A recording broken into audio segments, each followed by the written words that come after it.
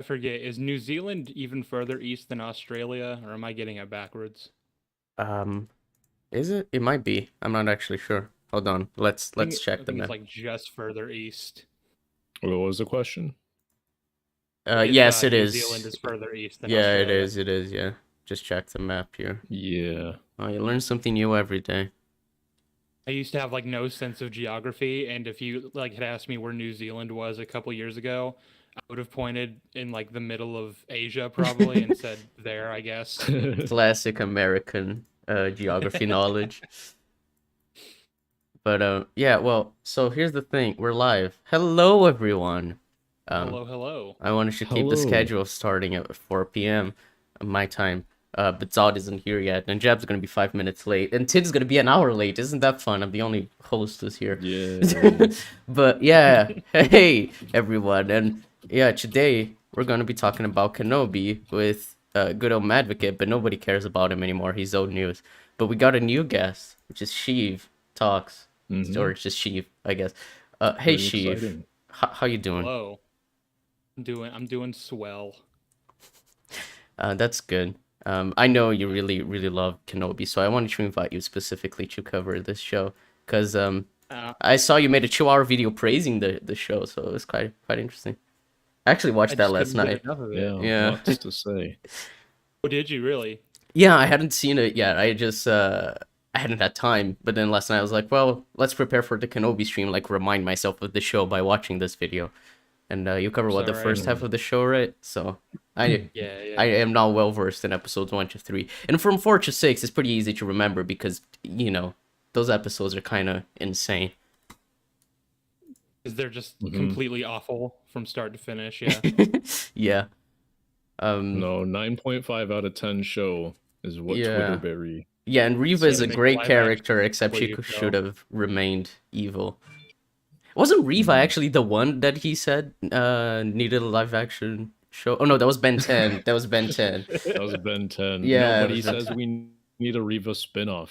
Oh yeah, Reva He loves spinoff. how tough she Oh, is. there are people calling for it. Trust me. I mean, she does need more development for her character to make sense, but I also kind of don't want it because her character is just so, like, cringe. Yeah.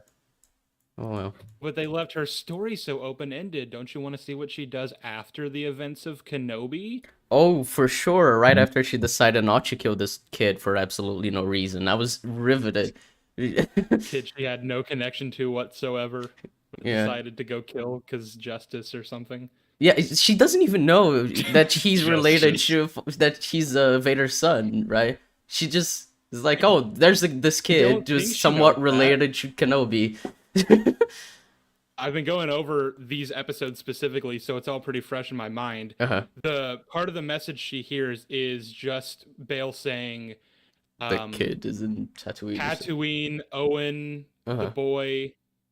And that's it. I'm pretty sure that's it. Like, she doesn't hear anything else. And from that, she somehow garners, like, oh, this boy must be the son of Darth Vader who just tried to kill me, so I must go kill him. Well, so here's the thing. If we think that she doesn't know that it's the son of Darth Vader, which makes more sense, does she think it's like she would be hurting Kenobi by going after Luke? Because, like, That's the Kenobi other knows thing. of the think, kid? I don't know. Hold up. I I just didn't feel think like she you have bigger put fish that to fry, together. you know? Well, he did. Well, Bale sent the message to presumably Obi-Wan from her knowledge, so I guess she would be like, "Oh, fuck you, Obi-Wan! I'm gonna go kill this kid that you care about." Which she Oh doesn't yeah, no, even but know that the he part cares about about him, like, Luke beyond being just Darth existing. Vader's son. Oh yeah, so there's I no feel like she reason for doesn't her know to that, know. Yeah, there's no reason for her to know Luke is Vader's son. But if she doesn't, her going after Luke specifically is very dumb.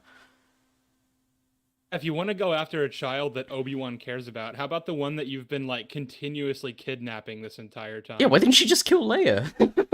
She's had her, like, she was about to torture her. Just didn't kill her.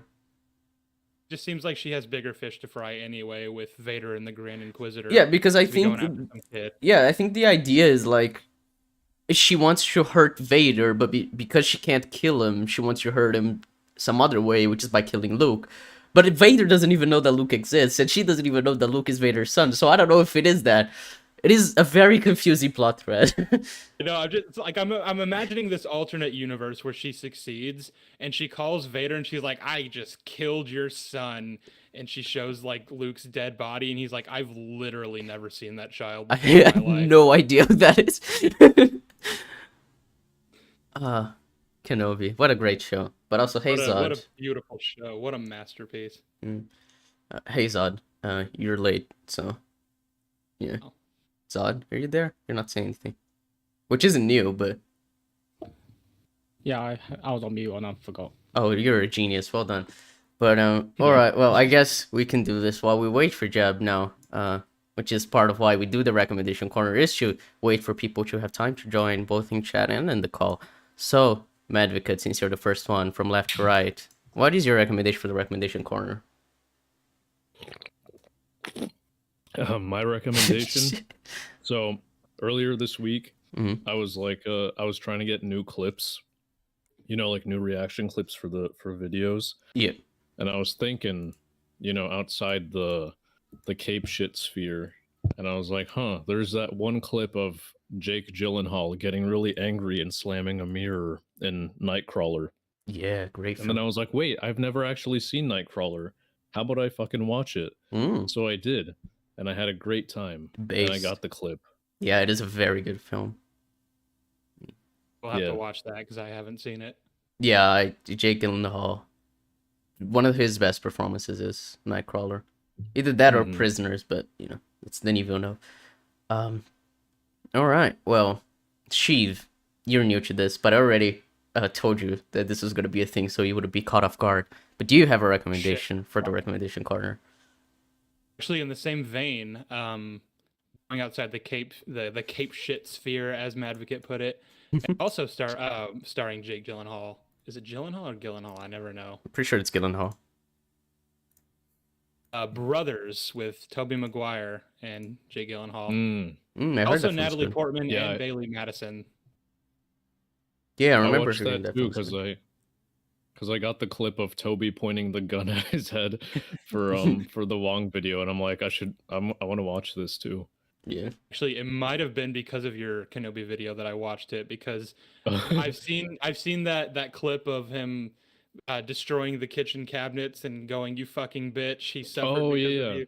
I've I seen that forgot I so many used it in times, that and I'm too. like, yeah, and I'm like, Yeah. I need to see this movie because I just keep seeing the memes and it looks fucking awesome. So I watched it and it was great. Yeah. All right. Hello, Jeb. Jeb. Hey, how you doing? Did you tell your dad? Fucking Discord. Did it? Yeah, it always happens. Whenever Jeb joins a call, he needs to restart He Discord. needs to restart. Yeah, so whatever. It's my turn now. Let's see. I've watched many things because I do nothing with my life, so I just watch stuff. Let's see. Happiest Season is a film I watched twice this week because I watched it and I was like, oh, that was great, and then I was like, I'm in the mood to watch it again, like a day or two later. Basically, Get Thought Theater to watch it with me. oh no. Did I predict it right? No. He's in Dang. Hawaii. I watched it by myself. He's in Hawaii this week. Oh, cringe. Yeah, we haven't even managed to finish Midnight Club yet. Even though that came out almost a month ago. Got 3 episodes left. But anyway, Happiest Season, film with Kristen Stewart, Mackenzie Davis, fucking Aubrey Plaza. Really great cast. It has fucking Professor Stein from the CW verse actually, which I found funny. Victor Garber. Yeah. And but yeah, it is basically a film about how these two women, or they're like a couple. One of them invites the other to spend Christmas with their family, but she hasn't actually come out to her family, and she's scared of coming out as a lesbian.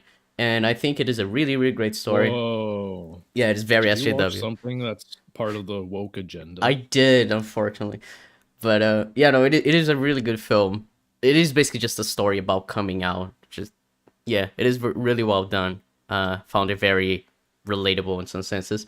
And it is interesting because it was directed by Clea Duvall, who I did not know she wrote and directed things, but she did write and direct this. and it was really great. If you don't know, she's in Better Call Saul. She's the doctor that treats Chuck in season 1. So yeah, good Oh film. yeah. Yeah. So yeah, it was a good Wow, film. what a- Also, hey Jeb, now we can hear Yeah. you. Hello. Hello, Jeb. Oh. Hi Jeb. What is your recommendation for the recommendation corner? Now that you've arrived. I've only been watching the Office US version, so it has to be not that. bad. Yeah. Yeah. Most people have probably heard of it because of Michael Scott, so I sound like a normie, but whatever. It's a really good show, a very good sitcom. I don't really like American humor because I prefer drier humor, but You're literally British. I mean, yeah, I'm sorry, bro. As the impartial one here, British humor is a lot better than American humor, I'm afraid. yeah, take that, you rapist. Oh no. It's a very Did good you show. tell your because- dad? I did, and he was very mad at you. He's tracking down your IP address as we speak. I'll tell him I'm coming to Let him. us know. Oh no. The rematch of the century. Not a rematch, it's the first time you're gonna face each other. That's why I said rematch. That's That's what thematically Kenobi was. The relevant, rematch of yeah. the century. Oh yeah. And boy, what a rematch it was. Oh yeah. My dad's Darth Vader because he hates Jews as well. Jeb, alright, so Jeb is done with the recommendation corner. Zod, it's your turn. Do you have anything you want to recommend? The Jews. Oh my god. I won't recommend that. No. What's wrong with the Jews, Sod? There's nothing wrong with them. I just wouldn't recommend it. Zod, don't Personally. fucking give it ammo. Just don't answer. You know how Jeb works. You shouldn't answer. I know. Kanye West, right here. Okay, Jeb. I've not really been watching anything to recommend, so I'll lean more into games instead. I've been playing God of War recently. You know, the 2018 one, because that's No. pretty much the only one I have access to. The Yeah, that's- 3 is included with the PS Plus, actually, to play on PS5. So, That's true, and It I is also own it, so I don't know why. you're just dumb. That's fine. Alright. Yeah. But yeah, it's a very good game overall. Like the combat, like once you first start off, it, like understandably, it'll feel a lot massively different to the original games because, well, first off, it's a very different sort of style of combat plus different camera angles and whatnot. So, but the more you sort of upgrade and get into it, it gets just like immensely satisfying to do. So, but you know, it's not without its flaws. It does have a couple of things here and there. Like sometimes the camera's a bit in the way. So, but the main appeal of it really is the story because it's, you know, it gets quite grand and epic in terms of, like, you know, just in terms of scale. But you know, at its heart, it's mainly just a story of a father with a pretty much the most fucked up sort of past you can possibly have, whilst, you know, sort of trying to bond a bit more with his son as they try and sort of grapple with their mother's death. So yeah, it's really sort of great story, just sort of heartwarming and really quite well told in a lot of ways. But Heartwarming. Oh, it is, yeah. At the end, I agree. I haven't played any God of War games, so I don't know. Well, You're not man enough, I'm afraid. I mean, it's factually correct. I just wanted to point out because Kerpal, I don't know. They said watch Fleabag and it was amazing, and I agree. Fleabag is great, and it's proof that British humor is better than American humor. So yeah, I agree that Fleabag's great. But yeah, now that we're done with the recommendation corner, now we're ready to get into the meat of things. So here's the thing. As we all know, Kenobi is a masterpiece. Yes. And basically, there are a couple videos that I thought, hey, maybe this could be interesting to watch. And so I wanted to ask, which ones would you like to watch? There's one from FilmSpeak. Good old, yeah, but which first, you fucking fag. I love that guy. Yeah, so FilmSpeak, Girl Griffin, he's quite well known to the channel. He's also like close friends with Zach. We know him well. He made a video called "The Huge Problem with Obi-Wan Kenobi," which is like, maybe he didn't like the show. That would be interesting to see. But there's also a video from the Gold Man, which I know Sheev loves, from what he said on Twitter. But it's called Obi-Wan Kenobi: Why It's Great with a Few Problems. So I wonder which of these two you would like to watch first. I have a question Mm. before though. Is Goldman's video that you picked, was this after he finished the season? Yeah, because the one Because we if I recall covered last correctly- time, we only watched the one Yeah. about the first 3 episodes, yeah. Kenobi is a masterclass in trauma. Oh, yeah. Doesn't even get past the second episode.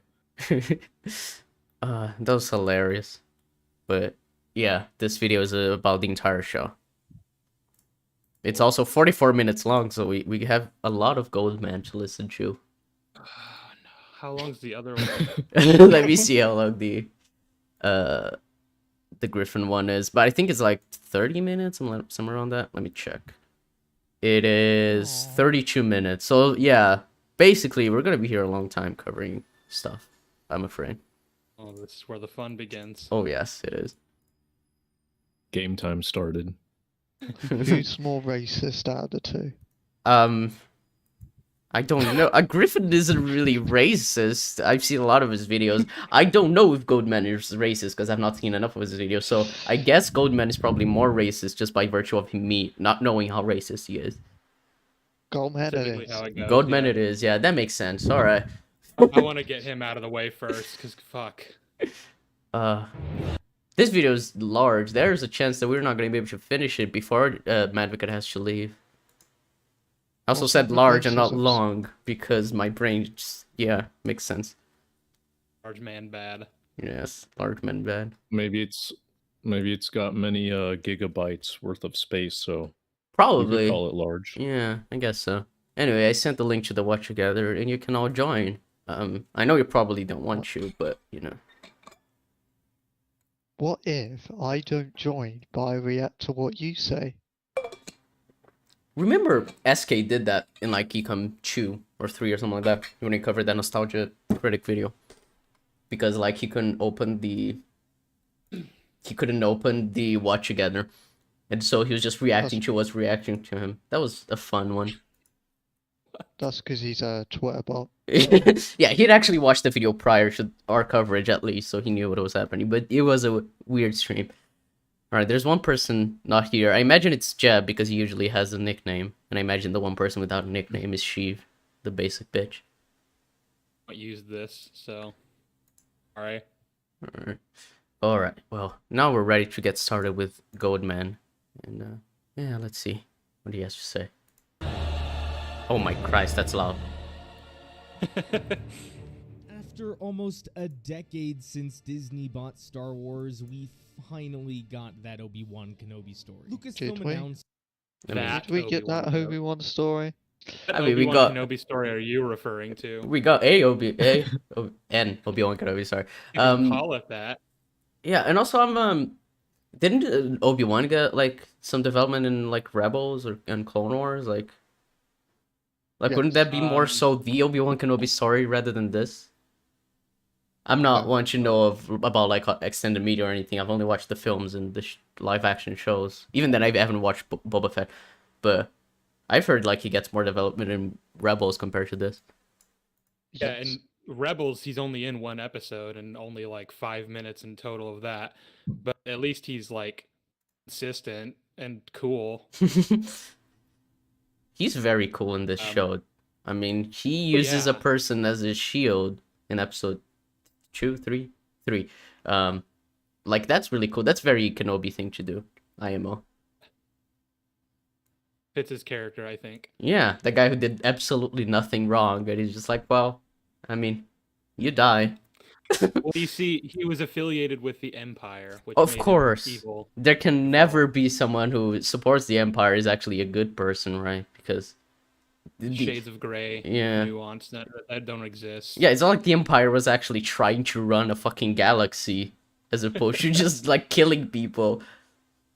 You wonder why a rebellion started once you see all the shit that the Empire does, considering It's these almost like new Disney the things. Empire was meant to just be a bunch of misguided good people who were being led astray by an evil man.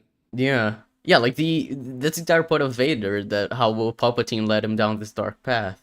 And how, he could have been a good person if he hadn't been led down this path. He wasn't so naive, I guess. But no, whatever. Goodbye, Darth. Goodbye, Darth. But Oh no. But Freck works for the Empire, so Mm, I mean, I don't know what else you want me to say to that. Like, Yeah. he just he's Satan incarnate. That's true. That's true. It's like I liked because the MCU does like with Hydra, they kind of they try to do like, oh, Hydra's evil and everything, but Agents of Shield adds a lot of like depth to a lot of Hydra people, how they're like manipulating them, and sometimes there are people that they brainwash. And in season, is it 2 or 3, Jeb, with the ice dude, who they have to kill despite him being a good person. Season 2, because Oh that's a yeah. Gemma mission. Don't say too much because I don't want to spoil Madvocate, but yeah, I remember it's season 2. And it's like, why are we talking about Agents of Shield? Kenobi is coming out. Kenobi. Kenobi. Is there actually going to be season 2? Because I hope not, but probably. Fuck. Kathleen Kennedy said that They if said the they were in fans talks, really right? want it, then they'll give it to us. So basically, if she can make more money, then yeah. So, oh well. Of course, the fans really want it. Everyone's singing the praises of this show. Yeah, Yeah, Early there will on. probably be a season 2. unfortunately. At least that'll probably focus less on Reva, maybe. Who knows? All right, hurry! I No. want to know why this Yeah. show is great. Yeah, their yeah. Star Wars tenure that they would be doing spin-off movies. The first 2 being Rogue One and a Han Solo movie. With Ewan McGregor still relatively young and enthusiastic about the Obi-Wan Kenobi character and the Star Wars franchise, the fans got to work. What was that clip? What? I'm not sure what I just saw. The fans got you work. What's that? Hold on. Felt like a Enthusiastic very about out-of-place the clip. Obi-Wan Kenobi Yeah. character and the Star Wars franchise, the fans got to work. What's Is Is that a person dancing on a mechanical bull? I mean, yeah, the fans got you work. I mean, sure. Me. That was me to Kathleen Kennedy outside Lucasfilm until I got escorted.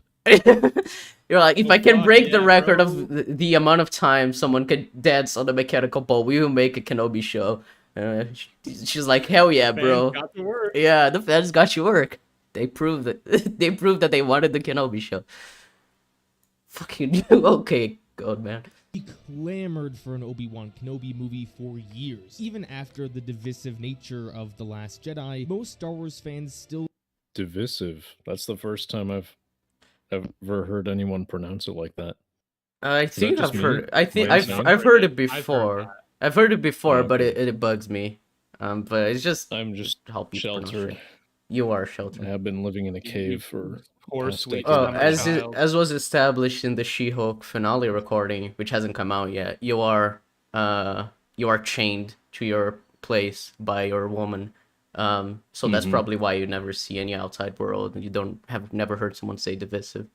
So Oh It yeah, makes I sense. called her a True. rapist. you did, and then I said that I'm not racist because I own a slave. That was a guy. You have no idea how that recording can be taken out of context. It's really funny. Yeah, maybe you should just scrap it altogether. Yeah, just delete everything. Just put You a. just scrap the She-Hulk finale altogether. I mean, Yeah. She-Hulk did, I to be said fair. I said a load of sexist slurs. Oh, you always do that, to be fair. Yeah, I meant it. Find them endearing. Vitamin D. Agreed we wanted to see Ewan back as Obi-Wan Kenobi. On numerous occasions, there were strong rumors from reliable sources that this movie was going to happen. In 2018, after Solo: A Star Wars Story bombed at the box office, talks about the Obi-Wan Kenobi movie seemed to die down, and there was less hope that Lucasfilm would pull the trigger. However, things started to change in 2019 when the Walt Disney Company announced they were creating their own streaming service titled Disney Plus. And with the announcement of a series Is this necessary? I don't think any feel of like this we're- is there's a lot of necessary to learn padding. why it's No. great. This just Not feels. with the title. It's just a little history lesson. Yeah, I mean, it's kind of like it could be interesting. I don't really care. If I was but watching a I'm here video to find out called, why it's great and Yeah. why my video is wrong. yeah, if I was watching a video called "How the Kenobi Show Got Made," then this would all be very informative and very in place. Yeah. I Video don't know. essayists do this a lot. They just like to get into like the needless history. Oh yeah, they like to read the fucking no first reason. paragraph from Wikipedia about the film, and then they start talking about it. It's really fun. Sometimes it's verbatim from Wikipedia. It's like, okay, man, you could have just. It might they might do this to like not prove, but to make a point. Because I feel like if they give you the context and history of how it came to be, it Right. would make you like sympathize with, like, if the production circumstances were shitty, it'd make like the audience, have more sympathy for the show. Even if, like, especially if it's bad. I guess But like, potentially, don't but know. it's Tell the me kind of that- thing where like you have the Snyder Cut, which obviously took ages to, come out or whatever, and I still really don't care at all about that in terms of the quality of the Snyder Cut. It's still shit. So I'm like, Well, yeah, like people like us don't care about. yeah, but like, there are many people who know. do. That's like the entire point of a lot of people supporting the Snyder Cut was like, oh, but it's giving a voice to the directors and to the people, Yeah. to the fans, whatever. So, yeah. It's like- Shadows. It's like with Suicide Squad. It's like you hear horror stories about what Jared Leto was doing behind the scenes to like method act for the Joker. Mm. I'm sure that put a strain on production. I'm sure that like really helped toward Joker just being terrible in that movie. But like, I don't really care about what was going on behind the scenes. I Mhm. care about what the film ultimately ended up being, and it wasn't good. Yeah. series titled The Mandalorian and another series about Cassian Andor from Rogue One, it appeared that Oh yeah. Sheev, you've been watching Andor. I don't think anyone else here has, but how is it? I heard it's pretty good. I'm curious. Really neat. I was expecting absolutely nothing from the show, and I continually try to caution myself not to be overzealous because I feel like my standards have just been so lowered by this show. Mhm. Like, I think Andor has just some pretty solid writing, just some really good stuff in it. That's good to know. Character work, great, like just intelligent conversations being had by intelligent characters, and that's all I wanted.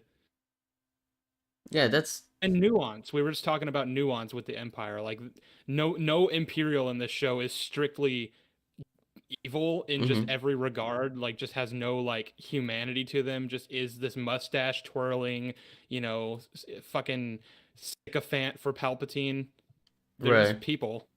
yeah, I and then remember, I think it fits really well to do this with Cassian Andor because of like his first moment in Rogue One is already showing how like there are shades of gray when you're fighting a war. You can have to do like bad things, but for a good reason to win the war. And so, like utilizing that concept and bringing it to a show about this one character could be really interesting. I remember liking episode 1 in particular because it showed the nuance with the Imperial officers after those people got murdered on their team. And they actually had a intelligent conversation. I was like, this isn't Disney Star Wars, what's happening? What the fuck? Yeah, This is good. You had that superior officer saying, basically like, yeah, these guys were murdered. We're gonna sweep that under the rug. You're gonna give a speech. We're gonna make it all nice and fluffy so that people aren't concerned.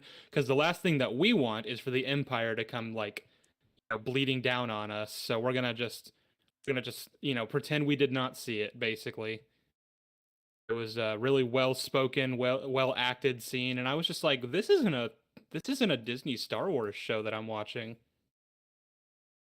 Yeah, and from what I gather, it's kind of like that they're using a character that like nobody really cared about, and basically being like, this show probably isn't gonna sell as much as the Obi-Wan Kenobi show, so it's just like we're gonna let them do whatever they want, like the writers, whatever, the directors, just do whatever they want. They actually ended up hiring talented people, and they didn't interfere with it much because they didn't expect much like to get back from it, like to make a lot of money compared to like a Kenobi show or a Boba Fett show.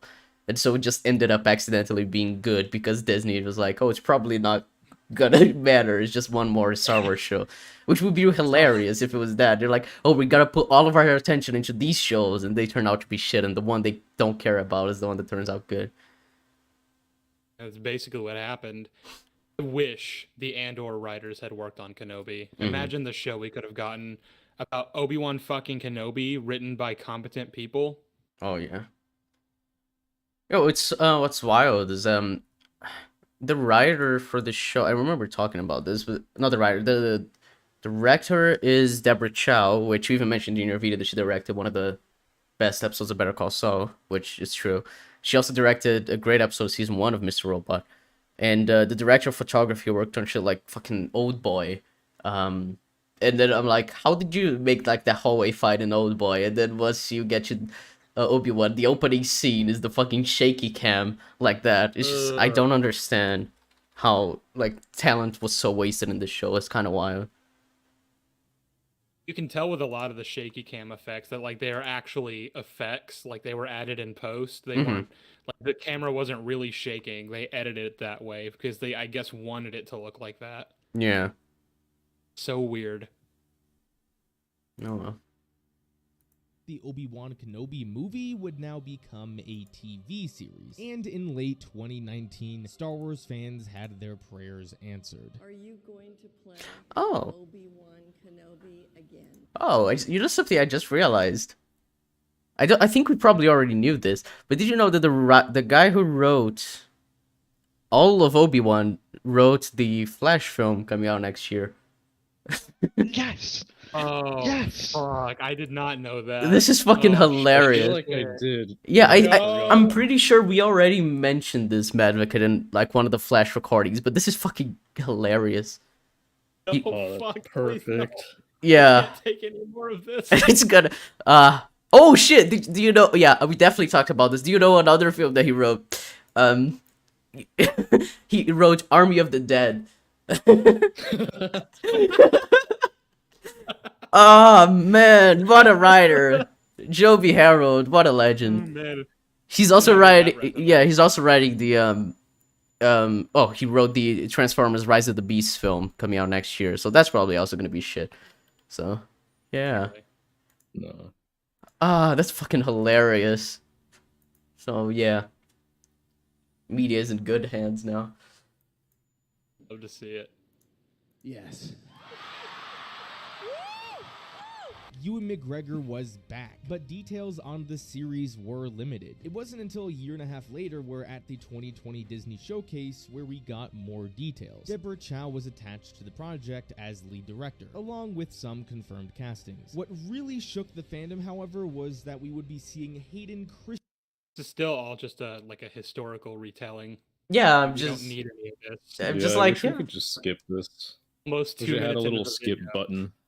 Maybe in the actual video he has like chapter markers. I can check that, and then Yeah. we We could just had purpose. like skip to this time code if you want me to actually talk about the Kenobi show. Like, good. Imagine the time code is like 20 minutes for when Oh, he begins to talk. oh, this about is it. fucking stupid. Okay, so he has, so the opening chapter is the name of the video is Obi-Wan Kenobi, Why It's Great with a Few Problems, and the second chapter, and I'm just like rolling by with the like YouTube preview, and like he talks about like the quality is still in this fucking chapter. So I don't know actually when to skip. So yeah, we're just gonna have to endure this. I'm sorry, Madvocate. That's Gold awful. man, But you're it seems spastic. like- Your mum abused you. For fuck's sake, Jeff.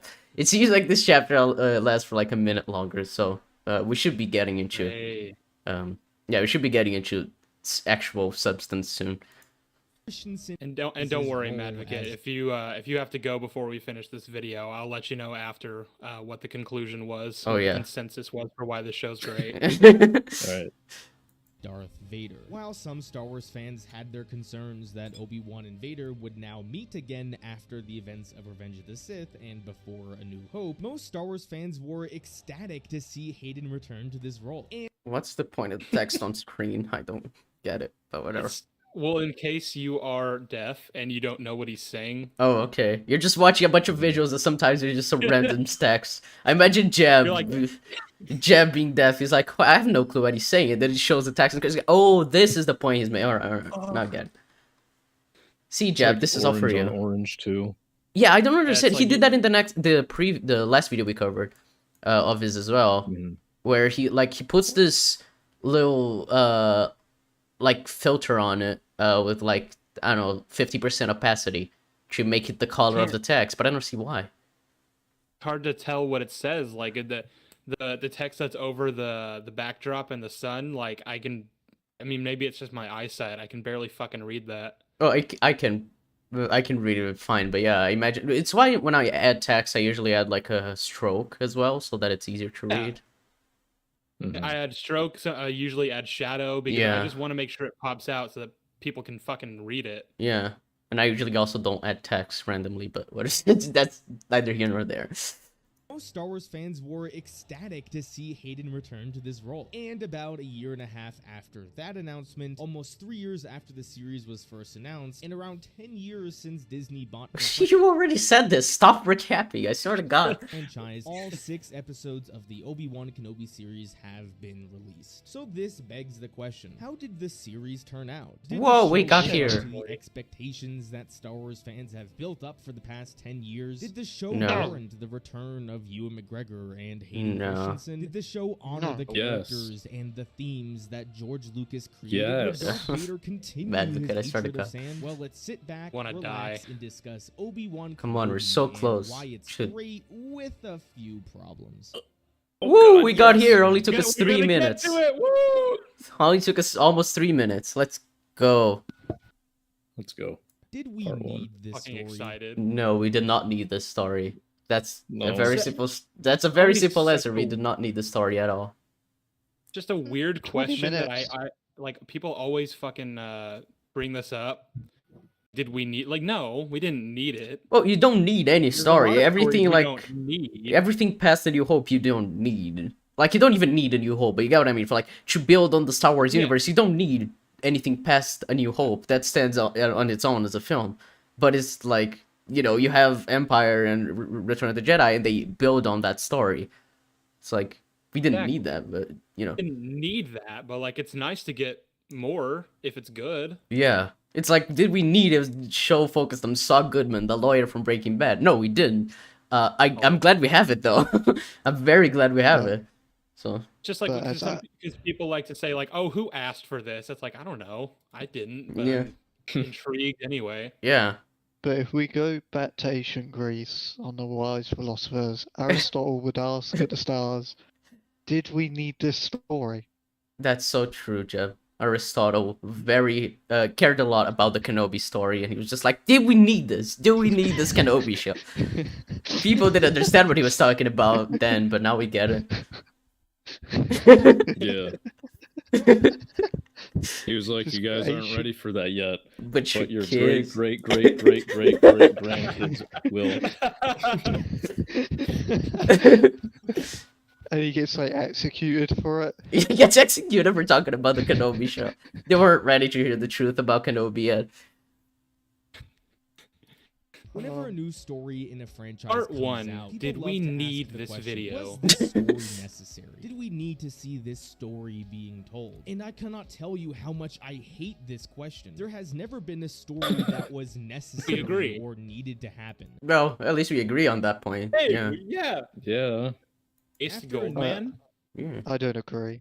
Oh wow, Jeb. Oh, Jeb pulling his you're Aristotle. contrarian over here. No, Jeb just very into Aristotle. He's not gonna let it go. Why is this a question to discuss its Well, he even quality? said he hates the fucking question. He says it's Yeah, not just relevant. go So to why the next- why is this important to the video? Let's go to the next. Just skip Yeah. to actually talking about why it's great. Don't tell me why this question's stupid. I know it's stupid. Just say like, oh no, we didn't need it, but I liked it, so let me tell you why. Yeah. All you gotta do takes 5 seconds. Yeah, you don't need to make an entire chapter in your 44-minute video about it. Oh fuck! This Now, video The is Empire 44 Strikes minutes Back long. is not a necessary story. After the originals came out, the prequels were not necessary stories. When Disney bought Star Wars, the sequels and spin-offs were not necessary stories. I There are agree. You only what? two reasons why No. a story is ever told on the big screen. One is that the company funding the project is Dude, why we going again to Disney and streaming? I don't care, my guy. What? Company wants to make money. No That's why they shit. make Want profit. money. Yeah, no To shit. explain why the Kenobi series is good, you just need to give him a minute. Sorry, Sheev. I did them. Yeah.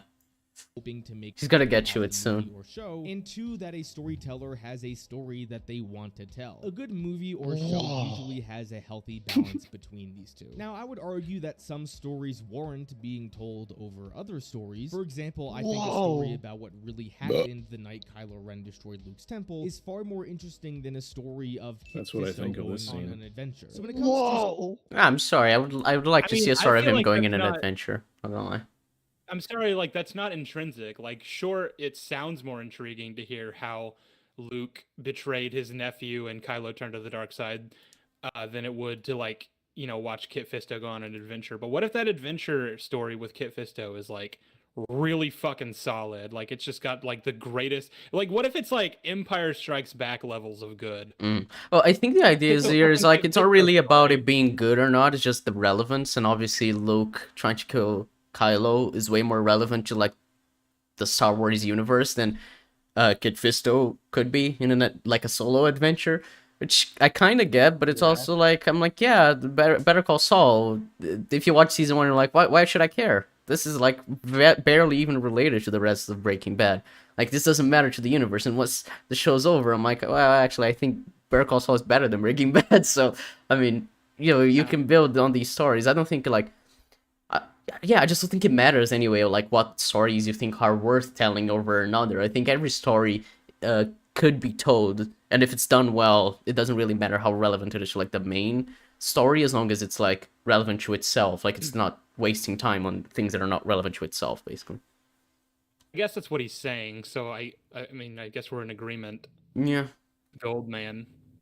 stories I feel are warranted outside of the 9 Skywalker Saga films, and Obi-Wan Kenobi's story after Revenge of the Sith is at the top of that list. For one, the story potential there is immense. Obi-Wan lost everything after Revenge of the Sith. His Jedi family, Did he? his Jedi life, all of his friends, and most importantly, It's a couple his things. apprentice turned brother. In Revenge of the Sith and A New Hope, we don't really get a good sense of how Obi-Wan dealt with all of that. Sure, he makes comments about Anakin turning to the dark side, but how did he cope with all of that loss? How I really wish Kenobi was about that, though.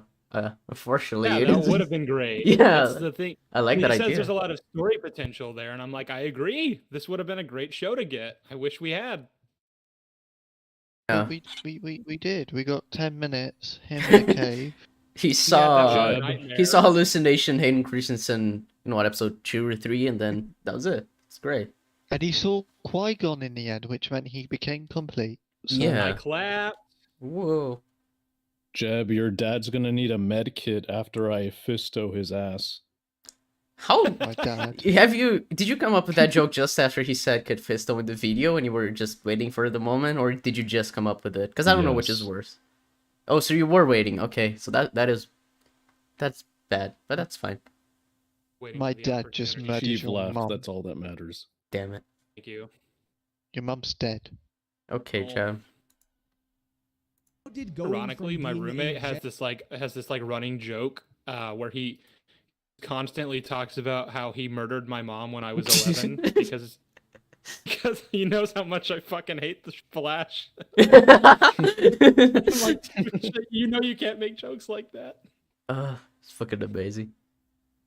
he makes comments about Anakin turning to the dark side, but how did he cope with all of that loss? How did going from being a Jedi to living as a desert hermit for 19 years affect his mental health? How Except he didn't live as a It hermit for didn't. 19 years because, you know, he went on adventures with young Leia. Shoot, you know. Just tell us how, Bad Gold dream. Man. did he learn to trust himself again after failing his apprentice in the worst way possible? How did he feel when he learned Anakin survived his burning on Mustafar? I don't know if the idea was ever that he just really trusted himself again, whatever that really means. Like, he just knew that there wasn't anyone else there to train Luke except for Yoda, who eventually does complete his training. It's not a matter of, oh, do I feel like I'm worthy enough to take on another apprentice? It's, I don't have another choice. This needs to happen. Yeah.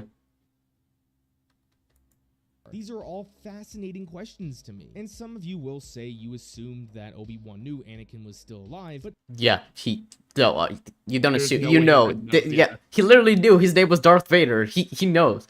And the thing is, people, a lot of the people like to say like, oh, well, he might have just like been ignoring the news or whatever, and it's like, no, he wasn't. What do you mean And he was Bale would have ignoring told the him. news? Yeah. Bale would have told him, especially if he's like, by the way, if you're going out into the galaxy, this probably isn't going to be that important, but Darth Vader, he's alive, so just try to avoid him if you can. Yeah, Palpatine's got a brand new apprentice. He's in this scary suit. Scary suit.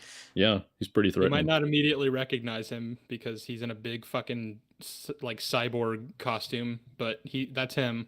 Yeah. I did that. If Obi-Wan knew Anakin would survive their duel, then what he did was cruel to let No, the point isn't that he knew he Oh, would what? survive. The point is that he knows he survived after the fact. What are you talking about? No, It was never left him planned for that he... dead. What? Yeah. Left him for dead because he didn't expect that Anakin would survive that, but he also couldn't bring himself to do it. Yeah, and It then was a after... mistake. And then after the fact, they learned that this new apprentice, Darth Vader, who's heard of throughout the entire galaxy, is back, and he knows that Anakin went by the name Darth Vader. It's like, let me put two and two together.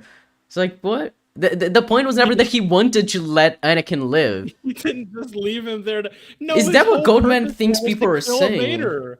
Yeah, like, is that what Goldman thinks people are saying? That Obi-Wan purposefully left Anakin to live in agony? So Would dumb. love for him to point me to even one person who has said that argument. Yeah, it seems like he's just completely missing the point of what people are saying in terms of the Obi-Wan knowing about Anakin. It's so stupid.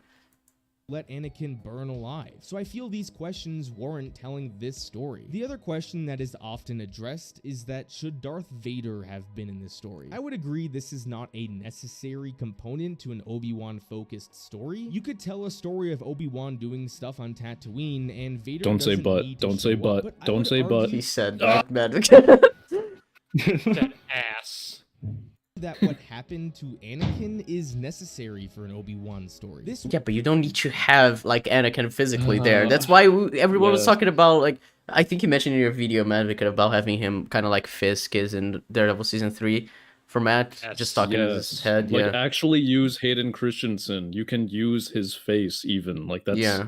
so much Oh, more you know, interesting. what you could do? You could have like a scene, like Obi-Wan's maybe doing the fucking cliche splashing water in his face. Mhm. He looks up and looks in the mirror, and like just Anakin's charred visage is standing behind him. Mm-hmm. Oh yeah, you jump could scare you could do a lot of like interesting aspects. We were I've been watching Legion with Madvocate. In episode 6, there's that moment where Lenny's over David, and then we cut to a wider shot, and it's the devil with yellow eyes. You could do something similar where you have Anakin's normal body, just Hayden Christensen, then you cut to another shot, and it's like his body all fucked up, all burnt up, standing right next to him, and it looks fucking disgusting and horrifying. Just showcase his trauma. Imagine the scenes of Obi-Wan like watching over Luke, and then sitting right next to him is like it's Anakin saying, "You're gonna fail him like you failed me. It's only a matter of time." Like that. Oh my god, That could so be good. great, That yeah. could be so good. Yeah, that would be very Fisk in Daredevil, but that would be great. Not Like, like the dumb flashbacks we got. Anakin, your need for victory blinds you. You guys are training with like You're lightsabers to not fighting. It's a die. fight. You're not trying an not to idiot. die. You wanting to not die makes you die. I don't know. Yeah, If you wanna survive, then yes, you do need victory. Thank you. yeah. If you're in a lightsaber fight, you do feel like your need for victory is something that's actually gonna help you. But I don't know. And the thing is, like, yes, a show about Obi-Wan set in this time absolutely has to focus on him dealing with what happened to Anakin, Mhm. and you can use Hayden Christensen for that. I would say no, Vader should not have been in this show because Obi-Wan and Vader should never have interacted. And if you're not going to have them interact, then I really don't see much point of him actually physically appearing in the show. Yeah. And then be like a cameo.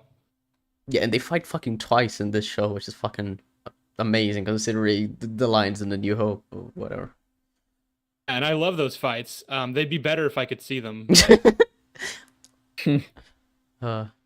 Game of Thrones season 8 type cinematography. Star Wars. At least season 8 of Game of Thrones could fucking hold their cameras still. Was Obi's greatest failure, and that failure resulted in the rise of the Sith and the rise of Yeah, which is a shame that he let Vader live by the end of the show then, huh? It's That's also not true. Like, Palpatine would still have been alive and been running the Empire with or without Vader. Yeah. Yeah, Vader's just, I guess he aided in that. But it's not, like, necessary for Palpatine's plan. the Empire. It would be a great missed opportunity if there was an Obi-Wan story and how he coped with his failures was not addressed. So overall, of course an Obi-Wan Kenobi story was not necessary, but damn, the concept is so intriguing and this story warrants being told far more than any other story Lucasfilm could tell right now. Any other story? I feel like that's a leap. I feel like there are some really interesting Star Wars stories you could tell. I mean, people have been talking about making like an Old Republic show or something like that because that could be really interesting. So I don't know. Star Wars. It depends on what you want to see, but like, Yeah. I mean, I know me personally, I would prefer I wanted an Obi-Wan show more than anything else. Yeah. I- One. I would have preferred a C3PO show. Yeah. I would have A liked a Babu Frick Kiadi show. Mundi show. Well, I want that Kit Fisto adventure he was talking about earlier. That sounds really cool. It sounds really fun, yeah. I want to learn about that Be like random. Space Aquaman. What's her name? Zora Bliss. That's Oh, who yeah. I want To be fair, she has a really interesting like premise for her character in TROS. It's just never a thing. They just kind of ignore her. TROS, so no one cares. Yeah, well, TROS it establishes things. It's like, oh, whatever. It doesn't matter. It's like, oh, she's in this That's my planet that fave. blows up, and then she just shows up in the end. It's like, okay, It's my favorite Star Wars film. it's the best. It's great. By the way, Madvocate, I don't know if you know this, but Babu Frick is gonna be in Mando season 3. Oh yeah, Yo, let's go. yeah. And he's gonna be shirtless. Oh man. Some Yeah, Rule let's do 34 it. after season 3. Can't wait. There's gonna be a whole bunch God. of those little fuckers hanging around. What if Mando teaches him how to fix a C3PO droid? Oh, and that's how he becomes a mechanic for TROS. So he makes Mando the person who actually managed to help them win in TROS. That would be hilarious. A hero always. Also be where Babu Frick got his last name. He's just called Babu, and then like he falls down, like Mando's carrying him. Mando gets shot, and like from that he managed just to let Babu Frick fall. He's like, and he says Frick, and then Babu's like Frick, Frick. That's my last name now. Thank you, Mando. A Star Hey. Wars story coming 2024. Frick, a Star Wars story.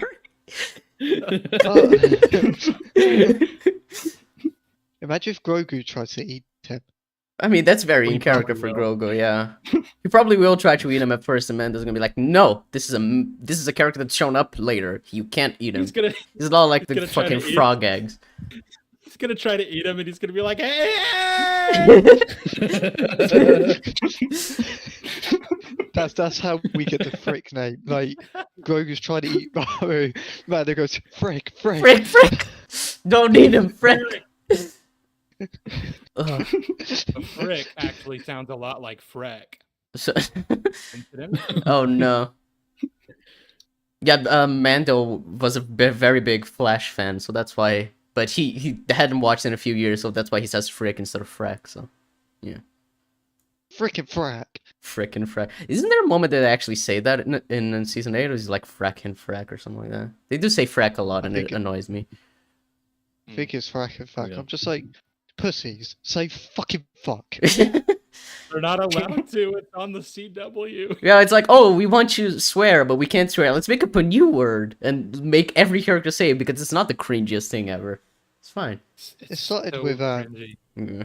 I think it started with Felicity. Really? I mean, yeah, she is the origin of most of the cringe in the CW. Let's stop talking about the CW. Yes, Let's please. talk about a much higher Sorry, caliber Madvocate. show. I know you're kind of overwhelmed with this Flash at the moment. We can jump back to Kenobi. Part 2, World Building and Cinematography. Why is Both the are text not bad. centered? World building and cinematography are two completely different entities of a show. World building is about I mean, creating yeah. a world of a fantasy universe and They are, allowing yeah. the viewer to easily I conceive. mean, if you have to explain what world building is in your video, I feel like your audience isn't smart enough to understand like anything. Like Could when be you that talk about that's why he stores. went out of his way to spend 3 minutes explaining the history of the show. I guess. I because he mean, just we're assumes almost the 6 minutes audience into the knows video and he nothing. still hasn't mentioned anything about the quality of the show. He's just said random stuff. Now we're Maybe- gonna get into whether or not the world building and cinematography are good. Neither are, but They're not. Yeah. Or if they're necessary. Oh yes, the cinematography is not necessary. IMO. It should have just been an audiobook. Exclusive on Audible. Consume themselves. I think he Clearly, the wants to make his cinematography is video, not like- necessary. I think he wants to make his video extremely accessible to like a new viewer, like a person who just went on YouTube for the first time. Yeah, but you're 5 years old, you just watch the Kenobi show with your parents, and you're like, oh my god, it's a Kenobi video. You just found out that the internet exists. Yeah. When my nan gets dementia, I will show her this video. Okay.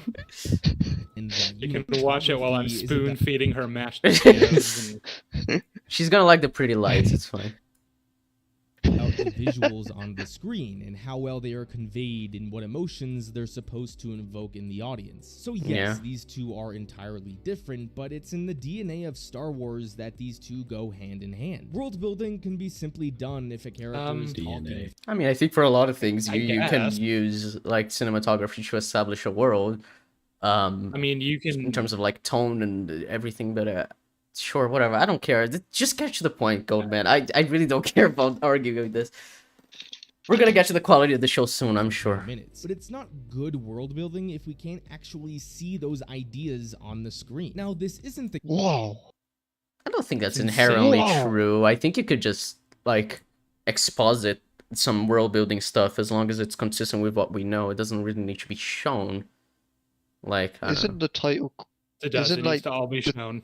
Yeah. isn't like the title calls the Star Wars like Yeah, it's world establishing world building. building Yeah, it's around- establishing world building without actually showing it. Yeah. Which like Look, it when is it's consistent with scrolling the Yeah. across the screen. Yeah. Space backdrop. It looks cool. Yeah, It's all but that's not- cinematography. Yeah, but it's not like showing the world building that it's establishing with the title crawl, which is the point. It's like you don't necessarily need to like show the world to have world building. Like you can establish things that happen like off screen as world building, and it still be like good world building. Yeah, Two like are the not scene in A New intrinsic, Hope. but- Alright, go ahead. Shit. The scene in A New Hope where we see Vader and Tarkin in the Death Star for the first time in like that conference. Like you can't visually convey that Palpatine like got rid of the Senate or whatever. Like I don't think you can like show that visually. So like they have to establish that kind of world building sometimes to understand why the universe is the way it is. Yeah, like Han telling Leia, "Oh, that bounty hunter we ran into on Ord Mantell, reminded me that I have a debt to pay to Jabba the Hutt." Like that Mhm. wasn't shown to us, but now we know there's a planet called Ord Mantell out there somewhere. There are bounty hunters that are actively pursuing Han, and that they keep running into them, and that there's still like a debt over Han's head. Jabba's a very powerful figure. His reach is very far, clearly. Yeah, like I didn't don't think see you any of need. that. Yeah, I don't think you need to like show the world inherently to show world building. a, Like to have a good good world building. example. The two aren't A good intrinsic. Yeah. I think that like what this guy's trying to say is just that like Star Wars specifically has like this opportunity to use cinematography to really expand the world, because like you can see you can see a desert planet with two suns, and it's very hot and just horrible, and the life there isn't fun, and it's all grainy, and you can tell like this is not a place that anyone wants to live. It's very backwater, it's very remote. That's all conveyed visually, and it is the world building, and I feel like that's what he's trying to get at. Yeah, I just mean because, like you said, it's like in Star Wars, the two are so tied that it kind of seems like it's a necessity when I don't think it is. I think it's a It's not. Yeah. Another good example is Doctor Who Series 4 with the missing planets. That's only conveyed through dialogue to the season finale. yeah. There's just like a fucking throwaway line until we learn about it in Stolen Earth. So yeah, that's a good point. The case with all world building, but most of it isn't done with words coming out of a mouth, but by the visuals on the Thank you for not making me able to see the visuals on screen by putting this fucking filter. Like, Yeah, it just depends on what needs to be conveyed and at what scenes. I think the text on screen isn't centered. Hold on. I think it's a bit lower than it should be. Oh, we it tested. is. Well, we didn't test it, but it was Well, very yeah, last obvious time in the we- last video. Yeah, because he was trying to get the eyes from the characters to remain on screen while he showed the fucking Oh yeah. text. It was funny. I remember I like cheered when he finally centered the text. It's not hard. Just press Control and Premiere Pro, and then click on the text and drag it to the middle. It'll snap to the middle. It's great. What if they don't have Premiere Pro? What Oh, then? damn. Yeah, because What if he Vegas definitely edited this doesn't. on iMovie? Oh, I mean, even then, I imagine Apple probably has some on iMovie to be like, hey, you can snap the text to the middle, but who knows? I don't know if you've ever edited anything on iMovie, but it is very like primitive. It is not good editing software. It is what it is for a phone, but that's not saying much. Yeah, I edited on iMovie like 10 years ago, so yeah, I don't really know. The world that is being built in a franchise means nothing if the viewers don't get to witness it in an elegant manner. Are the worlds visually pleasing to the eye? Do the colors convey The Wait, world what? doesn't need to be visually pleasing, it should be good Is this his cinematography. definition of world building? What if the world you're trying to convey is like really grimy and like disgusting? Like Yeah. I don't know if anyone like would look at Dagobah and go, "That is so pleasing." To the Yeah, eye." because that's the point. It's not supposed to be pleasing. It's why. It's a gross, slimy swamp planet. Yeah, it's why Yoda chose to live here because nobody would come here. It's such a 'Cause he's a stupid. fucking little frog dude. And he Yeah. likes swamp. Yeah, it's fucking weird. It just depends. This all depends, which is why I don't know why he's going on this tangent. Yeah, I don't think I hate when people conflate like beautiful scenery with good cinematography because those two aren't really the same thing. You can have like shots that look cool, but they aren't actually like good at conveying the story or the emotion or whatever. And it's like you don't. I don't know, I think cinematography is way more than just looking good. It's like when that Colin guy said the visuals are the most important thing and couldn't fathom that it's the writing that determines the cinematography. What gives it significance beyond being a pretty picture. Yeah, basically, Neb. Because, yeah. Exactly. Like the thing that was going around on Twitter of from Jojo Rabbit. Like, Yeah. He's looking at his mom's feet in different like shots. Yeah, and it 'cause she's, says like, oh, this is why visuals are so important. It's the artist versus writers thing. I'm like, what? Right, but it's like without the script to tell you like what any of that means, that doesn't matter. Yeah, and it's obviously fucking Taika Waititi wrote that into the script. What are you talking about? Like, visuals are in the script. I hate how people just have no idea how filmmaking works. Genuinely baffles me. the tone that the storyteller is going for? Is the geography of the scene well established so the viewer That's something that is actually this is actually an important thing about cinematography is establishing the geography. And I complain all the time with the Chibnall how awful it is to establish the geography of the sets because I have no idea where the characters are in relation to one another, especially in Vanquishers of Flux. So yeah.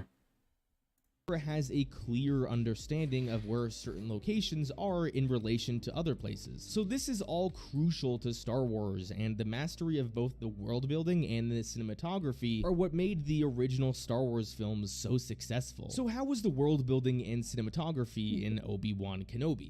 Shit. We're 7 Wait. minutes into it. He has finally he's finally gonna talk about the quality of Obi-Wan Kenobi, I'm sure. So let's That see. fucking he- shot. What is that? Did he Like, that just was, say? like, Did he cheesy. just The say lighting's really shit, really flat. that Yeah. good cinematography or no, that good world building is when you can tell like how far apart different set pieces or places are? I think he's saying That that helps with the world cinematography building. helps to establish world building, and a part of that is establishing the geography of places. So, is that they go can hand in tell, hand like- in Star Wars, but that it's not like knowing how You- far place one place places from You- another isn't you like can see- cinematography, but it is world building. Look at where Sam and Frodo are in relation to Mount Doom, and you Mhm. see that, oh, they still have all this way to trek. Yeah, one thing. I mean, that's certainly an element of it, but yeah. he made it sound like that's like mainly it. Yeah, And well, looking pretty, of course. yeah, well, he used quite a few examples, and I don't know. We'll see how he talks about it in relationship Kenobi. His Just- standards are I just hope he confusing. doesn't unironically try to say that the cinematography in Kenobi is good. Because look at this shot he chose to like put at the forefront right after saying all that about The cinematography. flattest fucking lighting. Flat lighting, the fuck. What is that? Ew. I love the Hate it. fucking I hate fog the fucking here. stuff. It's so shit. So bad. The red lights here, they don't actually light anything. It's great. When it least you comes can to the see world these building, people, though. luckily this Yeah. show didn't have to do much. Whoa, I love this shot. What? It's so good. It didn't have to do much. It had to do a lot. You have to. Okay, first of all, he was just talking about like geography and how that's like a Well- big component in it. Mhm. And like one of the biggest flaws I hold against the beginning of episode 6 of this show is that Riva is just on Tatooine now. Yeah. By the fact that at the end of the last episode she was stabbed, left stranded on Jabim with no transport to get off world. Yeah. And despite the fact that perceivably no time has passed, now she's just on a completely different planet, which, mind you, is like halfway across the galaxy. Mm. Yeah, Disney Star That- Wars doesn't that's a really big care about component the of it. distance between places. Like Force Awakens and The Last Jedi, a lot of it was just like, oh, we just turn on the fucking hyperspace thing and then we just go there. It's fine. We can just do that, yeah. Yeah, but it's Yeah, fucking remember fucking hyperspace skipping in yeah, TROS. This, Fucking terrible. yeah.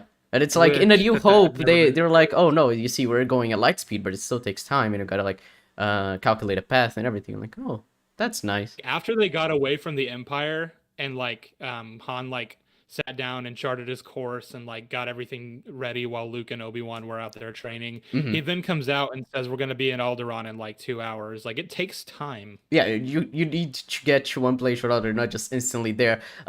Light speed is not really that fast when you're thinking about about space and I assume people use light hyperdrive speed is more as like a well, yeah, but I assume people like use light speed more as hyperspace. as like a slang for hyperspace. It doesn't yeah. actually mean at the speed of light. Yeah, I was gonna because, say it's God, you would never get anywhere. Yeah, I was gonna say it's probably faster, but my point just being like it's no matter how fast you go, you need to wait time to get there, unless you're literally teleporting somewhere, or unless you're as fast as Barry is in Flash season 8. But I mean, just to give an example, to get from Earth to Proxima Centauri, which is the nearest star, at light speed, it's 4 years.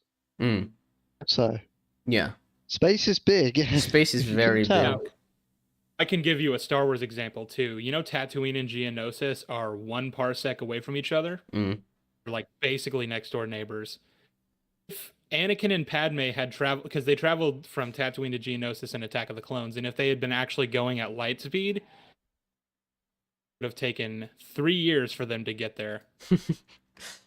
Yeah, 1 parsec, and Yeah. they're like next to each other basically. Right.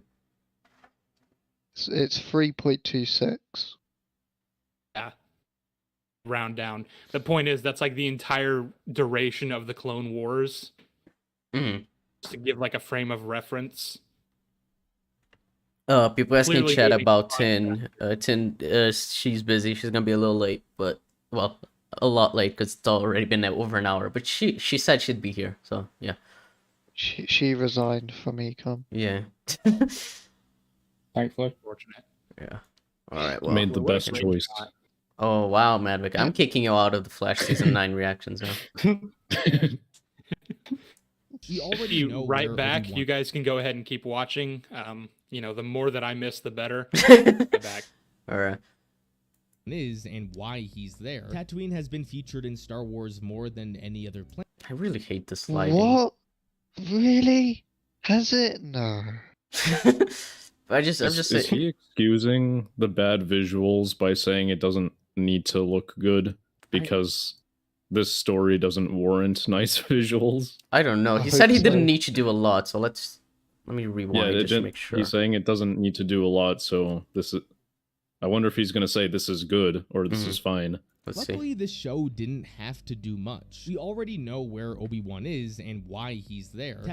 Oh, so it says Wait, basically what? he didn't need to establish that the visuals of Tatooine because we know he's in Tatooine, which is like Or that's they just don't not need- true. There's Or still the people who are gonna cinematography watch. doesn't need to be good Yeah. because we already know what Tatooine Looks like, yeah, but it's also like no. There are people who are gonna watch Kenobi before they watch any other films. You still need to establish it. Like what? It's just so silly. You could say Star Wars is intimately This is- tied to the retro, futuristic props and set dressing is probably what he means, but because the props are on the screen, he considers it cinematography.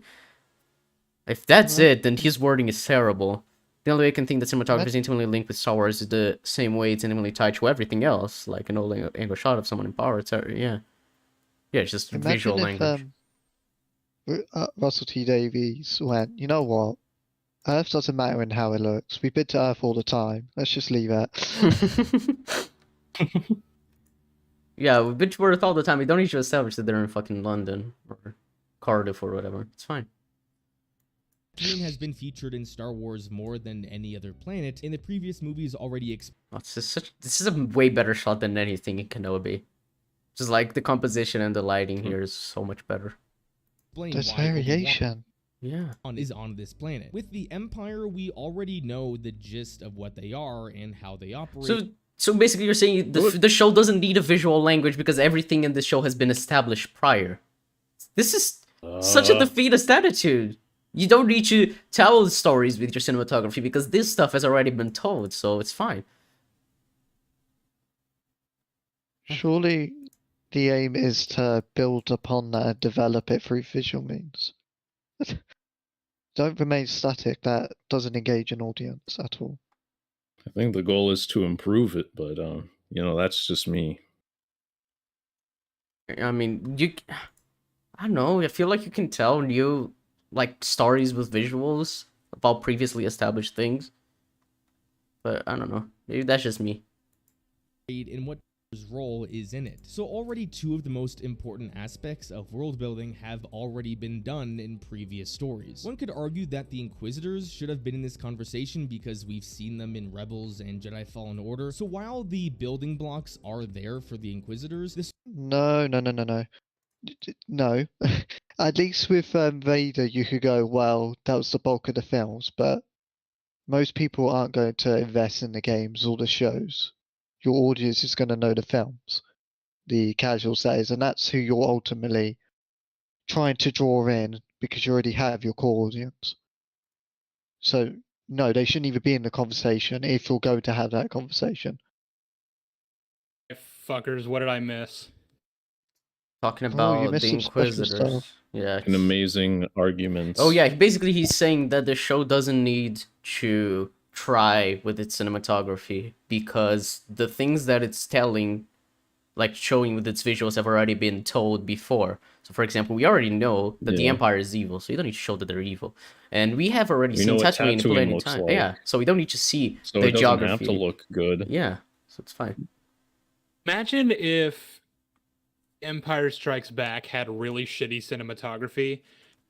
They were like, oh, well, you don't really need to convey that the Empire is evil because A New Hope already did that. You don't need to convey that the rebels are like the underdogs because A New Hope already did that, so we're good. Yeah, it's fine. What the fuck is that argument? Doesn't have to be good now because it was good then, so just leech onto that. I guess I don't know, dude. This is weird. Yeah. Fuck. Do We can not have That's a villain. improve. horrible argument. We can have villain music over Luke Oh, because wow. we already established he's a hero, so people won't get confused. Advocate, what was it you said at the beginning of your Kenobi video? Like, I'm of the belief that storytelling should improve over time. Yeah, I feel like that's a. I don't think that's a wild, hot take. I think if you see the feedback that you've gotten, or you take another look at your craft once it's been completed, you can, see some flaws, maybe tell yourself, oh, I could improve here and there. So I think that can be done with pretty much everything that one creates. Yeah. But I guess some people don't think that should be the case. They think it should just stay the same, or it's okay if it gets a little worse because we've already established some things. Well, Like a stormtrooper did hit his head on a door, so yeah, that is I true. don't know. I don't know what else you want me to make of that. Like Star Wars, just intrinsically is not good. Yeah, I mean, he hit his head and nobody noticed in the take because it's not something that could happen in universe anyway. It would never ever happen. It's definitely 0 out of 10 film. It's almost like the film establishes that the stormtrooper helmets are very hard to see out of. Yeah, but I wanted to mention because in terms of like repeating cinematography, because Mr. Robot has like a lot of sets that are reused. Like you have Elliot's apartment, you have like the interrogation room at the FBI headquarters and everything.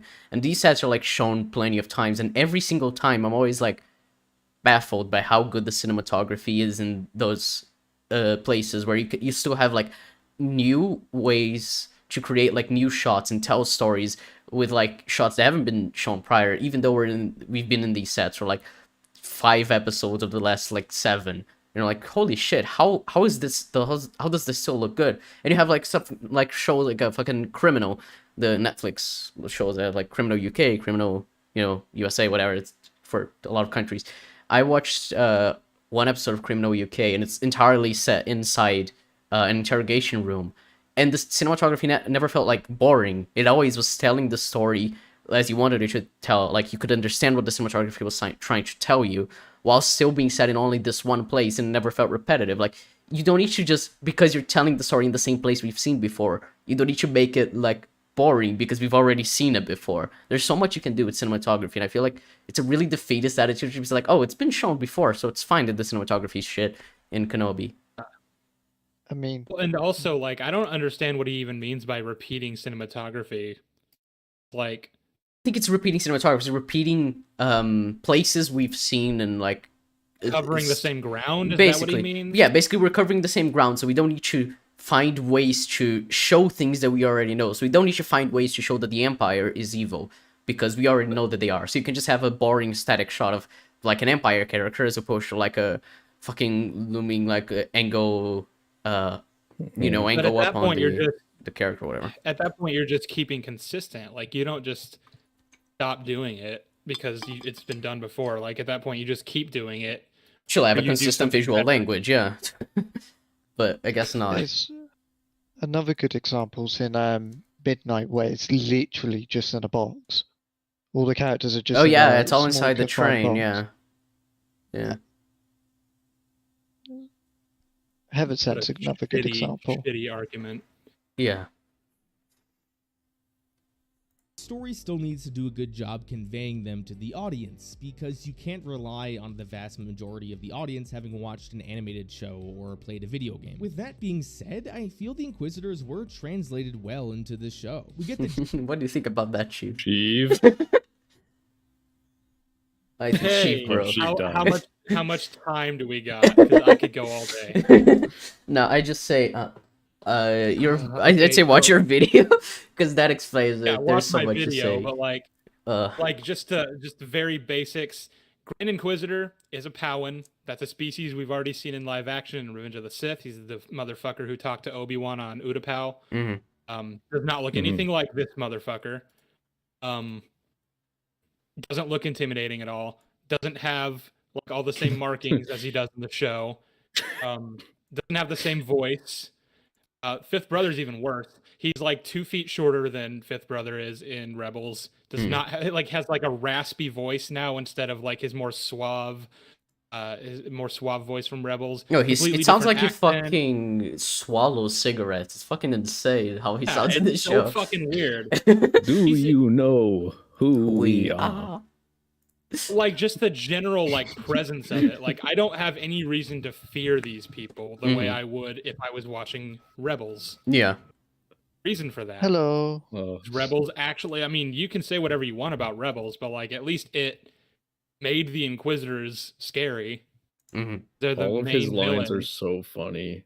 Oh yeah, the Grand Inquisitor is the funniest character. It's my I, favorite. Such I a want to make a memeable character. compilation of all his lines in my part 2. Dude, just that one clip that Tin uses all the time, the hello, where he fucking it's shown that he's alive still. You're like, Hello. what?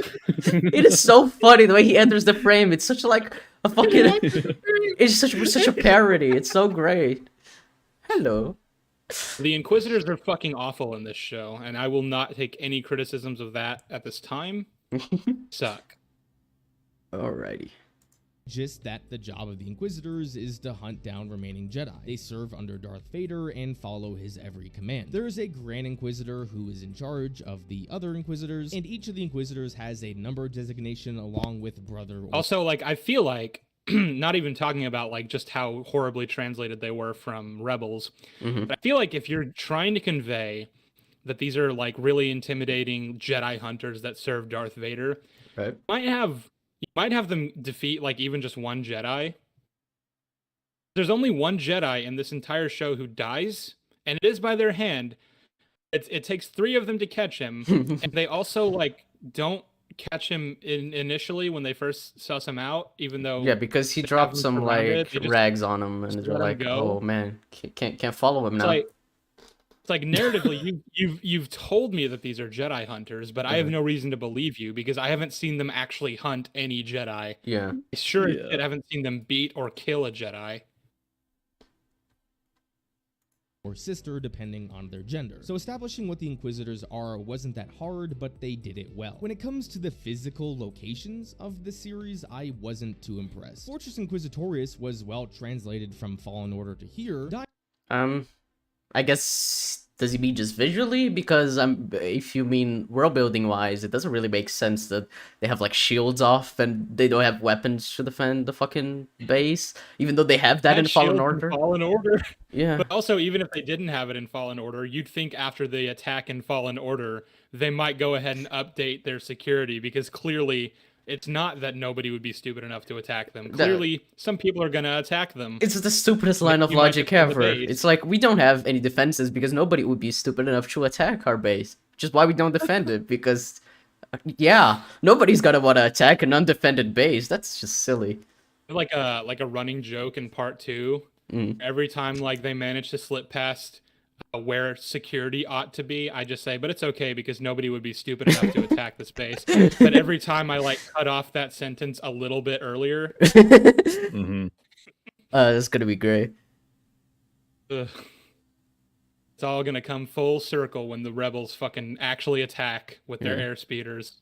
Oh yeah, that's a good point that Nut brings up. Did they have sabers and youngling helmets in the background of their HQ, which is literally telling you that they killed Jedi, but it's still not showing that they, like them killing any Jedi. Yeah, you see a bunch of Jedi like frozen in amber, but for all we fucking know, we don't know if these Inquisitors killed them. They could have just like They could have been from the People Order that 66 where the people are clones killed them and they stupid, just gathered the bodies, I coulda guess. killed them. I know these fucking Jedi tripped over their own cloaks and hit their heads on the pole. and Yeah. That's it. Caillou was the planet in the second episode, and I felt it was done well. It had its own Was it? I don't.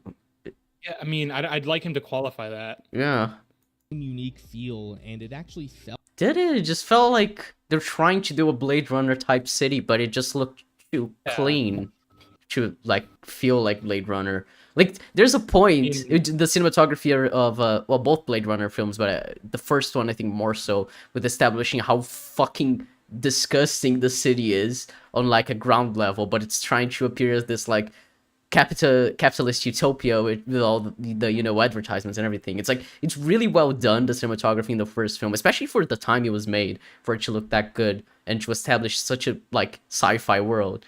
But with this, it just looks like a bunch of CGI assets for like a city. There's like, oh, I guess they sell drugs here. I don't know.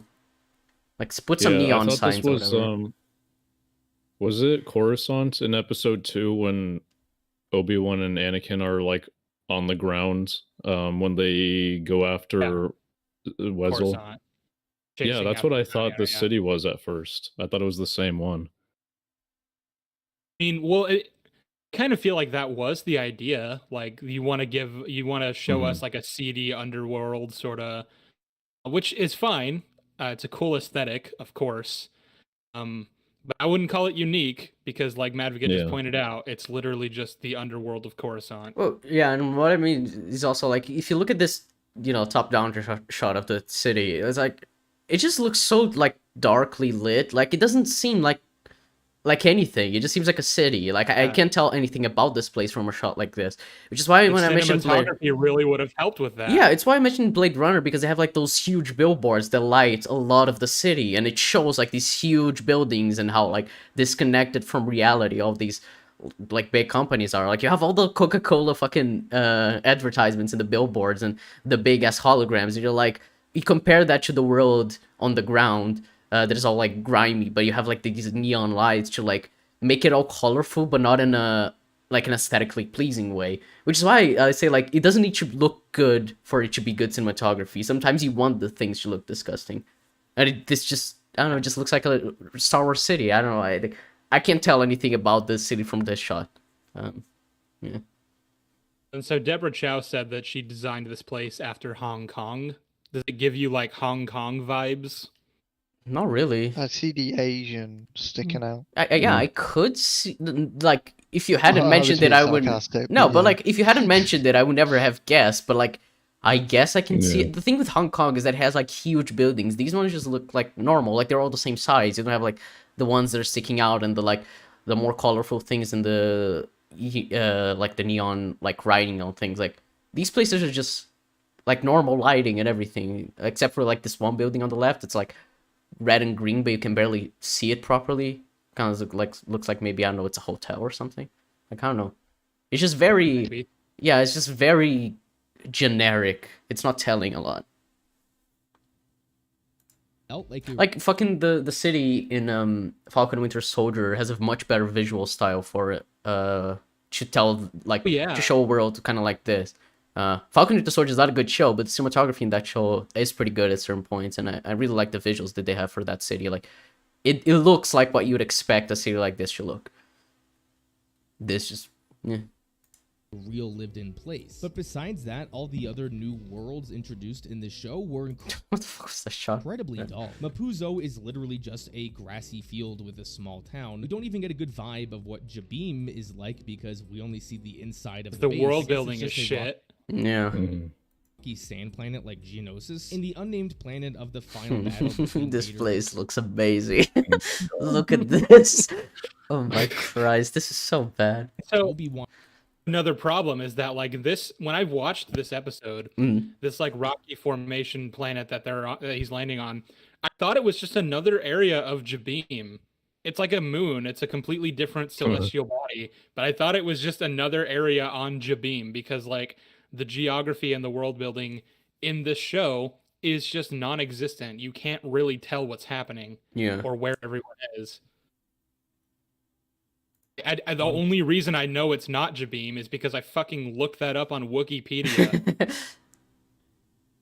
was just another rocky desert planet. I guess this was the first time we really got to see Alderaan, and that was And I mean, this is it's all right. I mean, I like this kind of visual. I do feel like these buildings are very repetitive in a way, though.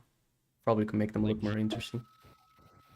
I hear what he said about Alderaan in the again. unnamed planet of the final battle between Vader and Obi-Wan was just another rocky desert planet. I guess this was the first time we really got to see Alderaan, and that was cool. But You mean like beyond the appearance of it in Revenge of the Sith? Because we only really got a few glimpses of that. Mhm.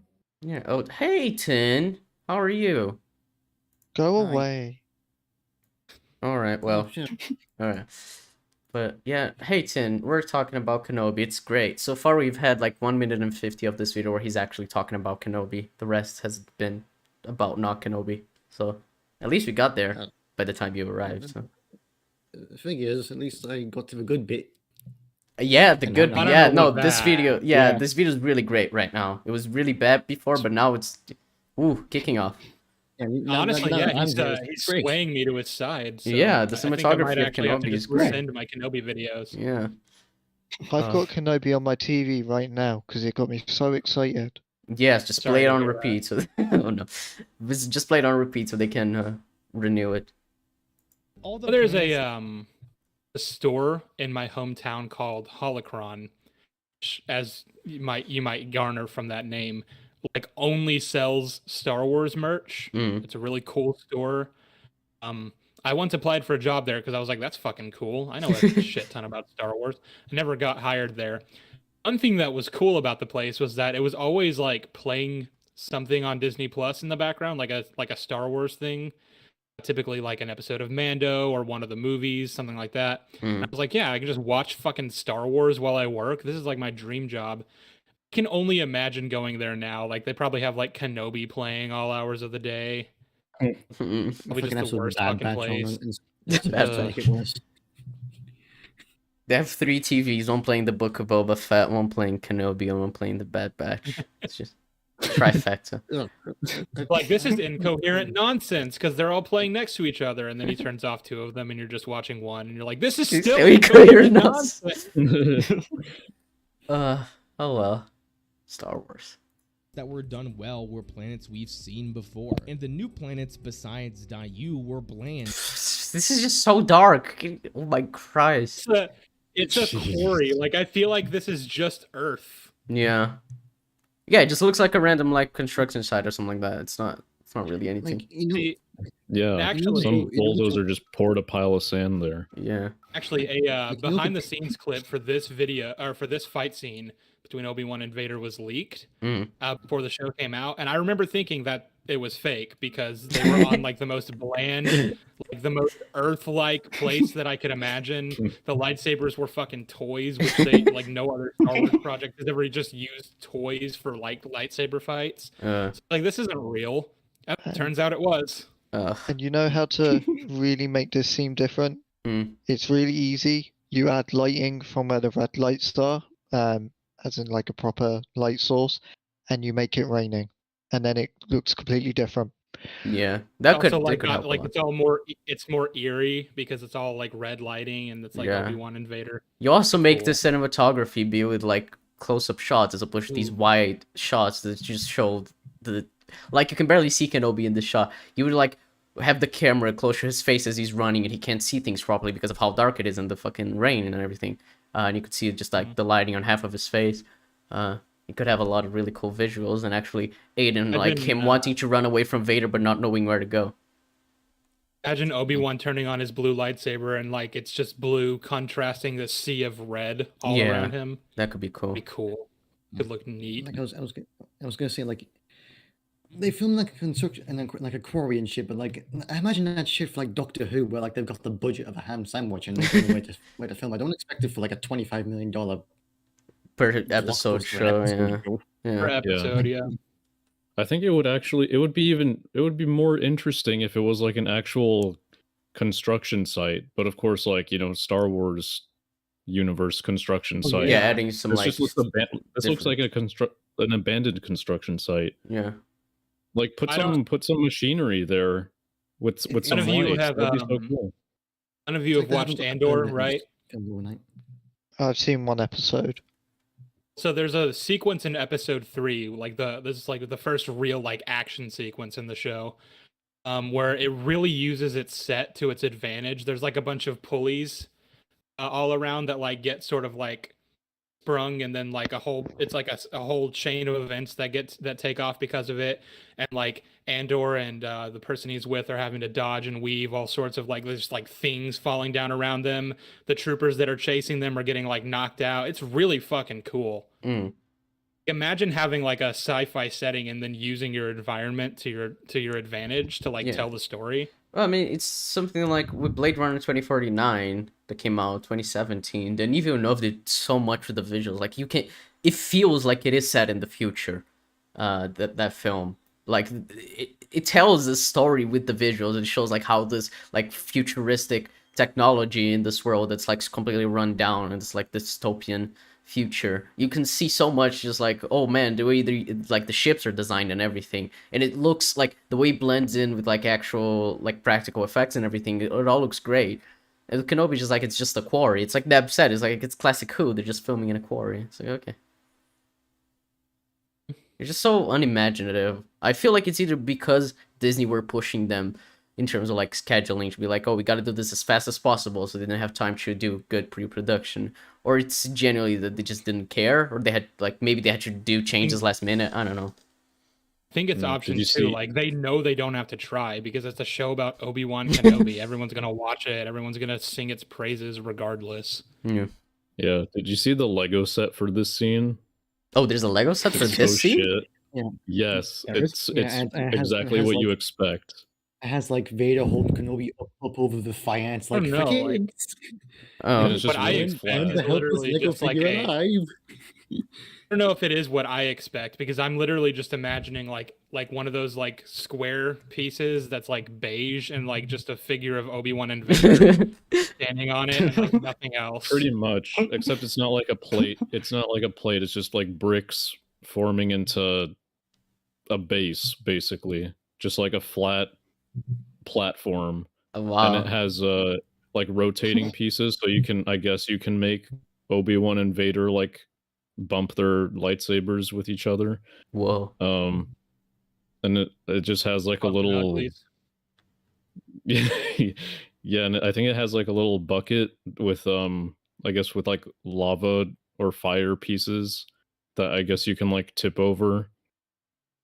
It has like some kind of like little feature, but it's so ugly. It's just a gray platform basically.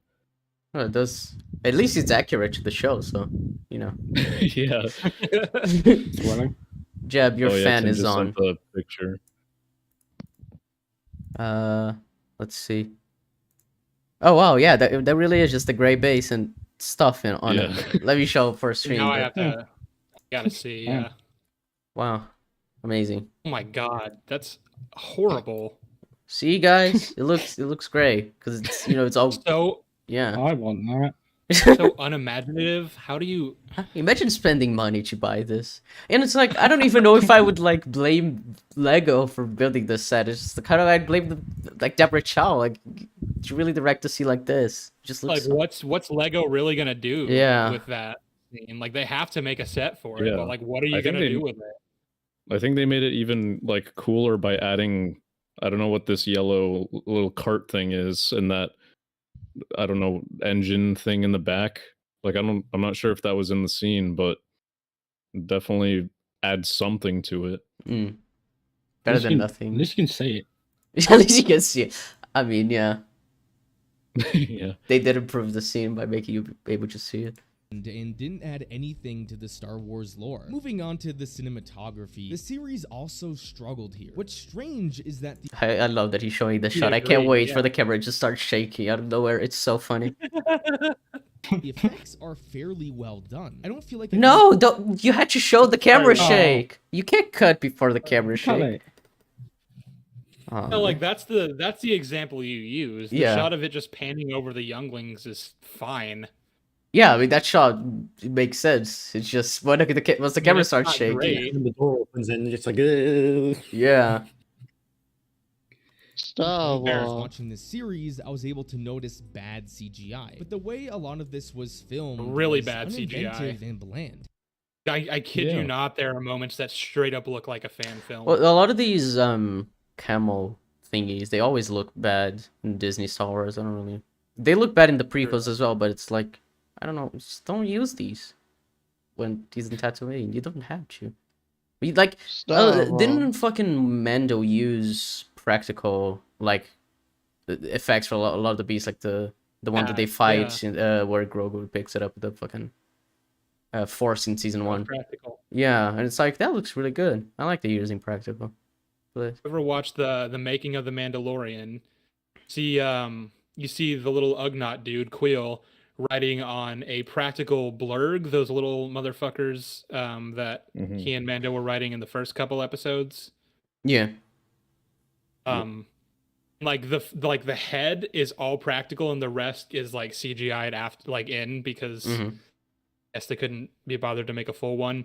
And you see it sort of just swaying back and forth like a mechanical bull in front of the volume right. as the volume is like panning over to make it to give off the effect of like they're actually moving on these blurgs. Mm-hmm. Oh yeah, you can use a lot, like especially with the volume. You can do so much with like visuals and everything to make it look cool without having to like green screen places.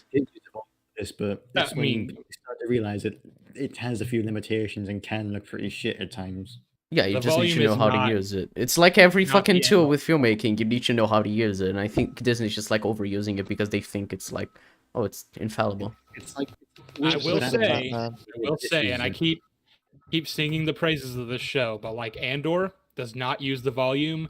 Every single set is practical, and you can just tell. You can just tell that they are actually there, and it's so refreshing.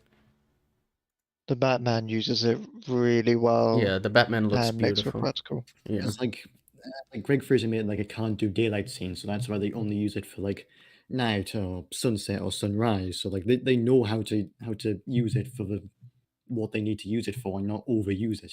Yeah. Whereas here they just basically just use it as Yeah, a they're like, replacement for yeah, they replace it for using green screen. Which is like, okay, like you can still shoot in, you know, on location. It's not hard, but I guess not. Only George Lucas could do that in '77. Now that we're in the era of CGI, we can't do that anymore.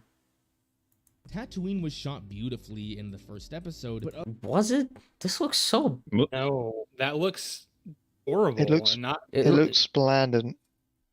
Yeah, it's Ugh. like if when you're in the desert Yeah. like this, the thing you do isn't just like to make the lighting like so flat and like monochrome. You'd make it like usually very warm, you know, very yellow to show how warm it is, you know, in the desert, but also to add some Even- texture to the visuals, which is why like when you look at westerns, especially like a lot of like what James Mangold does with this film is like even Ford v Ferrari had a lot of like very warm lighting, you know, the fucking golden hour type lighting. Like it adds a lot in terms of a visual aesthetic to make it look more just aesthetically pleasing. But you can have, because like this is just like looks gray and it's like it's a desert, it shouldn't be gray. Yeah. Where's like the blackest black? I don't think there is one. Yeah, I Even mean the it's Phantom Menace first made Tatooine look better than this. Yeah. Like the Phantom Menace did it better. How does that feel? I sent A New Hope where you could see all the usage of yellow in the shot. Yeah, I mean it's just very simple. The golden hour sunlight hitting the little hut or whatever you want to call it. Like the lighting here, it's purposeful. It makes sense, and it looks good. other than that, Ah. I'm impressed. It was a rarity in this show that you get to see wide angles or establishing shots of certain locations. Most of the show is filmed in medium shots. Now, you could argue that this was intentional because this show is supposed to feel more grounded, but throughout the What? I don't know why that. Those what? Those How two does are that mutually work? exclusive. What? Yeah, what? I don't understand. That's not to make a story more The- grounded. You make it just medium The shots. Batman is grounded, but that doesn't mean there aren't establishing shots of Gotham. Yeah, That doesn't. Such a what does that even mean? I don't know. What is the argument here? I don't get it. Like you still need wide shots to establish locations. You still need close-up shots to establish character emotions. Like there are a lot of stories that use that and they still remain grounded. Like I you just- need I mean, I to don't- show sense of scale. If you have every shot being the same, like you lose the sense of scale for the story. Which is why you have like wide establishing shots and you have like you know, zoomed in and close-ups. There are different types of shots for different, you know, ideas you want to convey, and it doesn't mean that it's not grounded. It just means that you're telling a story with the cinematography. I mean, I was just singing the praises of that movie Brothers earlier, and one thing I like about that movie is that in the scene. I mean, I might spoil it a little bit. I don't know how much you guys care. Yeah, just go ahead.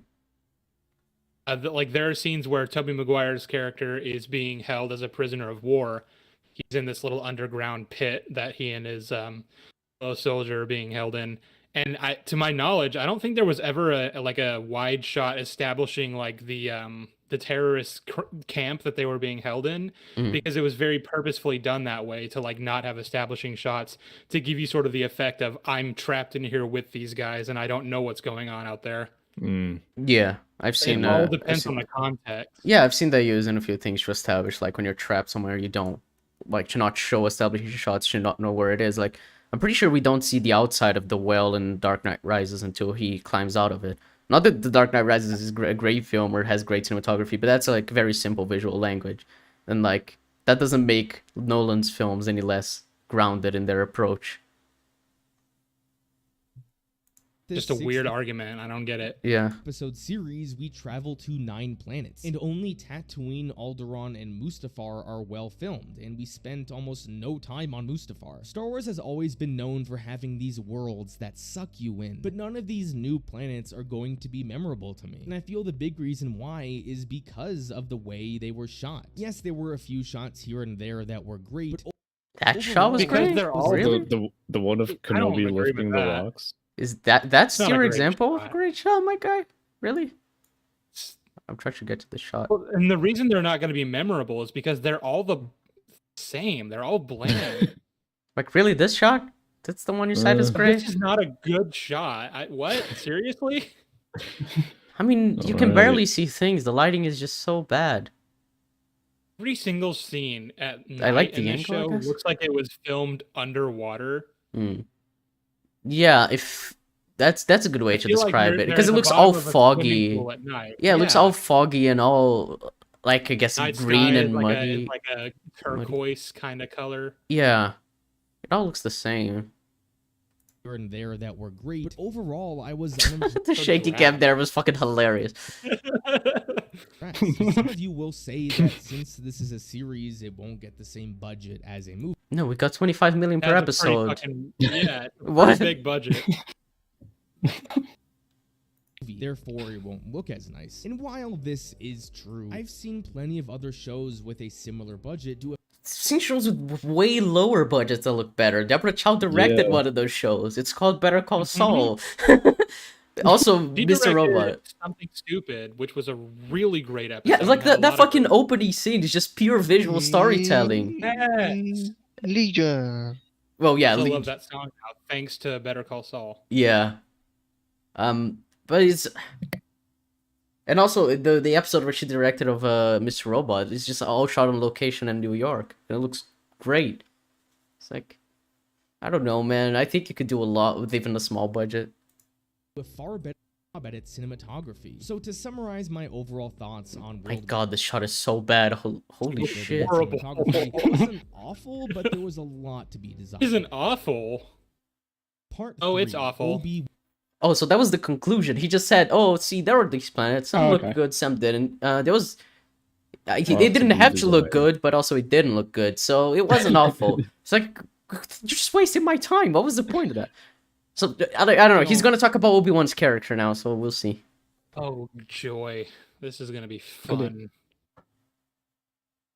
Obi-Wan Kenobi. It's time to focus now on the most important parts of the show, and that is the characters and their stories. Everything else about a show can be a 10 out of 10 What the perfect, fuck is but this if the stories of choreography? the characters are poor and the characters aren't well written, then the entire show collapses. So let's take a look at Obi-Wan and his story. To start things off with episode 1, I felt that episode was criminally underrated. There are I mean, it's the best of the show, so I guess.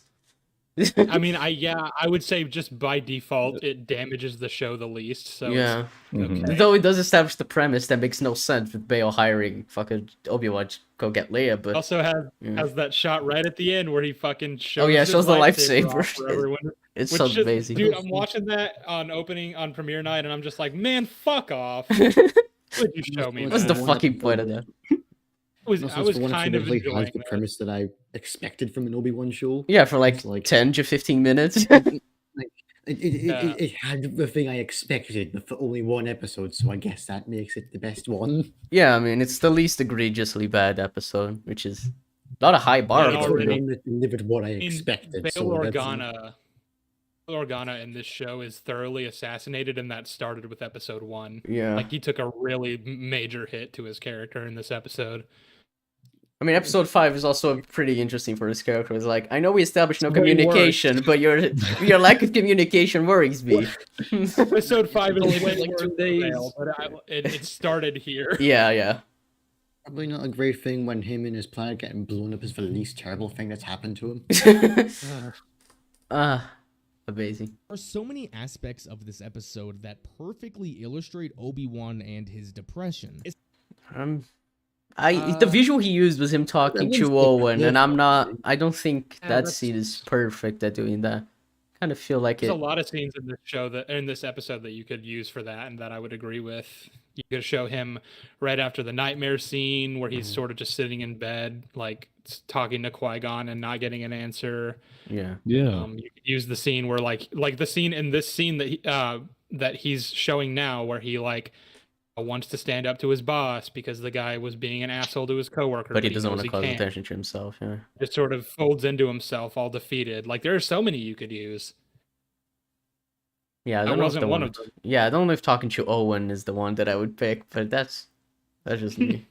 Especially their in own. this first scene. We see this one man getting paid unfairly and treated poorly. A Jedi is supposed to stand up for those who cannot fight for themselves. Obi-Wan looks like he's about to do that, but then decides to do nothing about it. Right away, we can tell that this is not the same Obi-Wan. He appears to repeat the same daily tasks over and over again. He goes to work, takes the transport into town, saves some meat for his trusty friend, and then goes home where he has nightmares about his past. I love this scene where we as the audience get to see Literally what he's me. dreaming about and how it keeps him up at night. I've made this comparison already. Yeah, I mean, I agree with all this. It's the best the Yeah. episode has in terms of characterizing Obi-Wan.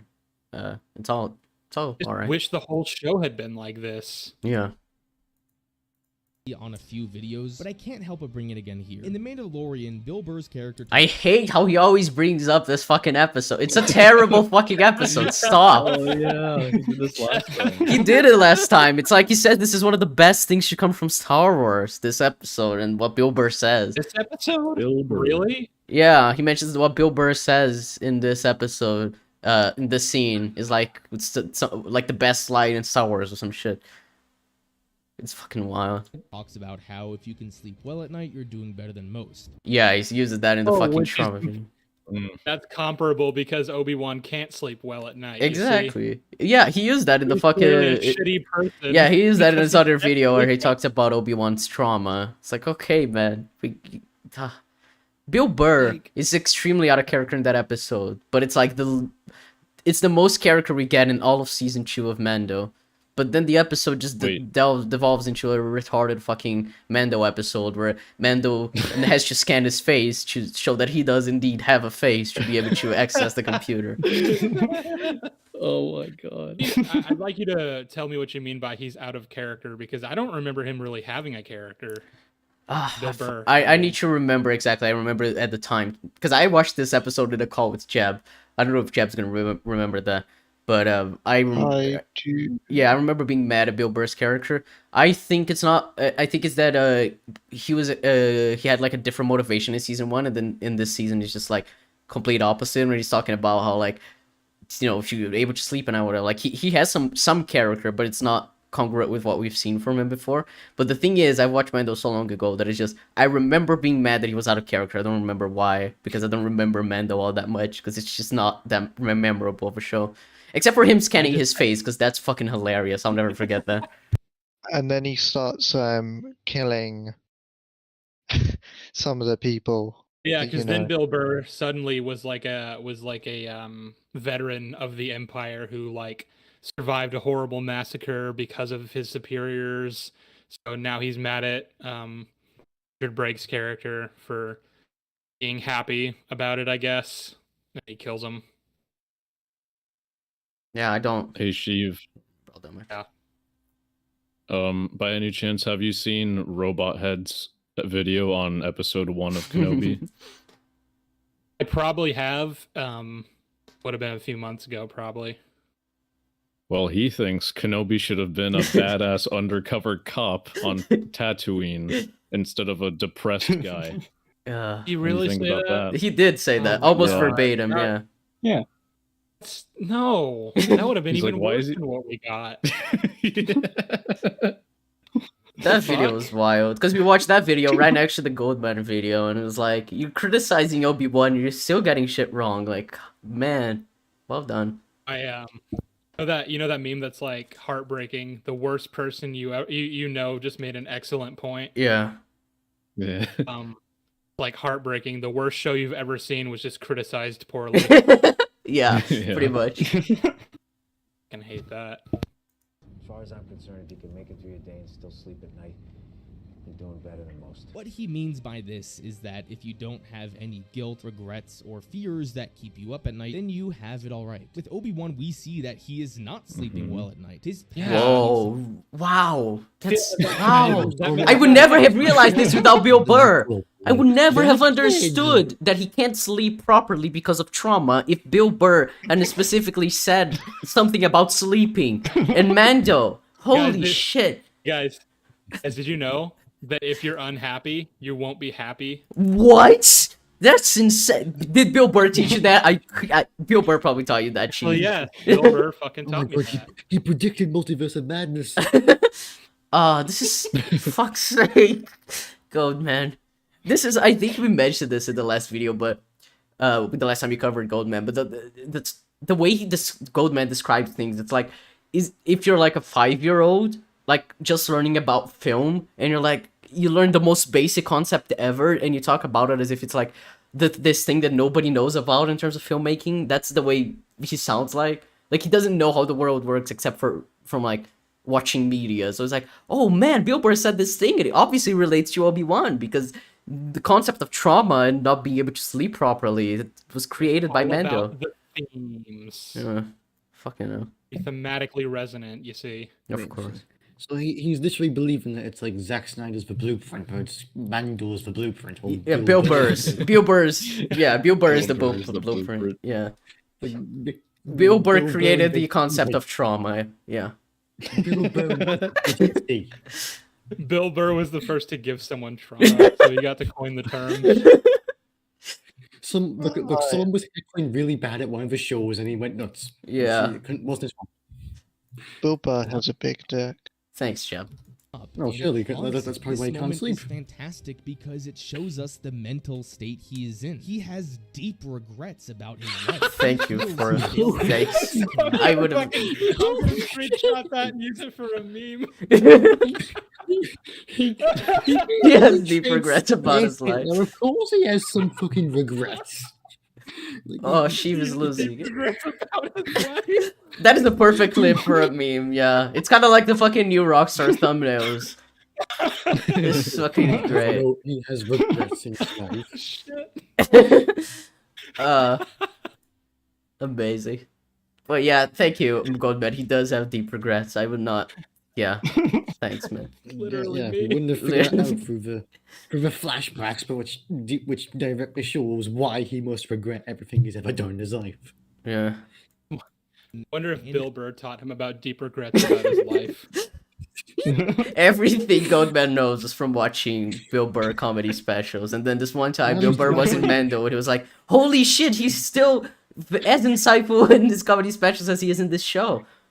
Gotta follow. Oh, he's that was so like- insightful.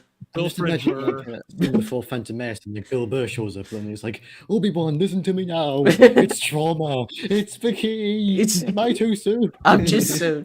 I'm too soon." Sorry, I gotta find that. I'm gonna screenshot that. That was so fucking funny. Haunt him all these years later. Multiple times in this episode, we can just tell that Obi-Wan is mentally weak and has You're just gonna keep repeating that he has trauma. I know he has trauma, Goldman. Can we move on? That's like the only part that I'm happy with as Yeah. far as his character goes. Yeah, it's course not he would have exactly subtle. I don't know why he needs to point it out. Well, that's because you've watched Mando season 2, Madvocate. You know what Bill Burr has said. Most people haven't, so he needs to teach it. Not really. Well, I have, but Goldman reminded me that Bill Burr said that line. So Exactly. Did lost Bill Burr all- say it?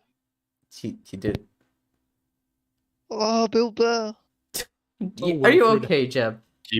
keep up, Jeb. Yeah, Jeb seems like he's like 10 minutes behind on everything today. Maybe Jeb's watching the stream and not listening to us on Yeah, Discord. he's on pain meds. It's fine. You can just act like he's drunk, and then nobody's gonna care.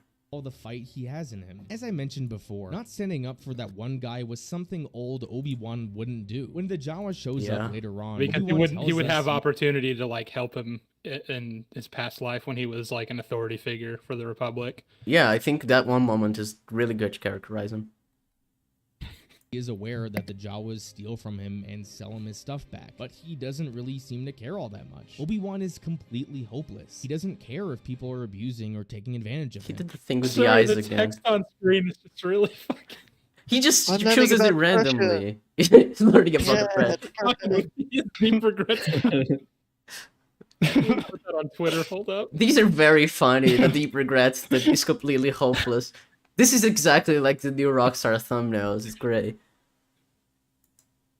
Help.org states that the top Oh, he's actually teaching us about depression. Okay, I thought. Wait, Jeb, were you at this Yeah, frame he did this already, or last did time, too. Jeb? Were you at this frame already, and I wasn't, or did you just predict that he was going to talk about depression? I saw the frame with the symptoms. and Oh, then just okay, went, because depression." that hadn't shown for me yet. But okay, I thought you had pulled a flash moment where you predict everything, but I guess not. Yes, deep regrets about his life. He did this last time too. He talked about the symptoms of man. trauma, but this time it's depression. yeah. Yeah, because, you know, as Yeah. we all know, Obi-Wan Kenobi is a masterclass in trauma. Hmm. And how Bill Burr invented it. He did. He brought up Bill Burr in both videos. I'm sorry, but the connection is just really funny. It's the exact same line. It really feels like he has not seen anything else in his life except for Star Wars. signs of depression are It's just like Baller's April Fool's video about Rise of Skywalker. It is. It actually does sound like it. Shit, yeah, this is exactly like the fucking the other TROS video that we made fun of him just right with. feelings of helplessness and hopelessness. A bleak outlook. Nothing will ever get better, and there is nothing you can do to Essentially, improve. all we're establishing here is yes, Obi-Wan has trauma. Yeah, Can we please Yeah, he move feels on? bad after the end of Revenge of the Sith. We know that is indeed present in would think. episode 1 for like 10 minutes. One would think that things didn't go his way in that movie. And Yeah. he didn't like the outcome of certain events that played out.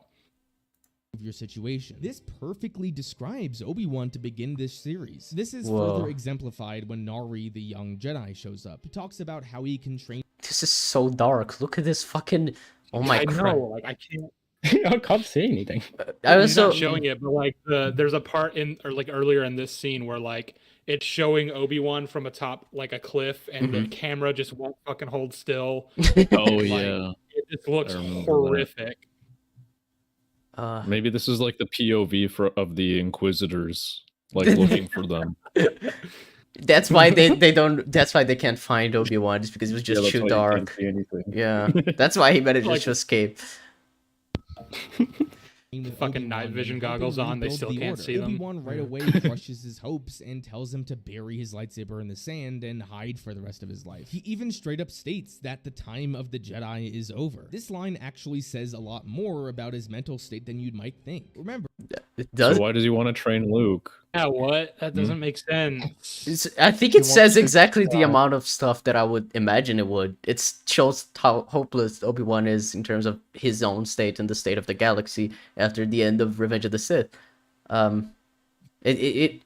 What? I feel like he's not gonna actually talk about what Obi-Wan does in this show, other than that he's depressed, because that's all he's like saying. Yeah. And he's just restating it in Yeah, different ways. oh, he did that in the fucking trauma video, so is he just gonna repeat everything he said in that video, but now he's gonna mention the 3 episodes that weren't out when he made that one, I guess? Or 4 episodes, because he It's only like, talked man- about episodes 1 and 2. I got references. I got shit that he did that I'm not happy with. Are you Yeah. going to address them, or are you just gonna act like they didn't happen? He even brought up the scene where Owen and Obi-Wan talk as like an example of a showcase of Obi-Wan's depression, right? Yeah, he said it perfectly encapsulates the Obi-Wan's state of mind after Revenge of the Sith. You know, the scene where he wants to train Luke, he audibly says that, and now And now he says the now time of the he's Jedi bringing is up over. how time of Jedi is over, yeah. Is Wasn't also paying a sign of attention to that depression. scene because he was listening to Bill Burr. Yeah. See, the only times he pays attention to Kenobi is between putting on one of the Bill Burr comedy specials, and once that one hits the credits, that's when he pays attention to Obi-Wan, and then he puts on another one as he's watching Kenobi. he's been entrusted in raising Luke and potentially training him one day. Even though Obi-Wan still keeps an eye on young Luke, he seems hopeless that Luke will ever be able to change anything. Nari basically states exactly what this story When does he ever say that? or like Mhm. express that belief.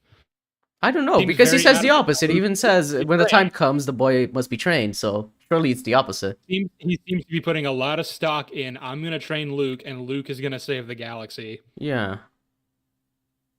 I Luke's a It's almost fail. like these two things are conflicting with each other. yeah.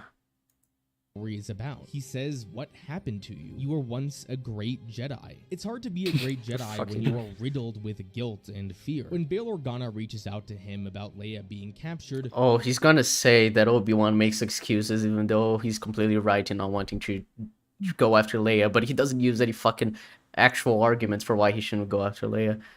He's gonna praise Yeah. this scene. Let's see it. Obi-Wan rejects the call. He does not trust in himself that he can save Leia. And when He shouldn't No, have to go well, trust. at first he tells him about other options Yeah. that are better. That's not what I mean. Maybe the show's trying to paint it like that, but that's not the reason why he would refuse to go help Leia. He would do it because several other options are at the Organa's disposal, and he's already on duty. He's protecting Luke. He can't leave. Obi-Wan is the worst choice to go after fucking Leia. Just get your fucking army. You're a Yeah. senator. You're a king. Like I said in my video, if you need a Jedi, and specifically one who knows how significant Leia is, Yoda's right there. Mhm. He's not doing anything. The show forgets Yoda exists. When Bail Yeah. actually arrives on Tatooine, Obi-Wan admits to all of his fears. And this is what establishes the beginning of his character arc. This series as a whole is really about overcoming trauma and how different human beings go about that.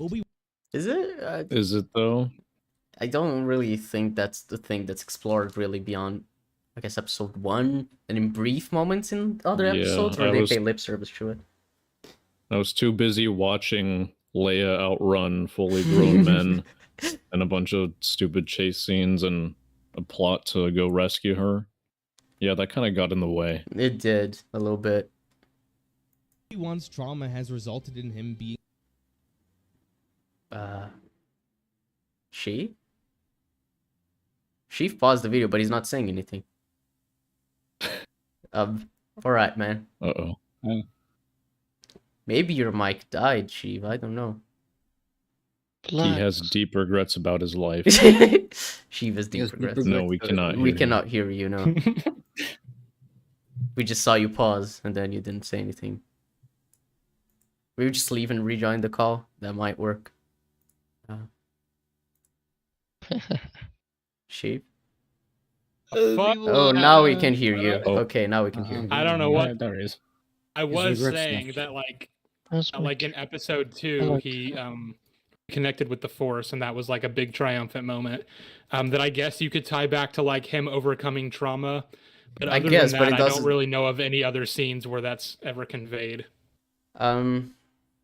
I guess maybe the point of the final fight between him and Vader is supposed to be that he's overcoming his trauma because he doesn't like feel the guilt of making Anakin become Vader anymore.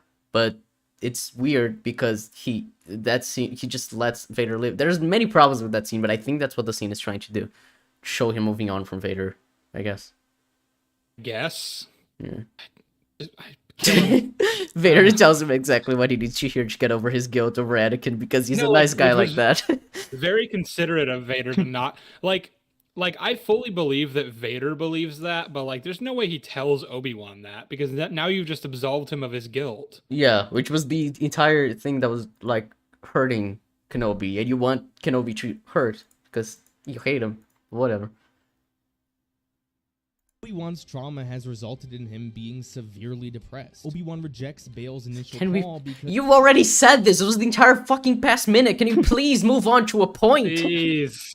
he's scared of going back out. Now I know He why doesn't this video is 44 fucking minutes long. Yeah, because he repeats himself every other minute. Fucking He's hell. gonna make like Point is, 5 total points. Obi-Wan's in this depressed. entire Here's video. why. He's depressed because he does this, and he does this because he's depressed. Yeah, it's like the circular He logic. regrets about his He life. has deep regrets about his life. That should be the name of the video. Obi-Wan Kenobi has deep regrets about his life. I have deep regrets about my life after watching Make this like a show. high top style thumbnail and deep regrets on the thumbnail. Should I just So- make that screenshot of he has deep regrets about his life like the thumbnail for part 2? That would be hilarious, actually. I would actually love that. He's scared he'll fail someone again. I've seen some people talk about how this story is another example of Star Wars making a character depressed and turning them into a coward. In the case What? No, I mean, yeah, Robot Head did say this. He compared Obi-Wan in episode 1 to Luke and TRJ, because he said Yeah. they're both weak and cowardly, even But though it Obi-Wan, makes like, perfect sense for has- Obi-Wan to be like that in episode 1. An actual reason. Yeah. Like Obi-Wan has Luke all the didn't. reason in the universe to be Nah. a bit depressed over what happened. Yeah. Luke He just is a kind of genuine leader. exiled himself because he decided to kill his nephew once, because he decided to act He's out a of bad- character. Because of a bad dweem. Yeah. Just He had a nightmare. You go on. I would consider Obi-Wan in the show a coward when he abandons Leia to go face Vader, but then like runs away from the town instead of facing him. Kind of defeats the purpose of yeah. just go with Leia. He just fucking run away with Leia, yeah. Really weird. He just stares at Vader killing people, and then he runs away.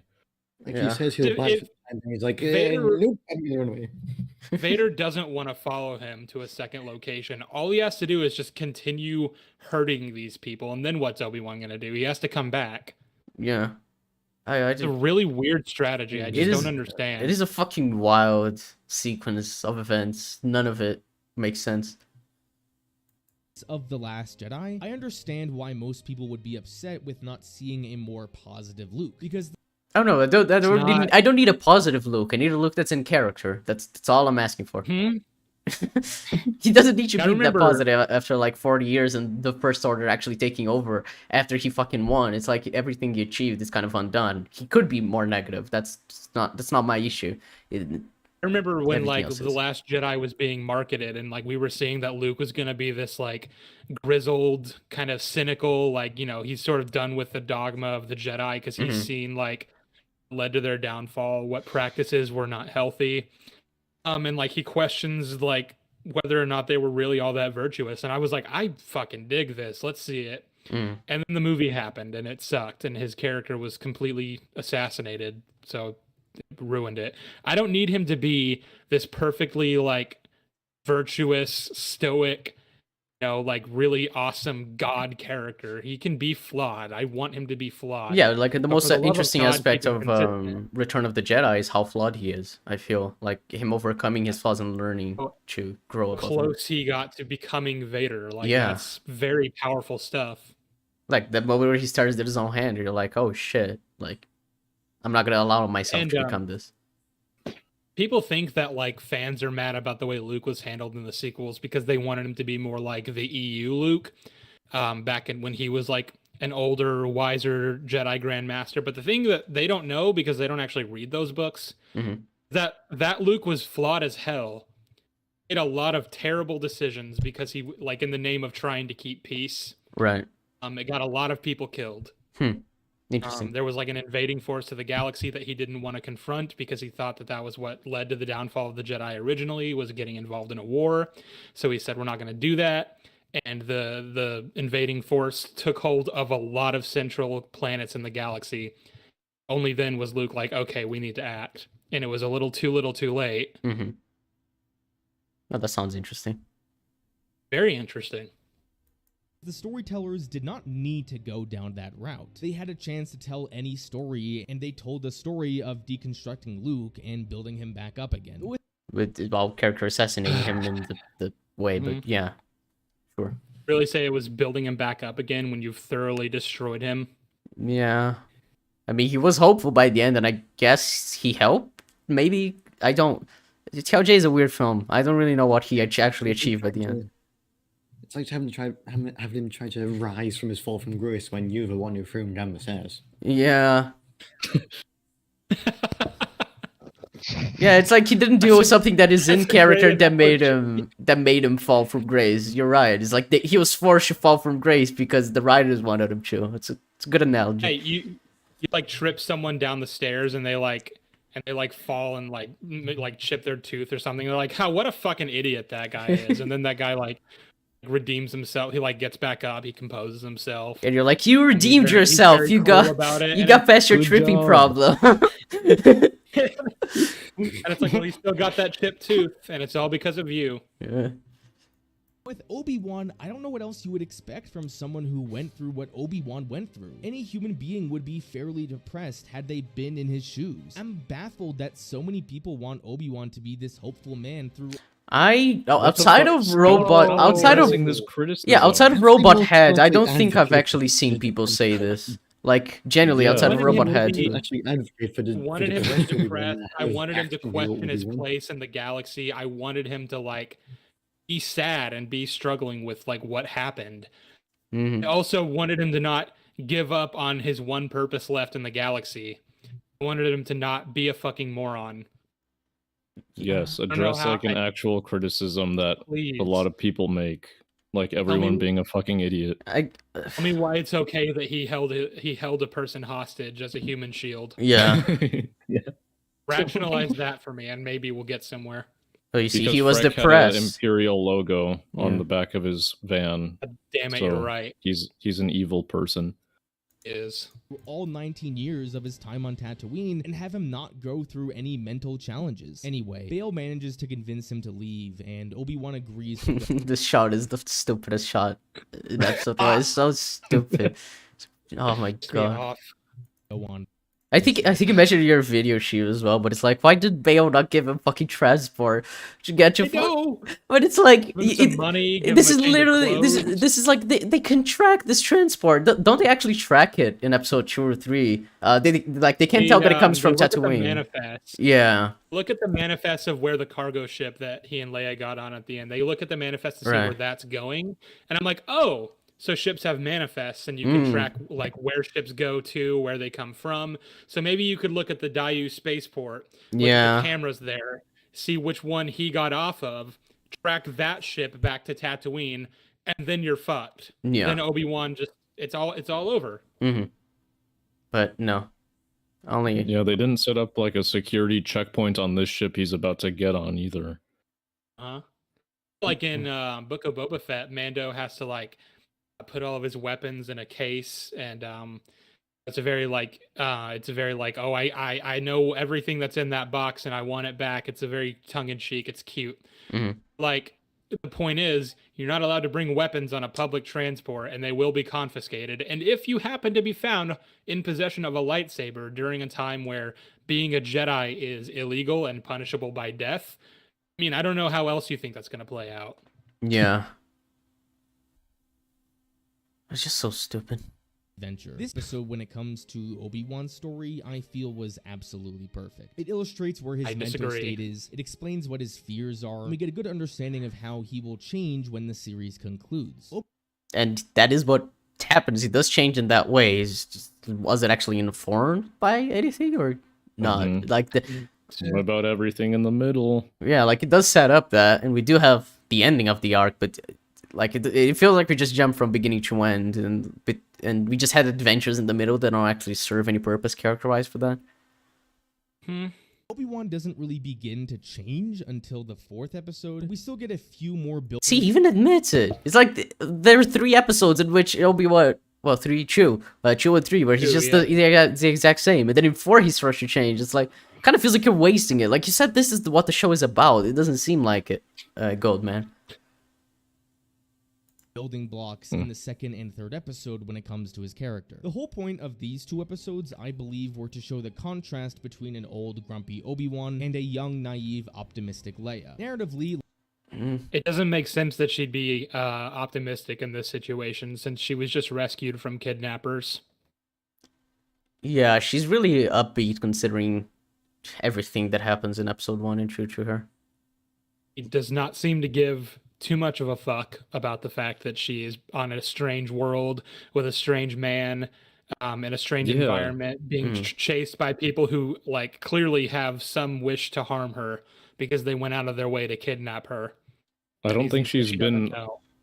off planet, off Alderaan before, right? She's always been at the palace Because for they her whole kind of life. try to keep her life, like her existence on the DL for the most part, so she just kind of lives there and doesn't really go anywhere.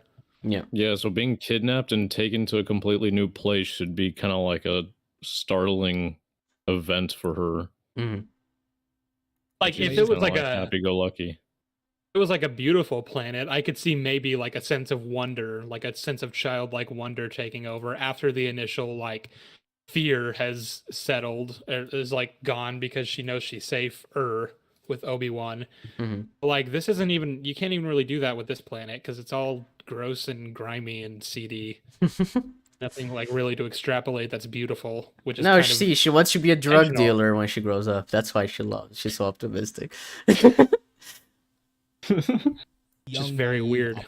optimistic Leia. Narratively, Leia's purpose is to shine some light back in Obi-Wan. There are some great moments between these two in these two episodes, but the one Such that as? stands out to me is when Obi-Wan tries to comfort her. After Leia tells him her droid is dead, at first he says, "Good, now stay quiet." There's a moment of reflection afterwards where he realizes that he is talking to a kid and then tries to comfort her. He asks what happened and shows interest in her. Conversations like these matter a lot to a 10-year-old. So this moment Except she doesn't act like a 10-year-old like half the time.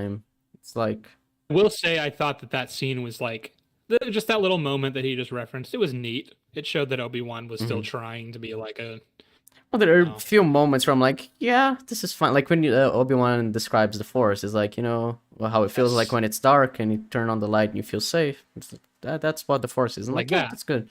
It's like, yeah. it's a cute little moment. It's in character, believe it or not. Then he lies to Very- her. It's, Like, yeah. I told your parents you're safe. Except there are no communications in and out of this planet, so He doesn't Also, have the Bale transport says either. that he did Yeah. not he didn't hear. communication. Yeah, your lack of Yep. communication is making me worried. People, despite us establishing not to communicate, it's great. I love these characters. here was a subtle way to show Obi-Wan is lightening up a bit. There's another part of Obi-Wan's arc that is introduced in this episode, and that is Obi-Wan's ability to Oh, the trust text is people. green now. Yeah, I don't Mm, know why.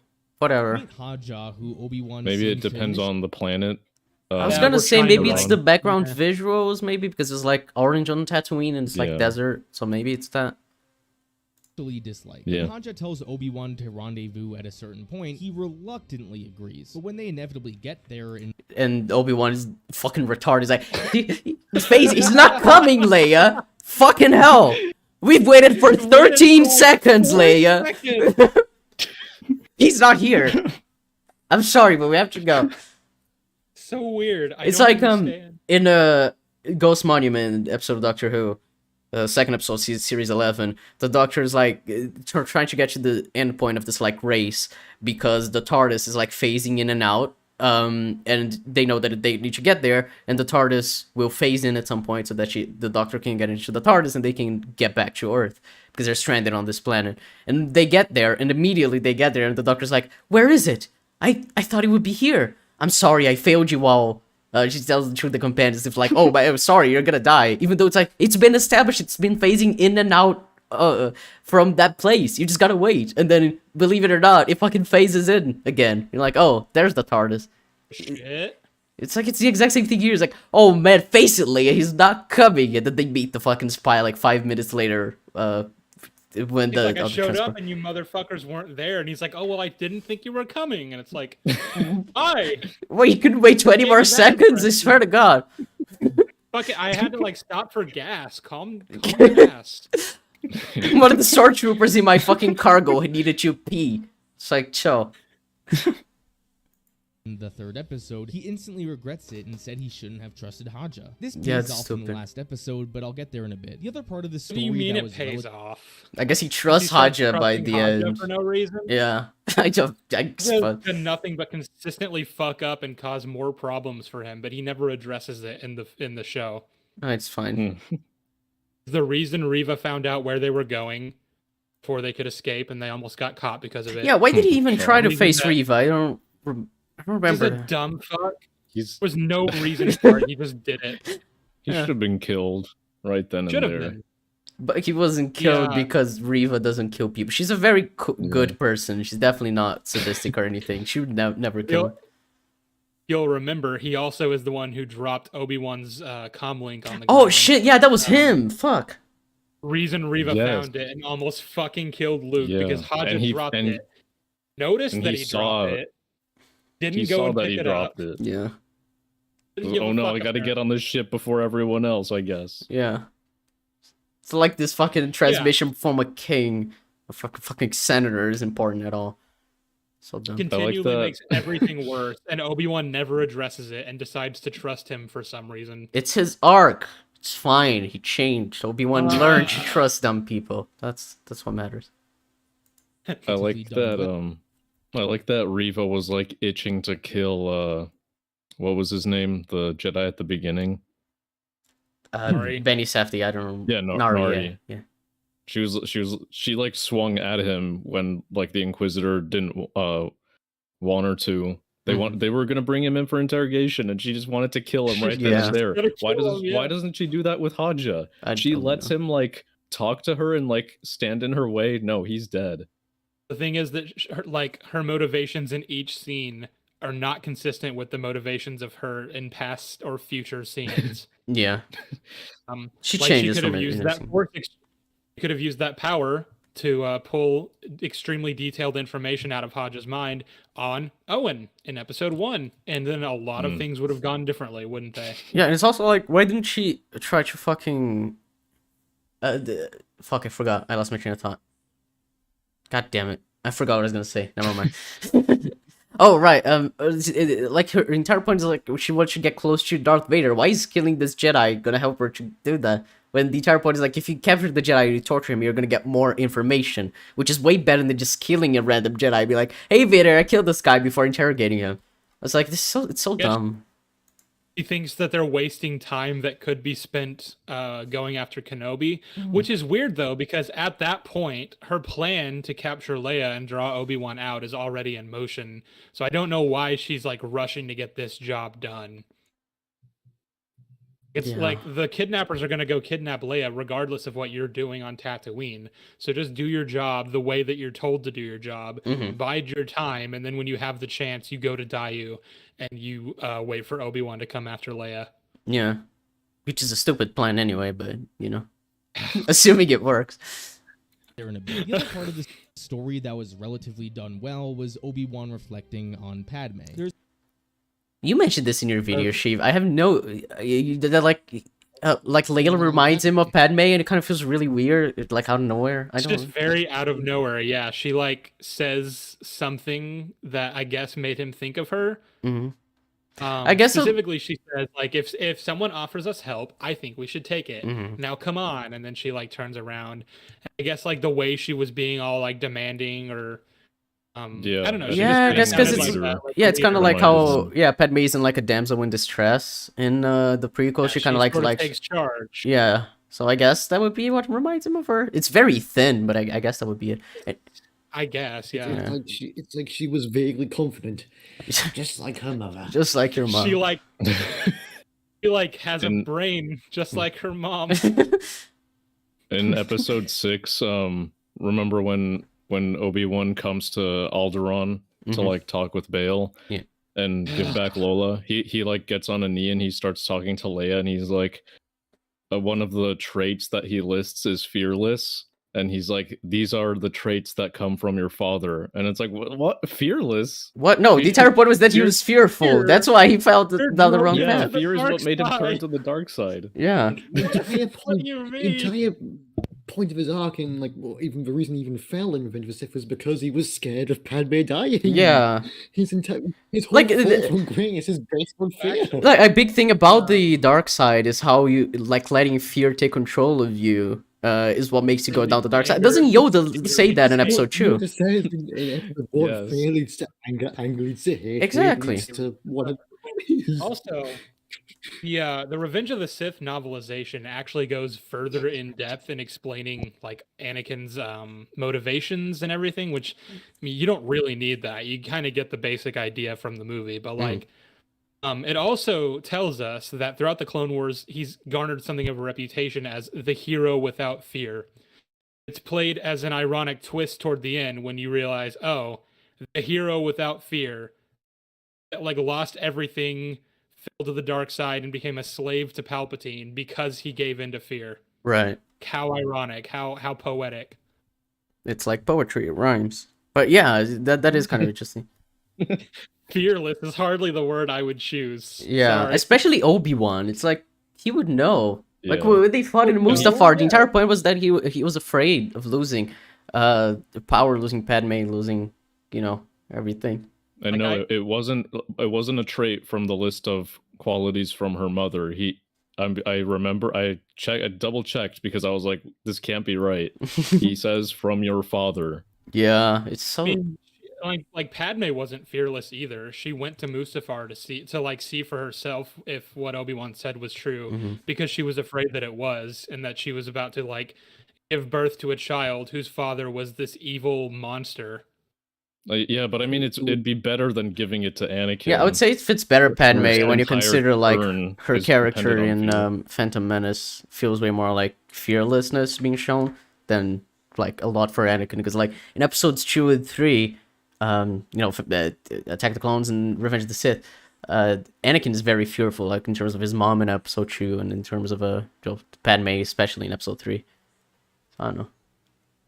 There's two occasions where Obi-Wan talks about how Leia reminds him of Padme. Narratively, the purpose of these moments were to instill hope back into Obi-Wan. Obi-Wan knows how great of a woman Padme was, and if there is a chance that Leia will turn into Padme, then the galaxy will be okay. Throughout the series, Obi-Wan slowly starts to remind himself who he's fighting for, which allows him to maintain. Dude, she shouldn't have to do that. She And knows he what it's for. he fully intends to train Luke Yeah. because he believes that the Skywalker children, who you went to great lengths to hide from Vader, are the only hope for the galaxy. He already knows this. He already intends to use that. Yeah, he literally against says in Vader. episode 1, when the time comes, the boy must be trained. It's like, He doesn't need reminding of this. yeah, he's reminded of his like main motivation. Thanks, show. I needed that. It feels like we're covering the same ground, Yeah. but like longer and pointlessly. Well, it feels like every single MCU Disney Plus show. It's like we can't change the status quo. So we have like we're gonna establish that actually what we saw in the films isn't just right, but then at the end it's gonna be exactly like it was by the end of the last time we saw this character. I think Falcon and Winter Soldier is like the biggest example where Falcon is like, oh man, I'm gonna be Captain America, and Falcon and Winter Soldier is like, I'm not gonna be Captain America, and by the end he's like, I'm gonna be Captain America. It's like, okay, did Yeah, we've anything got it, matter? dude. Full better. arc that you already had. Yeah. What? Yeah. Like you're learning to do the thing that you already accepted that you were going to do. That's kind of the worst thing about the Disney Plus Marvel shows is that you feel like no ground is being covered. Mhm. Yet you're watching just a shit ton of content that's not getting anywhere. Yeah. I mean, She-Hulk is the epitome of that, where nothing happens for 9 episodes. At least we've only watched 3, except for Jeb. And you, Sheev, you watched all episodes, right? I've watched all 9. Oh, good for you, man. Unfortunately. Yeah, no, you must just have loved doing that. Hope in his purpose. great, yeah. The last important moment for Obi-Wan was finding out Anakin was still alive. It's already discussed Which you why I should think know. it makes sense that Obi-Wan thought Anakin was dead, so I'm not going to talk Yeah. No, about it doesn't. You didn't Wait, qualify that. did we already talk about this earlier? I think we Said that already it didn't addressed need- this earlier, right? He like strawmanned the argument against this by saying, "Oh, obviously he wasn't leaving Anakin for." Oh dead. yeah, right. He said that he was actually That's leaving not what Anakin we're for saying. dead. He was like wanted Anakin to survive, so obviously he would think he's dead. Yeah, that Like, was a that's stupid not why argument. we think he would know Vader's alive. Yeah. It's just because obviously he would know. Yeah. about it again here. Even though I love Ewan's acting here when he learns Anakin is alive from Reva, I It's so funny. Obi-Wan. Did you know that Anakin's alive? Yeah. I know, right? Fucking wild. Anyway. can't help but feel this moment was misplaced. What I believe would have been far more powerful is if Obi-Wan found out Anakin was alive in Chapter 3 when Vader is strolling through town. Obi-Wan has this moment. Still wouldn't have made sense, but okay. Suppose like if we were just assuming that it does make sense that he managed to go 10 years without finding out Vader was alive, I would agree. Yeah, it probably would have been better to have it happen here than in episode 2. Really Yeah. hit him in the gut. Problem is that there's no way you can write it to where that makes sense. So it's all moot. Yep. hmm If you were to do it, I agree. Episode 3 would be better. Shouldn't do it at all. He should know. I think I said in my video that you should have just made that the opening prologue of the show. It's like right after Revenge of the Sith.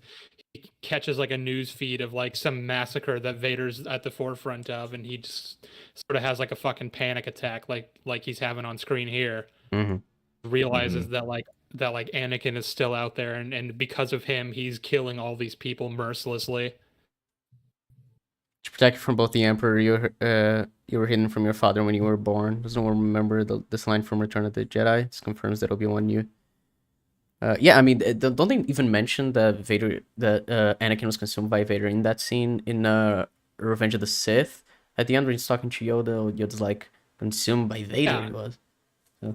Or that scene, they watch the hollow feed of Anakin killing the Jedi, Mhm. and then he bows down before Darth Sidious, and Sidious literally says, "Rise, Darth Vader," or Yeah, Lord Vader. I think or it's Lord whatever. Vader. Yeah. Mhm. But yeah, there are two moments where Calls they him mention Anakin by the Vader name, where Obi-Wan would know. It's just very clear that he knows that Vader is Anakin. Yeah. And, like, That's his- even just through word of mouth, through like Imperial stormtroopers, he should put two and two together. Oh, yeah, that's one thing Yeah, that I I think remember Ifat mentioning, that it's kind of like, it should be a secret, like, people wouldn't have confirmation that it's Anakin, but it would be kind of like a known secret where most people probably know that Vader is Anakin, and like in terms of like inside the Empire, but they wouldn't, like, they would have no way of confirming that, and they wouldn't obviously let that information out in terms of like actually getting out officially, because they would be fucked over if they found out that they leaked that information. But it's the kind of thing where like it makes sense for like Imperial troopers and just, you know, Imperial Like people know, lost with that. have that idea at least. Theorize on who it could be. You Yeah. know, like it's clearly not public information that Anakin and Vader are one and the same. Mhm. Otherwise, when Luke Skywalker's running around the rebellion saying, "My father was Anakin Skywalker, this Jedi war hero, and I aspire to be like him one day," Mhm. they'd be like, "You You do know what like, who happened. that is, right? Like, Yeah. I don't know if you really want to follow in his footsteps," and then Yeah. they'd sit him down, like, "Hey, Yeah, which is why I think it's like, it makes sense if it's like a known secret within the Empire, but not known in terms of like they have confirmation, but they just like they suspect like- it, I guess. But it's not like like, something only that people higher know. ups. Yeah, like some random grunt stormtroopers or even any of the Inquisitors." Like, Yeah. I wouldn't believe that. yeah. I mean, people who like very have relationship with Vader and know of him and the Emperor, like they've met him, talked to them, probably. I think canonically, the only like high-ranking Imperials who know are obviously Palpatine, Tarkin figured it out, and Thrawn, Mhm. because again, figured it out. He's smart. Vader and then decides to run off somewhere. Imagine if this was the moment where Obi-Wan found out. Then he starts freaking out and he needs to leave Leia because he must find out if that is really Anakin. And then when they start to fight, Obi-Wan experiences the horror of learning what Anakin had become. But as it currently is constructed, the only benefit of having Obi-Wan find out earlier is that one scene where Obi-Wan sees Anakin in the distance. But that didn't really add anything to the show. It also gives Obi-Wan a Yeah, if it happened repeatedly, or if it was like a looming presence. Yeah. If there was If there was anything- more of that, Yeah, it would have He added would more. Wilson Fisk to Because he just Obi-Wan's did a Matt video Murdock. like, Yeah. yeah. You can make it like Fisk in Daredevil season 3, where like he's just taunting him. Like that'd be a much better use of Hayden Christensen. Mhm. a reason to go confront Vader. As it currently stands, I don't know why Obi-Wan couldn't just run away with Leia to the spaceport. Did he fear that Vader would Uh, sense he acknowledges it. That's really funny. him and then Wait, what did he potentially- just say? Roll it back. Hold on. Yep. Let me rewind a bit. currently stands, I don't know why Obi-Wan couldn't just run away with Leia to the spaceport. Did he fear that Vader would sense him and Yeah, then agreed. potentially Then why does he invade stay Agreed, and- behind? That's a huge fucking problem, because that's the reason that the conflict continues for Yeah. the next 3 episodes. Yeah, like Leia is Just- oh my captured God, because could of he- this, could he right? sense me? It's like you gotta book Just it. go with Leia. Yeah, if he can sense him, reason you're that's in the entirely Terror why Squad, he you don't should know. leave. Because if he stays, he's gonna sense him. So dumb. Or leaving Leia in the care of someone you just met that you don't know. Get her back to her father. She is much better off being protected by you. Yeah. If Vader and the Inquisitors catch up to you, then you make your final stand. But until then, you need to go with her. Yep. He should never leave Leia's side. I guess that makes sense, but it wasn't all that. No, it does not make sense, my guy. That's like a huge fucking. That's very detrimental to the show. So like you can't just brush it off like, oh well, Either whatever. way, I love how outmatched Obi-Wan is during this first duel. This fight really isn't a reflection on Obi-Wan's mental health, but a reflection on how much he lost in touch with his Jedi ways. Obi-Wan Which he shouldn't have, because he needs to train Yep. Luke. Uh-huh. This show has the exact opposite problem to Shang-Chi in terms of training, where it's like he should be training all the time for this, whereas Shang-Chi should not be training at all after he leaves his Has father's one compound. single purpose left in his entire life, and he's just not doing anything to advance that. Sad. So makes sense. Of course. looks like he shat his pants the first time he saw Vader with the lightsaber, and then he spends the rest of the fight just running away from Vader. Obi-Wan proceeds to get burned, and now we are in the So why second did you half go of out to the confront series. him at In all? Chapters 4 and 5, there aren't many good moments with Obi-Wan. Chapter 4 was an awful episode, mostly because we Oh, hey. I mean, I agree, Because but we know he has standards. Yeah. Jesus. I mean, you know what? Good for you, man. I didn't expect you to say it was an awful episode. So, you know, Well, proud I of want to hear his. I want to hear his reasons because I'd like they to might know, be stupid, yeah.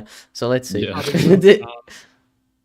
Maybe he's just accidentally correct. aren't many good moments. Kind of feel with like he's not Obi-Wan. even actually going to qualify that statement. He's because everyone agrees that maybe episode not. 4 was bad, so he's just going to be like, "Yeah, episode 4 was awful," but and then go on to talk about episodes 5 and 6. Potentially, let's see. Chapter 4 was an awful Worse. episode, mostly because we learned absolutely nothing about Obi-Wan. The only thing that this episode adds to Obi-Wan's story is how he progressively starts to get more comfortable with the Force and his lightsaber again. But again, it doesn't really add much to Obi-Wan's story. In Chapter 5, we So it was bad because You it mean didn't by that? explore Obi-Wan as a character all that much. But like, I don't think any episode explores his character all that much other than one. Yeah, what? That's you just said episode 3 doesn't really do that. I mean, at least until the Vader fight. Yeah. I don't know. So like he doesn't really progress as a character after episode 1 until episode. Didn't he say until episodes 4 through 6?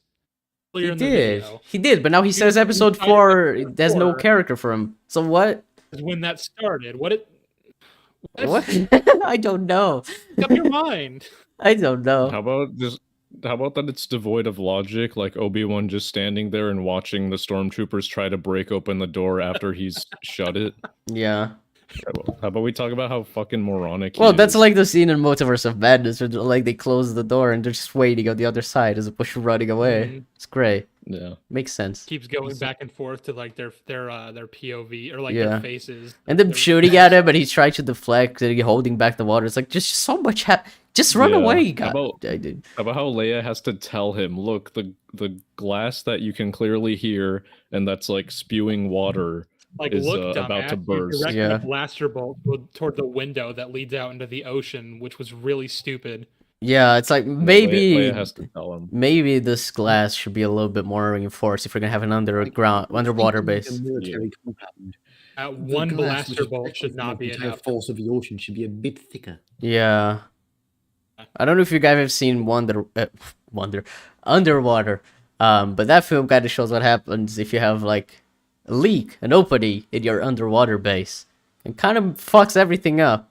It's kind of the kind of thing where you would not want to happen. And if it does happen, there's an extreme circumstance, and in that film it's because of like a big fucking Lovecraftian monster. start to see the Typical. Obi-Wan of old again. He acts like a leader, which he wouldn't have done in the first episode, and he essentially risks his life to have a conversation with Oh Reeve. no. Oh man, that Ah. scene is amazing. Oh, that scene was What a so horrific sequence. Just everything about like the last half of episode 5. I mean, that's being generous because the whole episode's terrible, but specifically like the last half of it. The second the doors get open, the stormtroopers come flooding in and they get pushed back into the hangar. Like, just nothing works. Yeah. Nothing makes sense. The highlight of this episode for a lot of people was the flashbacks with him and Anakin training. I mean, it was better than the rest, I guess. I like it because I can isolate it from the rest and just enjoy Yeah, like a neat little biggest issue scene for in a me vacuum. Yeah. Is that clearly have the technology to de-age Hayden Christensen and that, but like they just refuse to. I mean, I think it's Oh, you want to fine. hear something interesting? You want to hear something interesting? The making of Kenobi doc came out back in early September, and there's a shot that shows specifically that like they put those little dots on both Hayden and Ewan to de-age them in this scene. That's Hayden Christensen after apparently being de-aged to 20. It's just that Interesting. it's a minor thing, but like they really should have better sort of de-aging tech, and like if they really want to go all out for it, they should at least like make it look a bit more refined, especially since Don't even have to do that. Like with Mark Hamill, obviously, if you're trying to make him look like young Luke, you got to do some kind of de-aging tech because he's Mark Hamill. He's like 70 years old, but like Hayden Christensen is only 40. Could put some makeup on him. Also, I think like using Attack of the Clones is kind of not the correct time to do that because they're still way younger. Like if you just do them from like Revenge of the Sith time, because then you have them be a bit older. Like the tail end of the Clone Wars, like during the Clone Wars, and like they're in their armor or something. That'd make for a good sort of, I guess, flashback to sort of fill in a bit of time that we haven't seen before. And I feel like a lot of it with Hayden Christensen, you could just do a lot of makeup to make him look younger. It kind of feels like they underdid it with him. Problem with that is that Hayden had short hair when they filmed this. Right. You can even see them putting on like an Anakin wig for him in the Mapuzo scene, which is kind of weird since he had the hood on the entire time. Same issues that they had in the original film was that he was clearly wearing a wig. Yeah, my point is like the wig already looks fake as shit, but like having him do like all sorts of like fighting scenes, like wearing that wig would just probably not look good. So they were like, we'll just make him look like Anakin from Attack of the Clones. Yeah, I thought they put the hood on him in the Mapuzo shot because I thought he didn't have a wig. I thought they were like, well, he has short hair and we don't want to give him a wig, so let's just throw a hood over him and people will think it's his long hair. But then, yeah, I found out also. Yeah, he's wearing the fucking wig underneath the hood that he never removes for that scene, so it's completely pointless. So that's funny. Yeah, I couldn't see any of the wig of his long hair. It would have looked better without the hood because he's not instantly recognizable. It's a guy wearing a hood, like way off in the distance. But if he like had the long hair, if he wasn't wearing the robes, he would look much more strikingly like, oh, that's Anakin Skywalker. Holy shit. While it was cool to see these flashbacks, they don't really add anything to Obi-Wan's story other than that he knows the flaws of Anakin. Chapter 5, while still a pretty good episode, doesn't do much to Obi-Wan's story other than him oh my god. Sorry, shit. Sorry. I wanted to say that, like, the point of those scenes was to parallel the current day conflict by, like, every time it goes back and forth, Obi-Wan has the advantage, and then Obi-Wan has the advantage in present day, and then Vader takes the advantage, and then Anakin takes it in the past. It's like it's very simple stuff, and it's nothing groundbreaking, but like, I feel like you missed the point of that scene. Just saying, oh, well, it didn't add to Obi-Wan's story, which is such a weird thing to say anyway, because does every scene necessarily... Well, I'd have to know what you even mean by doesn't add to his story, because technically everything that happens in the show is happening in Obi-Wan's story. I think he means it's like it's not adding new character to Obi-Wan. It's like not making his character any deeper or more. Like, does it need to necessarily? Not every scene, no. I mean, especially when the show isn't just about Obi-Wan. There are other characters. It could just be a scene about Vader as opposed to just being about Obi-Wan. The scene arguably does do a lot to inform like Anakin and his flaws and his motivations and his strategies and his shortcomings. That's all like what that scene does to show you like, and again to parallel like present day, like failed there because he was too short-sighted. Then he failed in present day because he was too short-sighted. Again, it's very simple stuff, but like that's the point of the scene, and I feel like he missed that. Yeah. Transitioning back into the man he was before. The last episode was fantastic for Obi-Wan's story. This episode accomplishes two things. Firstly, he completes his character arc and returns to the man he was before. By not killing Vader, yeah, it's that great character. Is it we were just saying about like not covering any ground these shows? Yeah, that's exactly where it was at the end of Revenge of the Sith. Yep. He beat Vader and then he left him. didn't finish the job. Yeah, except he makes way more sense in Revenge of the Sith to leave him. It's because he And can't. at least he thought he was gonna die. Yeah, and he just can't bring himself to finish the job. Here he's just like, I know you're gonna live, and I know you just told me why I should kill you, but I'm not. So yeah.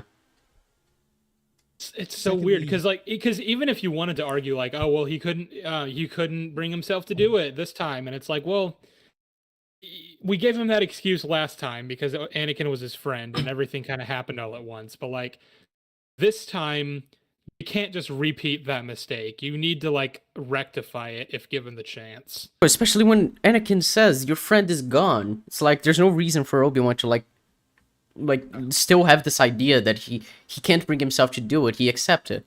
Like he even says goodbye, Darth. The point is that Darth Vader, he accepts that it's him and not Anakin anymore. I pointed this out in my video. To kill Vader. All of his fighting moves are very clearly intended to slice through Vader in a very lethal way. He's not only acting defensively. So if Vader slips up even once, Obi-Wan just might cut his head off. You can't tell me he's not trying to kill him. Forgetting the part where he turned his lightsaber over and started hitting him in the chest multiple times with the butt of his saber instead of the blade. Mm-hmm. That was fun. Destroying his life support, yeah. He's not trying to kill him. Yeah, and somebody in chat also just said Obi-Wan affirmed earlier in the finale that he was going to kill Vader or die trying. Which, yeah. Literally said that. This ends today, whether he dies or I do. But I guess not. He is able to talk to Vader again. The episode begins with him realizing he needs to leave the transport if they're all going to be safe. This is a standard thing for a Jedi to do, but see, it doesn't make any sense, but yeah. Guess it's a standard thing for Jedi to like put their lives on the line for the protection of others, but like it has to be in a way that makes sense. Yeah, because him leaving is just like you're still gonna be exposed, they're still gonna come after you, but Darth Vader is gonna come after me. It's like Darth Vader can just take another ship and come after me. It's like those two things can happen. Obi-Wan knew that Vader forgot that TIE fighters exist. It's a good or point. Any other shuttle. Yeah, that explains Which everything. it adds insult to injury when like Vader does just take a shuttle down to the moon to meet Obi-Wan. Just leaving the fucking Star Destroyer to deviate from course. It just leaves the Star Destroyer standing there. It's like just waiting for Darth Vader to come back. It's so dumb. Like, so you were gonna do that anyway, so why did you make them like let the rebels go? What are you doing? The writers were trying to come up with a reason to have the rebels escape, and they're like, this is genius. Darth Vader is gonna be fucking retarded. That's how we got it to work. Could have had. Let's say Vader decided to take action. He, like, while the rebels are being chased, Vader gets out in his TIE fighter so he can get closer and maybe, like, cut them off or, like, destroy them or whatever, because, like, the Star Destroyer can't catch up. So then Obi-Wan has to go out there and just sort of go into, like, a dogfight with Vader. And they end up deviating away from the rebels, and then they land on the moon. And then the rebels are able to, like, fix their hyperdrive and get away before the Star Destroyer can catch up to them. You still have the same result, only Vader's not a fucking moron anymore. That could have been a lot better. That could have actually made sense, but we don't like when things make sense, I'm afraid. Seeing Obi-Wan do it after where he was in the beginning of the series is important. He also asks Haja to return Leia to Alderaan. This completes the part of his arc where he learns to trust in others again. Earlier he talked about how he should Haja of all people. Here he entrusts with Haja the most the emblem of trust, the one that you like, one that you know above all else is just gonna be there for you by your side. He'll never let you down. He'll never drop your cell phone on the ground for Darth Vader to find. For Reva to find, or for anyone to find. He's a good dude. The guy whose fuck ups literally like caused pivotal plot points to happen. Yep. To Obi-Wan right now, and that's saving Leia. So this was a mini arc that I appreciated. Obi-Wan proceeds to go down to this planet where he's ready to fight Vader again. Just through And then he's like, whoa, did you come after me? Have you come to destroy me? What? You're the one who followed me, you moron. What are you talking about? Such a shitty line. It's Oh, insane. it's so dumb. Through his body language, you can tell he's a different person than he was a few episodes before. He's not scared of Vader anymore. He's facing him Not the straight same on person with I his was 10 minutes ago. Yeah. Sure, man. chest up. Obi-Wan is ready. It's like in, Multiverse of Madness when Doctor Strange says to America, now you see your powers. They led us to where we needed to go. So just believe in yourself and kick that witch's ass. And then she just can't do it. It's like, oh, now I can control my powers. Like, I guess she changed. I don't know how. You didn't tell me, but supposedly she did. And she doesn't. She found it within herself. Yeah. Fucking And Captain then she Marvel doesn't does the same actually do it. She takes Wanda to see her. Fake Yeah, because kids from she's like another kick Wanda that witch's ass, and then instead of she killing doesn't her. do it because she just opens portals to show the thing, which shouldn't even convince Wanda in the first place. But whatever, I don't. Multiverse of Madness is its own beast. It's a good movie. It's great. Great movie, yeah. Mhm. It's perfect. to start fighting, and unlike before, they are on even footing. I really This choreography annoys me. The way they're like, So bad. they're like over swinging. It's like it feels so telegraphed. It's not. It feels weird.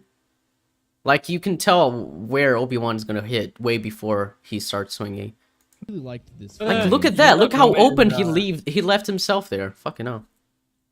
You know that moment in The Rise of Skywalker where Ben is fighting the Knights of Ren and he kind of like bends down and like holds his lightsaber behind his Oh, back. and yeah. then one of the- Oh yeah, one and of then the they Knights hit of the Ren, fucking like, lightsaber. strikes the saber. He makes like a really satisfied face because like, yes, this is what I wanted to happen. Yes. There's like a part in this fight that like really reminds me of that. Oh, that's funny. Might show it. It's like, you guys, people, not you guys, obviously, people praise this fight and act like it's so good, but the fact that it's giving me Rise of Skywalker vibes really is not a good sign. That's terrible. That is bad.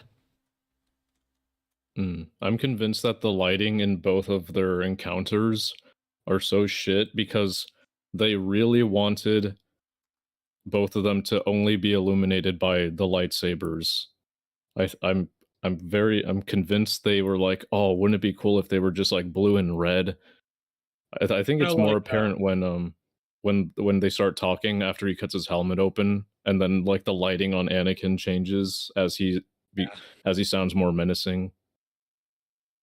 Kind of like in Attack of the Clones when Anakin is fighting Dooku and like the lights go out and it's just their sabers swinging, lighting Oh them yeah. up. And it's like the most awkward Say what you thing will. ever. It's just terrible, It's but just like, a close-up of Hayden Christensen and Christopher Lee just swinging. Like, Yeah, I always swinging found that people moment spinning lights at each hilarious. other. Yeah. Yeah, they're it's just like so spinning. dumb. hmm It's like So it's you like can the- use the- lightsabers to the- light scenes, but I think it's like you need to be very, very skilled as a cinematographer to be able to do it properly. I think it was done a lot better in The Force Awakens when you have like that close up of Rey's face with the two lightsabers touching each other. I don't think the scene is good or anything, but I think that shot is actually really good lighting to come just from the lightsabers touching each other, and you see like the light reflected on her eyes and her face lit Yeah, with the but blue and everything. The thing is, those were close-up shots. They want to do like medium shots or long Oh yeah, but shots, it's because and- it's and more grounded. hope. This show, that's why I meant it. Well, like I'm And- thinking and- about Luke versus Vader in Empire. Oh, that Like scene for a looks good great. part yeah. of that fight, like they're just silhouettes. That, like, Yeah, you with, can't just really with the lightsabers. see them. Yeah. You see the lightsabers, and it's a really striking shot. It looks Mhm. really good. Yeah. And Of it's parts of their that fight, silhouettes though. because the background is like actually lit. Yeah. There's actually like depth in the lighting. It's not just one. Either no lighting at all in the scene other than the fucking lightsabers, or just one source of lighting directly hitting them. Yeah, and the environment looks shit. Yeah. Static. I thought it was shot and executed well. The moment where Obi-Wan was buried in the ground was a bit odd. He's struggling to hold up the rocks, but when he starts to think The about Jedi have Leia, super it gives him the durability. strength to push through. I don't get the purpose of this moment here. Was it just to add tension? It Thank doesn't really you. take away from Obi-Wan's arc. That's but it doesn't really really funny. add He Good- says good that, gold, but then man. doesn't like treat it like a real criticism. He just says, "It's also weird, and I don't like it, but whatever." And then this Yeah. happens. And Yeah. tension. It doesn't really take away from Obi-Wan's arc, but it doesn't really add anything into it either. We already know that Obi-Wan is motivated to save Leia and Luke. I guess you can argue that this makes him fight from a more defensive perspective, which is just not Definitely true. going on the offense now. What? Yeah, now he's when he goes on the No. offense, it's the exact opposite. Yeah. Yeah, what? he gets more aggressive after that. Yeah, the point is like he's more motivated now. He's He being He more. remembers that he has something to fight for. So Yeah. he's fighting for it. Since he's defending Luke and Like, Leia. look at that. He's the one attacking. What are you talking about, Yeah. Goldman? He's fucking He's backing trying to Vader kill up. him. Yeah. More Yeah. so than attacking Look at that. Vader, but it was a fine. He moment, I almost guess. killed him just then. Yeah. He was trying to fucking stab him. Look, everything is just so purple when the lightsabers touch each other. It just looks so much better in The Force Awakens. It's not purple. It's just so cringe. You know, say what you will about The Force Awakens, but I really do like the cinematography in that movie. Oh yeah, I think it looks pretty great. I mean, that's one of the things people say about that movie is that it's all style over substance, and I agree. Mm-hmm. But the style is pretty neat. It Yeah. looks pretty nice. Oh yeah, I mean, the Last Jedi has good cinematography as well for a lot of it. And the Rise of Skywalker is the only one of the trilogy that I would say just not even the visuals are redeeming as a quality. But I do yeah. like that shot of the TIE fighters flying toward the ice comet. I like that one specific shot. When's The very beginning. is that when they're hyperspace skipping or? Like, yeah, when that chase starts. Oh right, I remember that. Yeah, that was a good shot. A few good visuals in that movie, but for the most part, it's complete shit. Yeah, I mean the fucking whatever planet Sheev is in. Ziggle. Yeah, Exegol, yeah. That place looks garbage. It looks like a Kenobi fucking set. It looks all fucking muddy and foggy and dark. And then it has the fucking just, like, epileptic lightning lightning. flashing. Yeah. It's fucking... It was to give off the creepy aesthetics. Of Ooh. course, because if it's dark, it's creepy. You can't do something creepy and colorful. What is Legion? I've never seen that show. I mean, what? I was watching that movie in theaters and had a fucking epileptic seizure.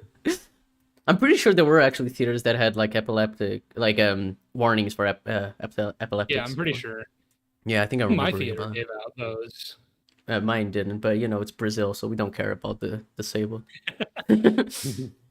Obi-Wan reaches Vader again. You die, you and die. proceeds Yeah. to kick Vader's ass. He chucks a mountain of rocks at him, repeatedly smashes He Vader's chucks a breathing mountain of device. He fucking hits him with the back of his lightsaber in that moment. It's Going so off- dumb. Is this him going on the defensive? Yeah, I guess. Yeah.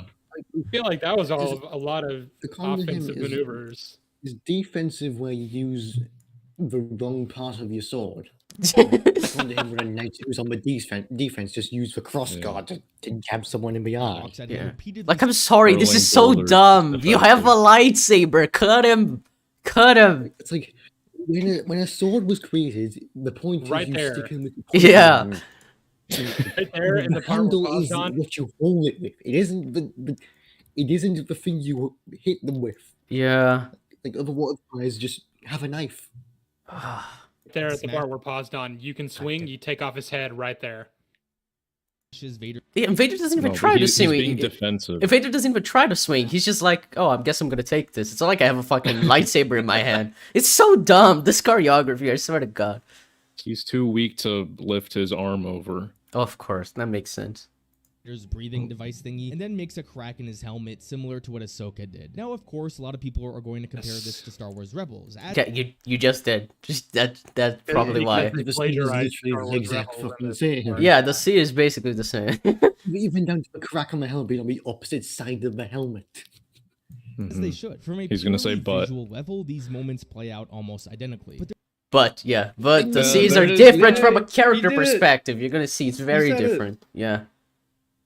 I'm pretty sure the video we covered in the ECUM anniversary said the same thing about this. That it's like, see, it's the same visually, but the content, the substance, the character stuff in it's different, so it's fine. You, 2 you guys minutes seen the until we're posts- halfway through the video. Woo. You Anakin guys is dead. I am seen Vader the now. posts that are like, oh, Obi-Wan cut one half of the mask and Ahsoka cut the other, but only Luke was able to take it off fully. It's symbolism. Yeah, it's definitely something they thought of very hard. And if you actually I'll watch the bet. scene, Obi-Wan could have actually just, cut the head off. Yeah, Obi-Wan could have killed Darth Vader, but you know, whatever. Yeah, if he like bent forward a little bit, his head is off. If you aim, Throw some more rocks at him. You could have ended the galactic Nazis. Yeah, you could have saved Alderaan, but whatever. At least strike like a major blow against the Empire. I'm sure that they're still going to be a huge threat. Yeah, It's but a- it's taking out one of the major players.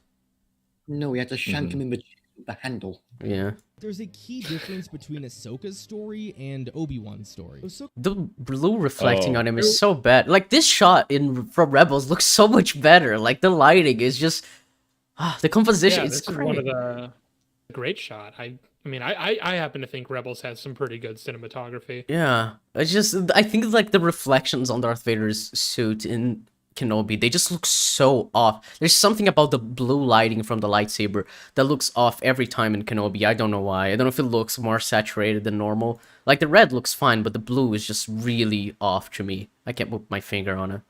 Ahsoka found out that Anakin was not only Like, look at this. There's the fucking fog behind this movie. You can see it. It's great. Fucking alive, gorgeous. but was also Yeah. Darth Vader. Oh, and this close-up, and you see the fucking tear. Oh my god, this is... What? You can't have close-ups. You have to have medium shots. Guys, The story is grounded. Guys, watch Rebels. I'm telling you, fucking watch Rebels. It's good. Even if it's actually not good. good, at least it won't make you want to kill yourself when I'll be able to see what's happening. a few days prior to their fight. Anakin's fall to the dark side hasn't been on her mind for the past 15 years. Ahsoka was able to live her life and make a difference by joining the rebellion. Ahsoka is definitely moved by fighting Vader. Okay, this looks a little goofy, to be fair, but yeah.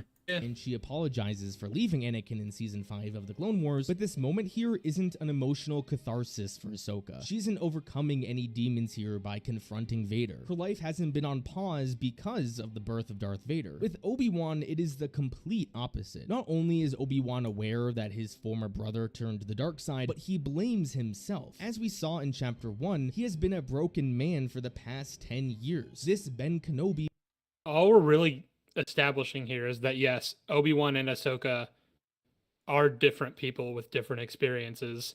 Yeah. So in these scenes, like the context aren't going to be one to one the same. The criticism that people have leveled toward that scene is that it plagiarizes the scene because it is very similar. It is very similar. Yeah, it's kind of like There's you're dialogue. It's what people criticize Chris Chibnall for lifting scenes from Russell T Davies without like the context that makes them good. It's like Timeless Children, especially with the scene where she's gonna kill the master, but then she doesn't. It's like basically the same scene than from the finale of season 1, Parting of the Ways with the Ninth Doctor. It's basically the same. The thing like Kenobi is that the thing with a lot of Disney Plus shows is that they kind of silently decanonize stuff, which is firmly supposed to be canon within the new Disney canon, and they just ignore it and just say, "Nah, it's fine. We did it first." Yeah, it's like redoing. I've seen that a lot, like redoing things that are just like they decanonize something just to redo it in live action. I'm like, okay, that was. Bad Batch, like in the first episode, they full on decanonize like a lot of chunks of one of the Kanan comics, which was one of the first things in the Disney canon, Yeah. and they just do something Retold differently.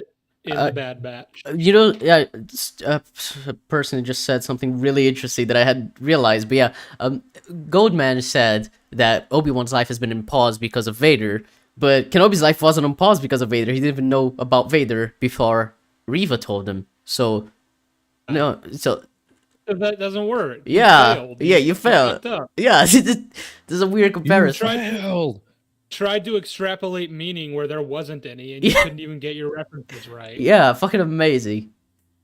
He was job. only a shell of the General Kenobi from the Clone Wars. Obi-Wan holds immense guilt from the events of Revenge of the I mean, this Revenge of the Sith. Yeah, There's we some shots that look know. so good. I really like this one. I always liked it. Sith. So Yeah, like confronting Oh, and the makeup establishing on shot of her design. Mustafar when the TIE fighters come in. Oh, yeah. I think that's a pretty good shot. Yeah. Yeah, Mustafar, I think overall, there's some weird things, especially with CGI when they're like surfing on the lava and everything. There's some really great shots in Mustafar. I really like it. A couple of moments, like some pretty bad green screen moments. Yeah. Like It's bad for a lot, but when it's good, it's good. Yeah, yeah. Like for the time it was made, I think it's pretty impressive. Vader is something he has to do. When he sees half of the face of his former apprentice, one last time he tries to have a conversation with Anakin. He breaks down in tears and apologizes for everything. Yeah, and his acting is phenomenal. The writing, not so much, but I really like Ewan in the scene. He's really good. Even though Vader Ewan doesn't McGregor really- actually tried to earn his paycheck this Yeah. time. accept the apology. I think people don't understand the therapy. See, I don't like the way the light like keeps it's like it's purple. It just look like so neon. It doesn't look Star Wars. The Star Wars it's kind of like Neb said earlier. It's like the retro futuristic type of look. The neon like purple and like pink lights. It's very like just futuristic. It's like this dystopian type of thing, like cyberpunk type thing, like Blade Runner. You know? All Blade Runner-ish. Yeah, exactly. It's like it doesn't. I don't think Runner. it fits with the way the story is, which is why I like a lot of the. Which is why I really like the way the OT is, even like not looking really good. Even watching it on VHS, it's like that feeling of it looking like it's an old film, but like trying to achieve this aspect of looking like it's the future. It's like really charming. Like it creates a pretty specific visual look for it. That doesn't. I don't feel like many things have replicated in terms of like being a sci-fi story that feels of its time. I guess. Gives it a really dirty sort of feel, like Exactly. Yeah. the sort of like thing that can really captures that feeling of like a dirty sort of feeling for me is like a Gotham in the Batman, like that applied in a sci-fi setting is basically what George Lucas did. Yeah, I think that's a good comparison. I feel like as well, shooting. I'm pretty sure Obi-Wan Kenobi was shot on digital. It looks like a digital look, but shooting on film as well added a lot to the look of Star Wars, and I don't really like. It's one thing that I think takes away from the visuals of the prequels as well as being fully digital.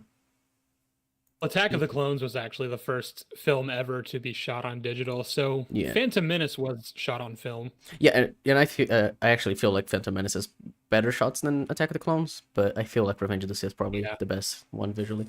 I mean, visually speaking, if nothing else, Phantom Menace is better than Attack of the Clones. Yeah. Even then, I feel like Attack of the Clones has some pretty cool shots, especially in Tatooine when an Anakin's going after his mom. I feel like when he's driving that bike, it looks pretty cool. Like the shot of Anakin and Padme are talking, but you see their shadows against the Lars homestead Yeah. instead of them. That's really cool. I like it. Mm-hmm. It's like a big part of the show is that like thanks to like his braid in the back, it looks like Vader's silhouette, and that was purely by accident apparently. Really? Yeah, That's apparently cool. I thought that was on purpose. they did the shots anyway, and like they realized, oh, it looks like Vader, so it was just a lot of that was apparently just by accident. Oh, that's interesting. Pretty cool. That a simple apology can have. There are countless stories of people with immense guilt, and the only way they can move on is by confronting those they hurt and apologizing. Scenarios that really damage people mentally are where a person passes away, and that leaves another person with things unsaid that will never be said. For the better part of a decade, Obi-Wan felt immense guilt for failing Anakin, and he was never able to apologize. But now he The problem with this is that he wasn't absolved of his guilt simply because he apologized. He was absolved of his guilt because Vader let him be absolved of his guilt by telling him that it wasn't his fault, which is something that Vader wouldn't do. Yeah. That's the problem with the scene. Anakin is alive. Of course, and you're not going to address that. No, it's fine. It completed his arc, so it doesn't matter how we got there. has a chance to do so. He apologizes and is now finally ready to move on with his life. He says goodbye, Darth, coming to terms with the fact that Anakin is more machine now than man. Which is why So he doesn't kill him. kill him. Yeah.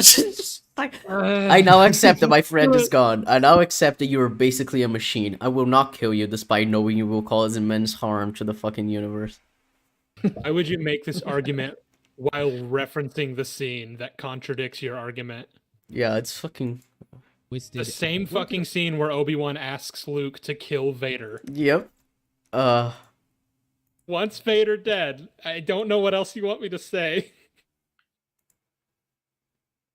Argue that this is the thematic and emotional climax of the show. Obi-Wan, in a way, has overcome his guilt and is ready to move on. He turns back to Tatooine and has a deep conversation with Reva. I'm gonna Deep? I mean, But is it even that long? I feel like they exchanged like, what, 3-4 lines? Unless I'm misremembering. Says, well, I hope he He- plays it or says the lines. I doubt it. And yeah, apparently he's just gonna brush over Obi-Wan not killing Vader because that, you know, that doesn't matter. His character arc was completed, so it's fine. Don't worry about it. touch on this a bit more later on when I talk about Reva, but this We're gonna moment touch on it here is later, just okay. another example of Obi-Wan returning to his Jedi roots. Instead of fighting I mean, yeah, Reva, we're he only helps her halfway feel there. better about her past and her decisions. Well, He reminds her that she is free now and she can make better. Why would he fight her now? She's already she brought Luke back, and she's like not trying to kill him. Yeah, Yeah. she's on her knees. She's also basically dead now, but she's not gonna die because I don't know. We want the spin-off? I don't understand. She should be dead. She should 100% be dead. Jeb died. It's a shame. Oh no. Yeah, well, No. Deep conversation. You don't have to be bad. I mean, yeah, basically. Better life decisions. That's all he really going says. Is Yeah. just like, oh well, fucked up, but like you can do better now. And she's like, okay. Do better, Senator. I wonder what she's gonna do. She's just gonna be like homeless now. She doesn't have anyone to. She is don't know, gonna get support start. from. Disney Star gonna Wars, she's start a gonna bakery. stalk her and meet Luke and in the future and fight another rebellion and No. I She's gonna should. start a Killing of- bakery with all of her Dexter. alliance. Dexter Chester, yeah. Dexter. I We're feel. gonna get a sitcom like Hell's Kitchen style, of them like being reviewed by like a really pompous food critic. It's gonna be Tarkin, actually, believe it or not. And, Oh fuck yeah! Uh, I would I watch would a watch Reva the fuck out of spin-off that. if this was the premise. yeah, She works for Dexter Jetster. yeah. I feel like she would be able to get a job as like a fucking security like guard or something like that. Like considering her proficiency in fighting, maybe I don't know. She could be find a bounty job. hunter. Yeah, she could do bounty hunting, but I feel like she would try to do something that's more like noble to like overcorrect Well, I her mean- path. But I don't know. Bounty hunting can be noble. It just depends on what jobs you take and who you decide to help. Yeah, I Mhm. guess she could. Yeah, I guess that's like the kind of route I imagine for her. It is She could weird be though, a because she bounty would. hunter exclusively for She- rescuing people. Yeah, the weird thing though is that she would be hunted by the Empire, but you know. Yeah. Also, if she Doesn't wants to really- rescue people, she may have to kill. Then she might become Vader. Oh no, can't kill people. It's As As long definitely as it's not bad. kids, fine. Yeah. imagine that Shooting that people she is like fine as walks long as up they're to not any kids. target and is about to kill me. He's like, no, that's bad. That's fa- And then just Like a walks away. like a child like holding his mom at gunpoint, like refuses to kill him because that will make her just like Vader. Of course. It's like I did the noble thing. And then you just hear blast and then like a scream. Oh my god. Flashbacks to Flash season 4. Where Barry's like, Ralph, don't kill people or else you will go down a dark path. Motherfucker, you have yet to address what you did in season 2 where you killed 2 metas. That never happened. I can't wait for your Flash season 4 video. It's gonna be fun. Not for me. Yeah, but I mean, it This series literally by showing us explode if it three doesn't come out soon. What's that? I said, when's it coming out? Because I might literally explode if it doesn't come out soon. Oh yeah. Oh yeah. Yeah, the context for that is someone tweeted that at me that they're like they keep like replying to like every new post asking when the video will be done. It's like I haven't even started editing. I'm still trying to slog through it. So You're like still you have to be watching. patient. I'm still I have 3 more episodes left. It's really painful. Like I have to stop after a couple scenes. It's really, really bad. Episode 20 like killed my brain. Into You've a said billion that pieces. an episode killed your brain like many times at this point. I feel like you're just lying. I mean, they're think all it's true. so bad. Have you seen Flash season 4? Unfortunately. It killed his brain and he grew one back, and then the next They episode killed- killed that Yeah. one. Yeah. The endless cycle. She reminds her that she is free now and she can make better life decisions going forward. This series ends Gotta by do showing better, us three Reva. different scenes where Obi-Wan is a hopeful, optimistic Jedi again. He says bye to Leia and tells her all the wonderful qualities she has from her parents. He makes sure Owen and Luke are safe. and I can't No. Yeah, we already Don't addressed brush that. it. Yeah, it's so Don't stupid. brush off how she calls he calls Anakin fearless. Yeah. can't believe they did it, but they managed to get Obi-Wan to say hello there with Oh, I hated that moment. It's the most Oh, Wait, is he So saying it's hollow. good that he got to say hello there? I think so. Let me rewind a bit just to be sure. Luke are safe, and I can't believe they did it, but they managed to get Obi-Wan to say hello there. They with it managed to actually get it? tying into his arc. Actually tying into his arc, you see. What? Wait, what? I think his arc is like about opening up and trusting people and being hopeful again, and his hello there, introducing himself to Luke, shows that he is being hopeful again. I guess that's what he's trying to say. Well, no. Really stretching it, aren't we? Yeah. Wait, but it wasn't even that. Like he was afraid to talk to Luke. It's just Owen didn't want him near Luke at all. Oh yeah, that'd be Owen like invites Owen's him. arc, yeah. Owen invites him to talk to Luke, to meet him. Was Owen's It wasn't arc. Obi-Wan's choice. Oh, Learned well. that he does need Obi-Wan's protection because someday the Empire might show up on their doorstep. Yeah, but guys, he needed to say hello there. He needed to like open up. Of course. It just Well, works. every time I see that scene, like it's like such a long way from to say. I always imagine like you know what's coming, then he just says hi or whatever. Like, he doesn't even say a line. Would have applauded. Reminder back to his old self. And then the show concludes with him talking to Qui-Gon again. This whole time he wasn't able to talk to Qui-Gon because he lost his Jedi way. And when he found it again, he Sure. was able to talk to him. Overall, when No. Why didn't Qui-Gon talk to him in episode 6 when he reaches out before he deals with He was Vader? already, like, He got in fully touch with the reconnected. Force. Yeah. It's like there are so many different moments where like Qui-Gon could have shown up and like really given like some solid advice, helped him along in some way, but he didn't. Yeah. Just fuck it, he wasn't ready. I don't know. it comes to Obi-Wan and his arc specifically, it was everything I could have asked for. There are certain moments I felt could have Okay. been executed far better, but the I mean, Fuck off. I mean that is a good example of a Yes. moment that could be executed Yes, better. Thank you, Goldman. I agree with you, Goldman. strokes of it were all perfect. This episode Sure. Broad strokes were perfect. All right. I mean, I would like for you to like actually go into what you mean by perfect, but Yeah. you're not going to, are you? the end of the also day it was can't be perfect if it's flawed because that's No, you see, but the by nature. broad strokes are perfect, but The the actual broad substance is flawed. So it's like Film- the idea is like a 10 out of 10, the execution is like a 7 out of themes. 10. I don't know. I don't understand. It's like broad film speak, strokes like, you might can't the put broad it on strokes film on a if it's painting might look nice. Yeah. Like there's still going to be little splotches of white because like the paint wasn't able to cover all of the canvas. That doesn't mean that means the broad strokes weren't perfect. They might be course. neat. What were you gonna I'm say, being Tim? pedantic. I said it's like it's film speak logic. You can't put perfect on the thumbnail if it's imperfect. Yeah. Yeah, but it's like no, it's a yeah, but that's what Griffin does. It's like it's not a perfect film, but it's a perfect X type of film. Fucking High Top does that a lot. It's like it's not a perfect film, but it's a perfect Spider-Man film, so that's why it's fine, you know, because it gets the themes of Spider-Man. It's like okay, man. Homecoming is a bad Obi-Wan's a bad show, but it's a Obi-Wan show. perfect Obi-Wan show. Yeah, exactly. That's the kind of idea I get from this. It's like, but if you tell me that, that means that you, to me at least, that you do not have a very high opinion of Obi-Wan. You don't have a very high opinion of Star Wars, which is fine. To each their own. Don't expect me to take your arguments all that seriously when you're making a 44-minute video about Obi-Wan and why it's great.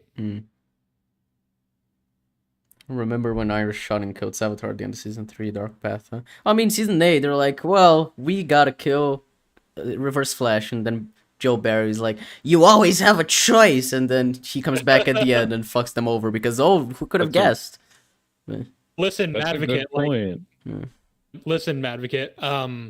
Barry lecturing Ralph about not killing might seem incongruent with the fact that he, in fact, has killed and it's never been addressed. But the broad strokes of that arc, Yeah, the broad strokes are perfect, so that's what matters. That's such a good point. Why didn't he freak out about Iris shooting Savitar?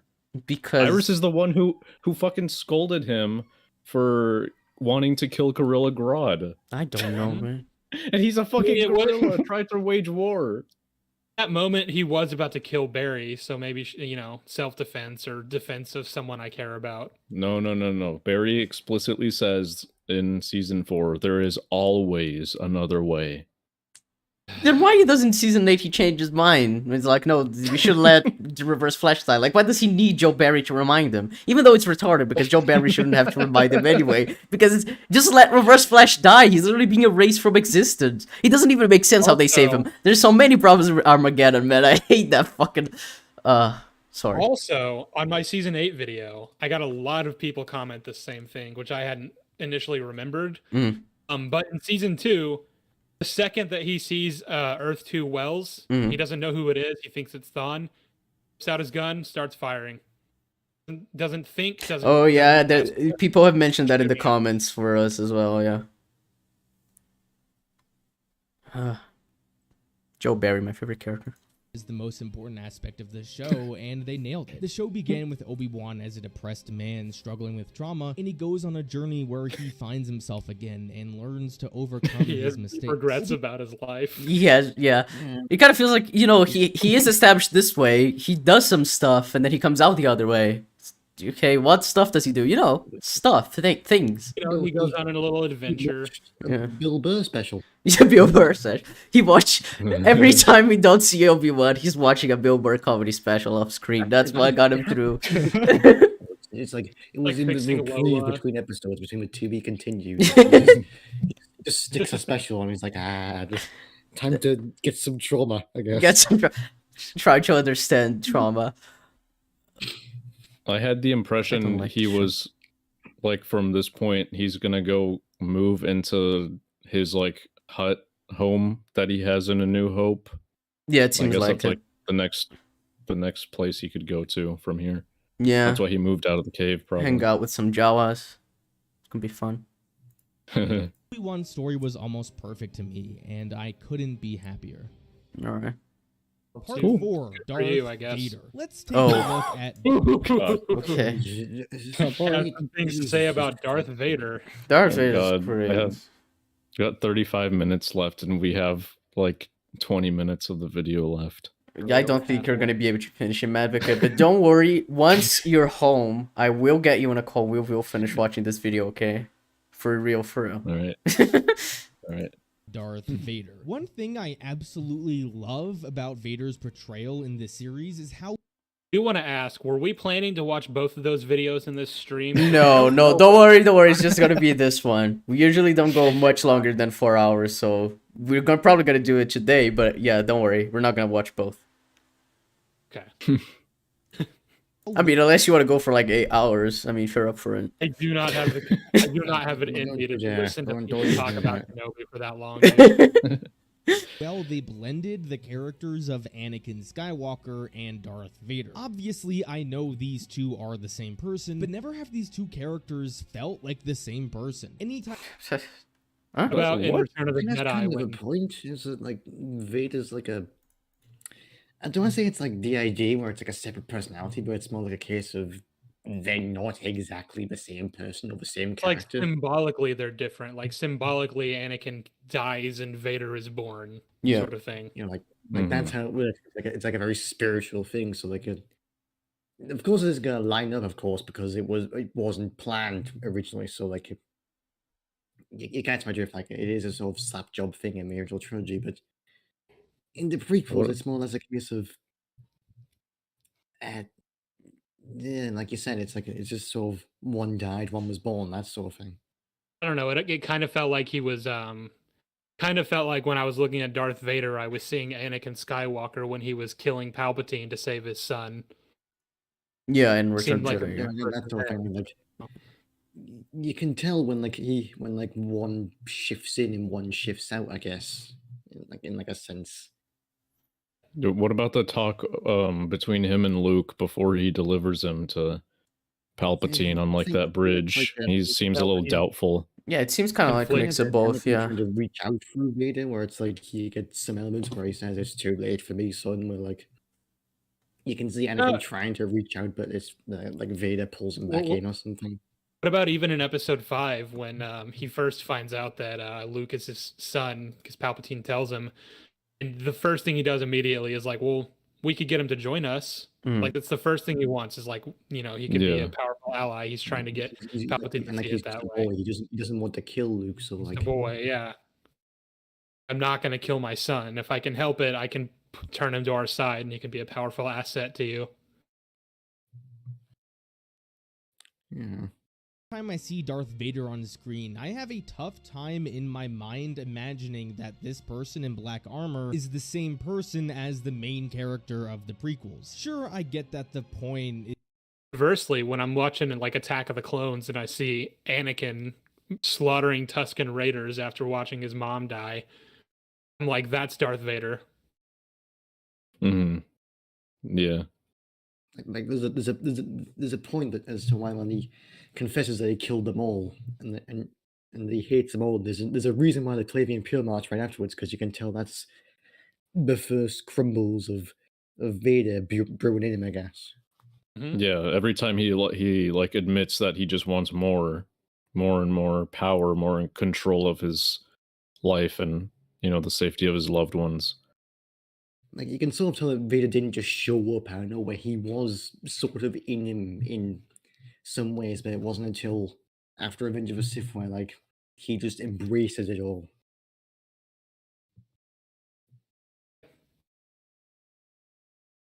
that Anakin became a completely different person, but human beings just don't change everything about them like that. This series was really the first time He didn't, though. It was a very gradual thing over the course of several years. He had visions about his Mhm. mom dying. Like the Jedi ignored his pleas to go help her. Then she died. He was too late to go save her. And he slaughtered all the fucking Tusken Raiders. And then over the course of the Clone Wars, he was more hardened by war, and he started having visions about Padme dying. And he knew to pay credence to those visions because they were just like what happened to his mom. It didn't just overnight. He didn't just wake up one day and decide, I'm gonna slaughter a bunch of children, I think, today. So what you're Yeah, telling and me is Goldman that is- Kenobi had not Kenobi. I'm sorry. So you're telling me that Anakin had deep regrets about his life. Is that what you're telling me? And like Goldman is clearly taking the animated shows into canon, so surprising that he's not. I haven't seen Clone Wars, but surprising that he's not Sure, taking Clone Wars into consideration A about lot of his moments development. in the Clone Wars where Anakin really, you can Eventually see like turn his into dark Vader. side. Like you can see more and more stuff come out. Even in the first season, you see like him kill someone in cold blood, and they blatantly play the Imperial March, like to say, "Yeah, Vader's right there. He's still in Yeah. them. He's still in them." It's Just like a part where he's interrogating someone because like Ahsoka's life is on the line, and it's very the stakes are high. The separatist in question is not giving him information, so he just like starts fucking choking him and like brutalizing him, and like Imperial March is playing like yeah. like basically whenever the Imperial March is used in Clone Wars, that's when Vader's like showing a bit of a hint. Yeah. I was able to these two and say that Darth Vader is an evil Anakin Skywalker. And no, it wasn't because I was able to see Hayden Christensen's face in the Darth Vader suit, although that did help. It was the actions of Vader and the way he presented himself that bridged that gap for me. Anakin was obviously always reckless, thinking with his heart before his mind. Anakin was also always an emotional character, but when it came to You said he was fearless earlier. I mean, you didn't say he was fearless. Fucking, what's the name? Obi-Wan said he was fearless. But you praised that scene, so I don't know. I'll take it that he agrees with Obi-Wan.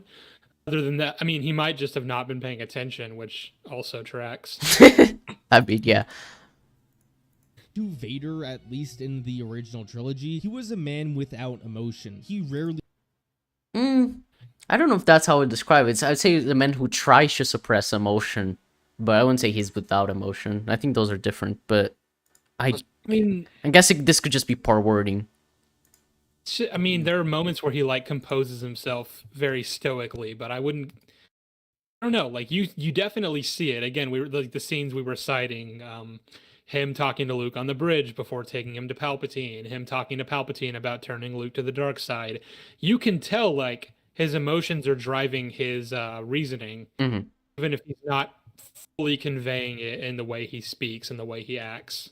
Yeah, I feel like he doesn't want to show emotion, but I do feel like he has emotion just like anyone else. He just, doesn't want to show weakness, and emotion can be viewed as a weakness. It's kind of the way I get his character. Showed any rage, and if he did, it was done quietly. We see him yell once in A New Hope, but besides that, Vader always seemed calm and collected. When someone wronged him, he simply killed them without a sweat, and he didn't make a big deal out of it. So the way this He I doesn't just Across kill the anyone. Stars playing over this. He's just been playing some random Star Wars tracks. I mean, This is but it's mostly fit well enough. But like, this is like the fucking Anakin and Padme love theme. We're talking about how stoic and composed Vader is when he kills coordinates. It's As very well played, like- jarring. Yeah. It's like playing Careless Whisper over a terrorist attack. What a fucking comparison.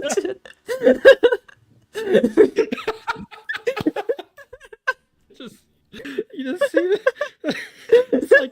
It's like an Iron Man when when they're capturing Tony Stark and the bombshells are dropping and the gun just starts firing and it's just like, dude.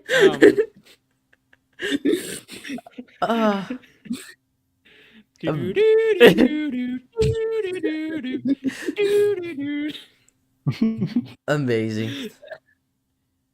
This series blends Vader and Anakin is by making Vader a bit more emotional in this series. During Vader and Obi-Wan's Is first it? encounter in Episode 3, you can tell Vader is tuning is into angry, his rage yeah. far more than he did in their encounter in A New Hope. When Vader I mean, yeah, I guess. says, Sure. I am what you made me, that to me feels like something Anakin would say more so than Darth Vader, and I like that. But what really connects Anakin and Vader for me are the emotional decisions Vader makes. Whenever Vader makes a decision in prior stories, it always appears to be the right logical decision. He doesn't let his emotions get to him. And by the way, this is Isn't an Empire actually getting a bit more emotional? He has to be held back. I think I remember something there. I I haven't mean, seen in A New Hope, he is choking out one of the officers who's questioning him, and then Arkin has to tell him to release him. Yeah, I feel like he does have some emotional outbursts, not like the guy was Kylo pissing Ren him off, type, and but he was choking him out. Yeah. It's a lot more subtle than Kylo Ren for sure. yeah.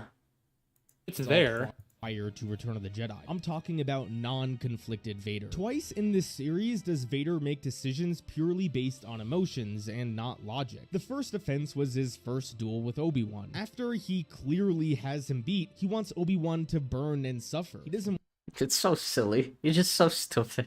It's like the fucking prequel meme subreddit wrote it. It is.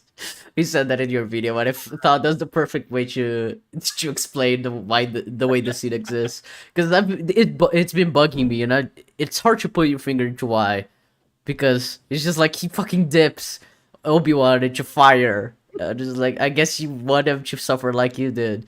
Like saying, yeah, it's like prequel memes wrote the scene. Like it's the perfect way for me to understand like the mindset behind writing it.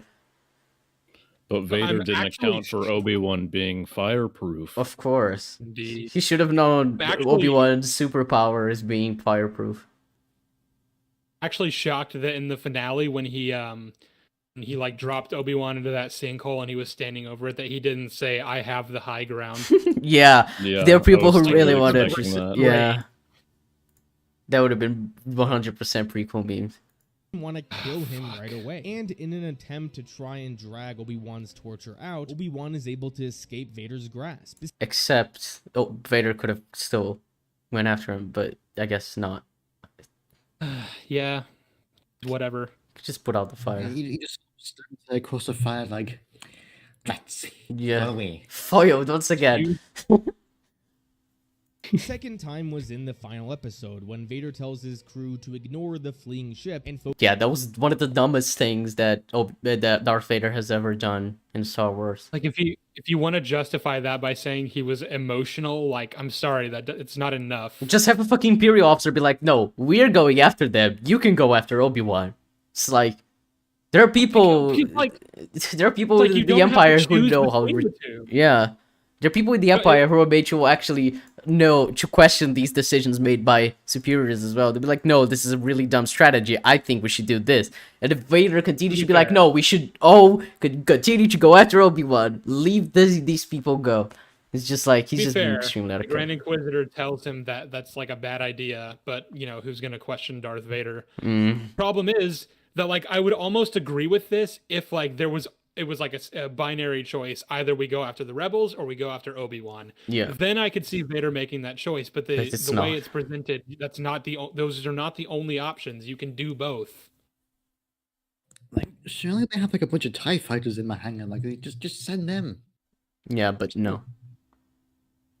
Mm. Focus all on Obi-Wan. This is again an emotional decision that backfired. They tie in all this with the flashbacks in Chapter 5. We see how Anakin is a far better duelist than Obi-Wan, but it's Anakin's need to prove himself that is his undoing. It was all about winning to Anakin, and we see that translated to Vader here. All of this tied together brilliantly for me, and provided a rather fresh take on the character that fell in line with both Anakin Skywalker and Darth Vader from the original trilogy. But moving on, Yeah, I mean, him wanting to win is indeed in character. The decisions that lead him to try to do this are fucking retarded, though. It's kind of the issue. Considering this is a series about like war, pretty sure trying and wanting to win is sort of a thing that you can apply to every character in these movies. Yeah. Yeah, wanting oh, to win in wow, a war. That he's capable of winning a lightsaber battle. I don't see what's wrong with that. Yeah. Well, Luke was like so focused and tunnel visioned on winning when he was blowing up the Death Star. Like, wow. What an idiot. Well, the thing is, to make this actually make sense, you have to let Anakin seemingly win in the flashback, but then Obi-Wan gets the jump on him. And then you're like, your need to win blinds you. And that's how you do it, because you're like, it's basically Anakin's arrogance of like wanting to win that blinded him to how Obi-Wan hadn't actually lost yet, but he thought he had. And that's how Obi-Wan ended up winning in this fucking duel when they're training. And it's like, oh, it's a very simple way to teach this lesson and to show how it's actually a weakness, as opposed to be like, oh man, your need to win blinds you. That's why you won. It's missing that component of actually like challenging Anakin on why wanting to win can actually lead to his own downfall. But it's just not there. Mm-hmm. on how presence tied into the story. As I stated earlier, this show is all about how people deal with trauma. While the main focus of this theme is on Obi-Wan and Reva, we do see how Darth Vader dealt with it, and that was through pure rage. Once Obi-Wan shows back up, Darth Vader is a lot more hostile than we are used to seeing him, and that is because Obi-Wan has enough rent in Vader's head to rebuild. No, I mean, Rogue One, he was pretty hostile. Obi-Wan didn't Yeah. have anything to do with that. He was fucking up those rebels like it was nobody's business.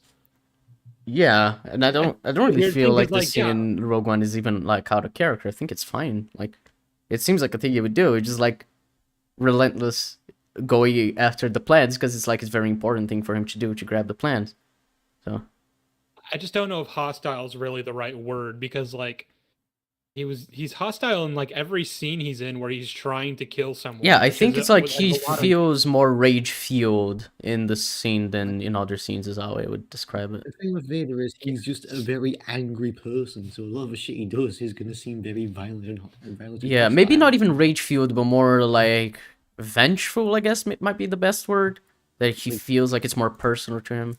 It's like the thing with Vader is like his suit literally like puts him in eternal pain. So of course the guy's gonna be a bit agitated during a fight or something. a little peeved, yeah. Yeah, like Palpatine literally made the suit so that it was pretty shit, so that it would just constantly having to work around that. the Soviet Union. We don't really get into Wait, what? He said Soviet Union. I'm very confused right now. Hold on. Yeah, let's go back. I didn't understand the Soviet Union connection. Obi-Wan has enough rent in Vader's head to rebuild the Soviet Union. Oh, okay. Obi-Wan has enough rent in Vader's head so that he can rebuild the Soviet Union. I mean, that's the way to say that, I guess. Huh. Great. That's a great analogy. Yeah. Oh man, I really hate this shot. Don't really get an arc here for Vader, and we shouldn't. Vader should not change in this series at all. So this begs the question, should Vader have been in this series? I understand. Well, you just said he works to further Kenobi's just arc. have, like 5 minutes of Vader goes from very emotional and rageful to more logical by the end, but he doesn't change. That's literally a change. Which is also not even true because by the end of the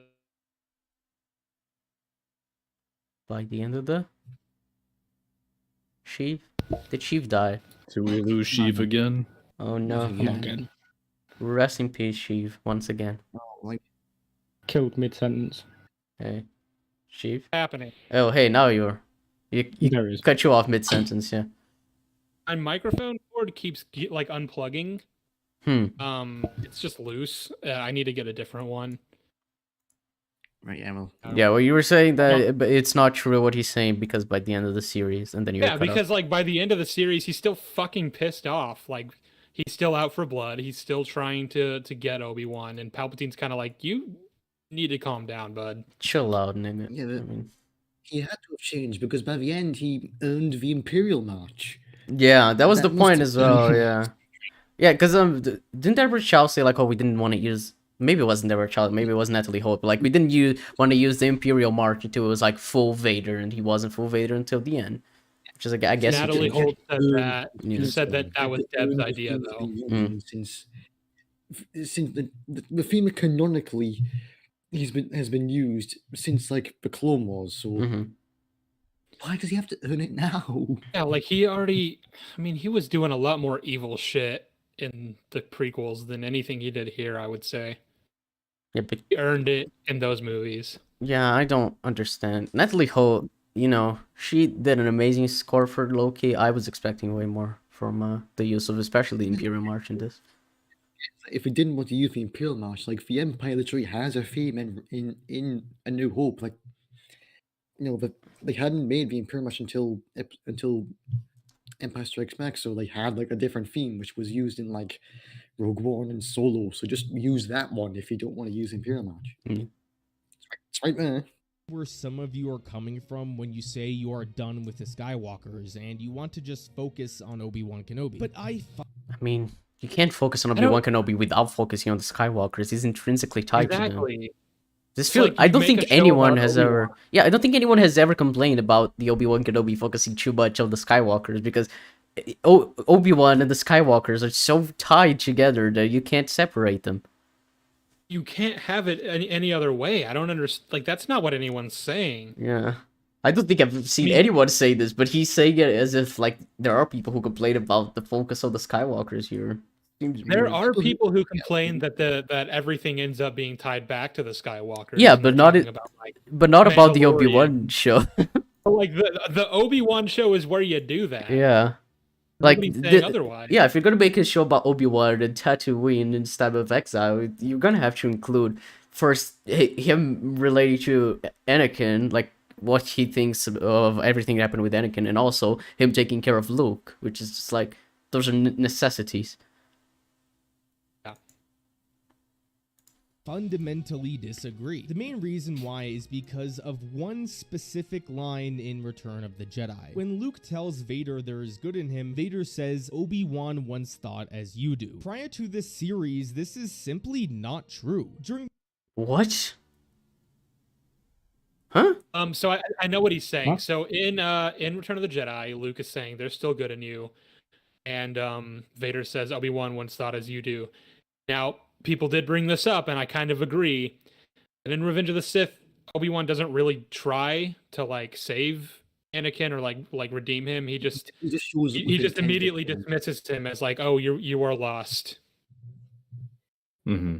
Like he just says, "I'll do what I must." So he's going in there with the intent to at least take him down in a sense. So Yeah. he wasn't going in there to change his mind. He was going like, either you He go down intends or I to go kill down. him. I believe that Revenge of the Sith should have made it to where Obi-Wan tried to bring Anakin back to the light, but like it didn't. So I guess what he's saying is like Kenobi had the prime opportunity to do something with that, and they didn't really. Oh, the thing is though, like I guess the way I interpret that line is like he's saying, "Oh, there's still good in you." Obi-Wan once thought the same as you do. It's kind of like not maybe relating to Vader, but how Obi-Wan thought Anakin was a good and virtuous person before he became Vader. Like he thought there was good in Anakin, but then Anakin went down the dark path. I don't think he was relating to like after he was Vader, there was still good in him, because I don't even in know. Empire, Obi-Wan is very much like, oh, we gotta kill Vader, otherwise, we've already lost. But I don't know, like in the context of that scene, I don't know if that really fits. Like, I guess Obi-Wan once thought I was a good person when I was a good person. I don't know. The point is, like, I guess these people are saying they wanted Obi-Wan to try to redeem Vader in this show, which I Mhm. kind of agree with. They didn't have enough of that in the prequels when it counted. Yeah, they could have tried. Mhm. Is there no moment in like Clone Wars or anything like that where Obi-Wan tries to do something like that, or is it really just not present? I mean, not really, because he's not evil in that. Clone Wars, Well, like, because is isn't like down. the end of Clone Wars like set during Order 66 and everything? I thought it would be around Basically, that Yeah, time. but it focuses on it's Ahsoka and basically Maul and Vader is, Rex, like, not years afterwards when he's fully in the suit. It's like they've even changed over to Stormtrooper, so it's been at least 5 years. Okay, all right then. Obi-Wan and Anakin are in that, but then they leave to go rescue the Chancellor, and that's when Revenge of the Sith kicks off. Mm-hmm. Their encounter on Mustafar, not once does Obi-Wan Mustafar. reach out to Anakin and convince him to come back to the light. The way he yells at Anakin throughout that scene appears to me to be more of expressing anger and sadness instead of pleas to Anakin. So going into the series, one of the few things I desperately wanted was to see Obi-Wan reach out to Anakin, only to come to the conclusion that Anakin is dead. And this happens. When Obi-Wan says he's sorry, it's his final I attempt to guess. speak to Anakin. And when Vader says Anakin is gone and that he killed him, then Obi-Wan believes there is no light anymore. And that's why he lets him go. So true, man. You kill him. It's like, yeah, I agree. But then we disagree on the fact that, like, he shouldn't have just walked away. He should have killed him. Like, if anything, if Anakin truly is dead, that just gives him more credence to just actually just kill him right then and there. Yeah, he shouldn't feel guilty anymore. Yeah, Vader just gives him a pass to kill him. It's so dumb. It's like I'm not Anakin, I'm Vader. I'm like, oh, Yeah, and okay. I was the one who killed Anakin. It wasn't you. You shouldn't even feel guilty. Actually, feel pretty good about everything you did. Did everything right, man. Just, I feel like what Vader would have done in this scene, instead of going out of his way to, like, absolve Obi-Wan of his guilt, is maybe he even tries to play into it. Mhm. He's like, Obi-Wan, it's me. I'm sorry. And maybe he tries to get Obi-Wan to let his guard down. And when he does, he, like, tries one more time to strike at him and then fails, obviously, because Obi-Wan can't die here. I don't know. You could do that, but they Yeah. didn't do that. So Obi-Wan's out of character. Anakin's out of character. Yeah, and the it's only all way fun. to actually have this that makes sense, what you said, is that they do the TFA thing where the Earth splits apart right in the middle of them, because you can't have them die, but you can't have Obi-Wan decide not to kill him. Yeah. You can't And do he- that, which is why this fight, like, intrinsically cannot exist. And if Yep. it does, you have to figure out a way to make it so that they either think the other is dead, or there's no way for them to get to each other, and they Yep. have to part ways. leaves. And the last scene from Vader was great. Vader tells Palpatine that he will continue the search for Obi-Wan, and Palpatine basically gives a vague threat. He says, if you can't get over your feelings towards your old master, then I will replace you with someone else. These kinds of threats are what make the Sith so incredibly interesting. Although Obi-Wan being alive would continue to make Vader angry, which would only feed the dark side. So from my perspective, it makes more sense that Palpatine would encourage Vader to keep searching for Obi-Wan, but that's not a What? So you just pointed out how it's inconsistent, but it's like it's not important because the scene's great because the Sith are cool. What? I don't- I'm confused. I don't know what he meant by that at all. So he's like, the Sith are cool because they can threaten each other, but also Palpatine would actually encourage Anakin to go after Obi-Wan because hate good for dark side. But, that doesn't matter because the Sith are interesting. What? I'm just so confused. He's like saying, keep doing this and I'll replace you, but also keep up the good work. Yeah, he's saying that he would say that Palpatine would say to keep doing it, but he didn't. But him saying to not continue doing it is what's interesting about the Sith.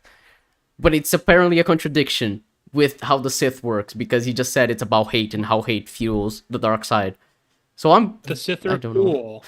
Yeah, the Sith are cool, whatever, it doesn't matter. This is the weirdest argument. Jesus Christ. A big deal. Overall, the main things I wanted from Vader in this series I got. So for the most part, I was strongly pleased with Vader in the series. But that doesn't excuse the problems that I had. Throughout this series, Vader makes numerous questionable decisions that I don't understand. To start off with the minor one I had, I am baffled that Vader didn't make a stronger effort to reach Obi-Wan again after that fire showed up. Thank you. I mean, Yeah. that's correct. Yeah. It's just the way you worded it why do you- earlier kind You of seems like you qualify were it like praising it's a him. minor thing. Yeah. Like, Acts like it's not a big deal. When Yeah, this this- isn't the reason the plot continues for the Yeah. next 3 episodes. We're gonna have to define questionable decision too, because our friend Birdman has quite a different definition for it, Oh yeah. as we all know. Oh yes. Ugh. Could have Questionable decision is when you save the entire world. walked around the fire or simply jumped over it. So that kind of bothered me, but again, this is the problem that frustrates me the least. You could What? Really? So the other 2 must be like really big. So it's probably that this base doesn't have a shield. It's probably the worst. And then going after Obi-Wan in the finale, second worst, probably. I'd say those 2 are. I mean, are we just talking about Vader? 'Cause, Yeah, I just mean, Vader. There are other problems. Oh shit! I think the biggest problem with Vader in this show is probably letting the rebels go so that he could singularly focus on Obi-Wan. Yeah, I feel like, It's like- him letting the rebels go and then not having shields at his base here. I feel like those are the 2 biggest ones. I feel like they are like interchangeable in a way. In the position of how bad they are. It's like I don't know how you can qualify those as flaws and then say, but they don't bother me enough to like ruin it for me. Yeah, because it's those just are questionable. story breaking. Oh, another one That's- could be not force pulling the second ship, the second rebel ship Oh that yeah, takes off, that was a even very though he's stupid not doing one. anything. Yeah. Yeah, it's the same thing as not trying to kill Obi-Wan again once the question. fire is reignited. The question: why did he have Riva order Lola to close down, like lock down the base when they arrived on Jabeam, instead of just arriving on Jabeam, like lowering the Star Destroyer above them so they can't leave, and then just running into the base full force because it's not on lockdown, because it's only locked down, keeping the Empire out because of the Empire. Yeah, there's also the fact that he lets Riva do a lot of, like, execute her own plan, even though he knows that she's a traitor and she tried to kill Grand Inquisitor. That's Keeps Riva also. around, even though he knows she intends to kill him and is Yeah. actively plotting against him. He doesn't lead the charge or the siege against on Jabeam whenever like Obi-Wan's right there. He has it be locked down by Lola, even though not doing that would just make it a lot easier for them to capture him. Yeah, Darth Vader's not smart in this show, I would say. No, not the smartest. could argue this one was more of a narrative decision than Vader making questionable decisions, but his absence from the majority of Chapter 4 is baffling to me. Why he wouldn't go to Fortress Agreed, yeah. Because he would have left at the same time as them, so he should have gotten there at the same time as them, you would assume. Yeah, but No reason to Geography. assume that they got to the water planet before he did. yeah, the geography of this show is kind of weird. It's characters take enough time to how long the writers want. It doesn't matter how much it makes sense or not. Like this prisoner you have not only is able to lure Obi-Wan to come rescue her and like will bring him straight to you, but also has information about a rebel network that's forming and like knows where their base is. So you need to be there. You need to be in that interrogation room. You need to be like all hands on deck here. Don't- Also, I don't know where if you he are, was I don't know here, why he you're- would be able to find out she's his daughter, which changes a lot because he would feel it. Huh? Yeah. He's just on his ship, not even in the system for some reason, and he's taking a bath. Fuck it. Who cares? Yeah, he stopped for, take a leak. It takes a while. Yeah, like Especially in all the shit is space. going down, and he's just sat on his Star Destroyer going splish splash, and was Splish splash. I mean, yeah. I literally make a joke in my video that the reason the Inquisitors got there way before him is because he stopped at Taco Bell. Madvocate, you need to leave in like 2 minutes, so would you like to take your leave right now? Oh, sure. Yeah. All right. Well, thanks for coming on, Madvocate. Always fun. I know you love Kenobi, so we'll talk about it more Kenobi's later. a great show. We're definitely gonna do more Okay. ECUMs on Kenobi for real. But yeah, Strategic genius. yeah. But yeah, thanks for being on, Madvocate. Always fun talking to you. Yeah. All right. You just let me know how the rest goes. I'm sure it's a brilliant. Yeah, I'll Video. let you know how much it changes our mind and how much we like this show. Probably will make us love it. All right. Yeah. All right. Well, bye everyone. Bye, Bye bye Madvocate. stream. Bye. Hey. All right. Now, just us four, because Jeb died as well a while back. We can finish this video. It's only 15 minutes left. We're actually, this Darth Vader part is has been going way faster than the other ones. So Before we proceed, I need to take a leak Wow. because I'm not gonna be able to say every. This is probably gonna be another 3 hours at least. I'm not fucking holding it. oh, I'll be definitely right not back. 3 hours. I doubt Tinanzon can hold on for that long. It took us 4 hours to get 25 minutes into the video. 30 minutes. 30 into the minutes to the video. Yeah. Bad? Oh. We'll see. All right. Well, we can continue the video without Sheev. We're strong and independent women who don't need no man.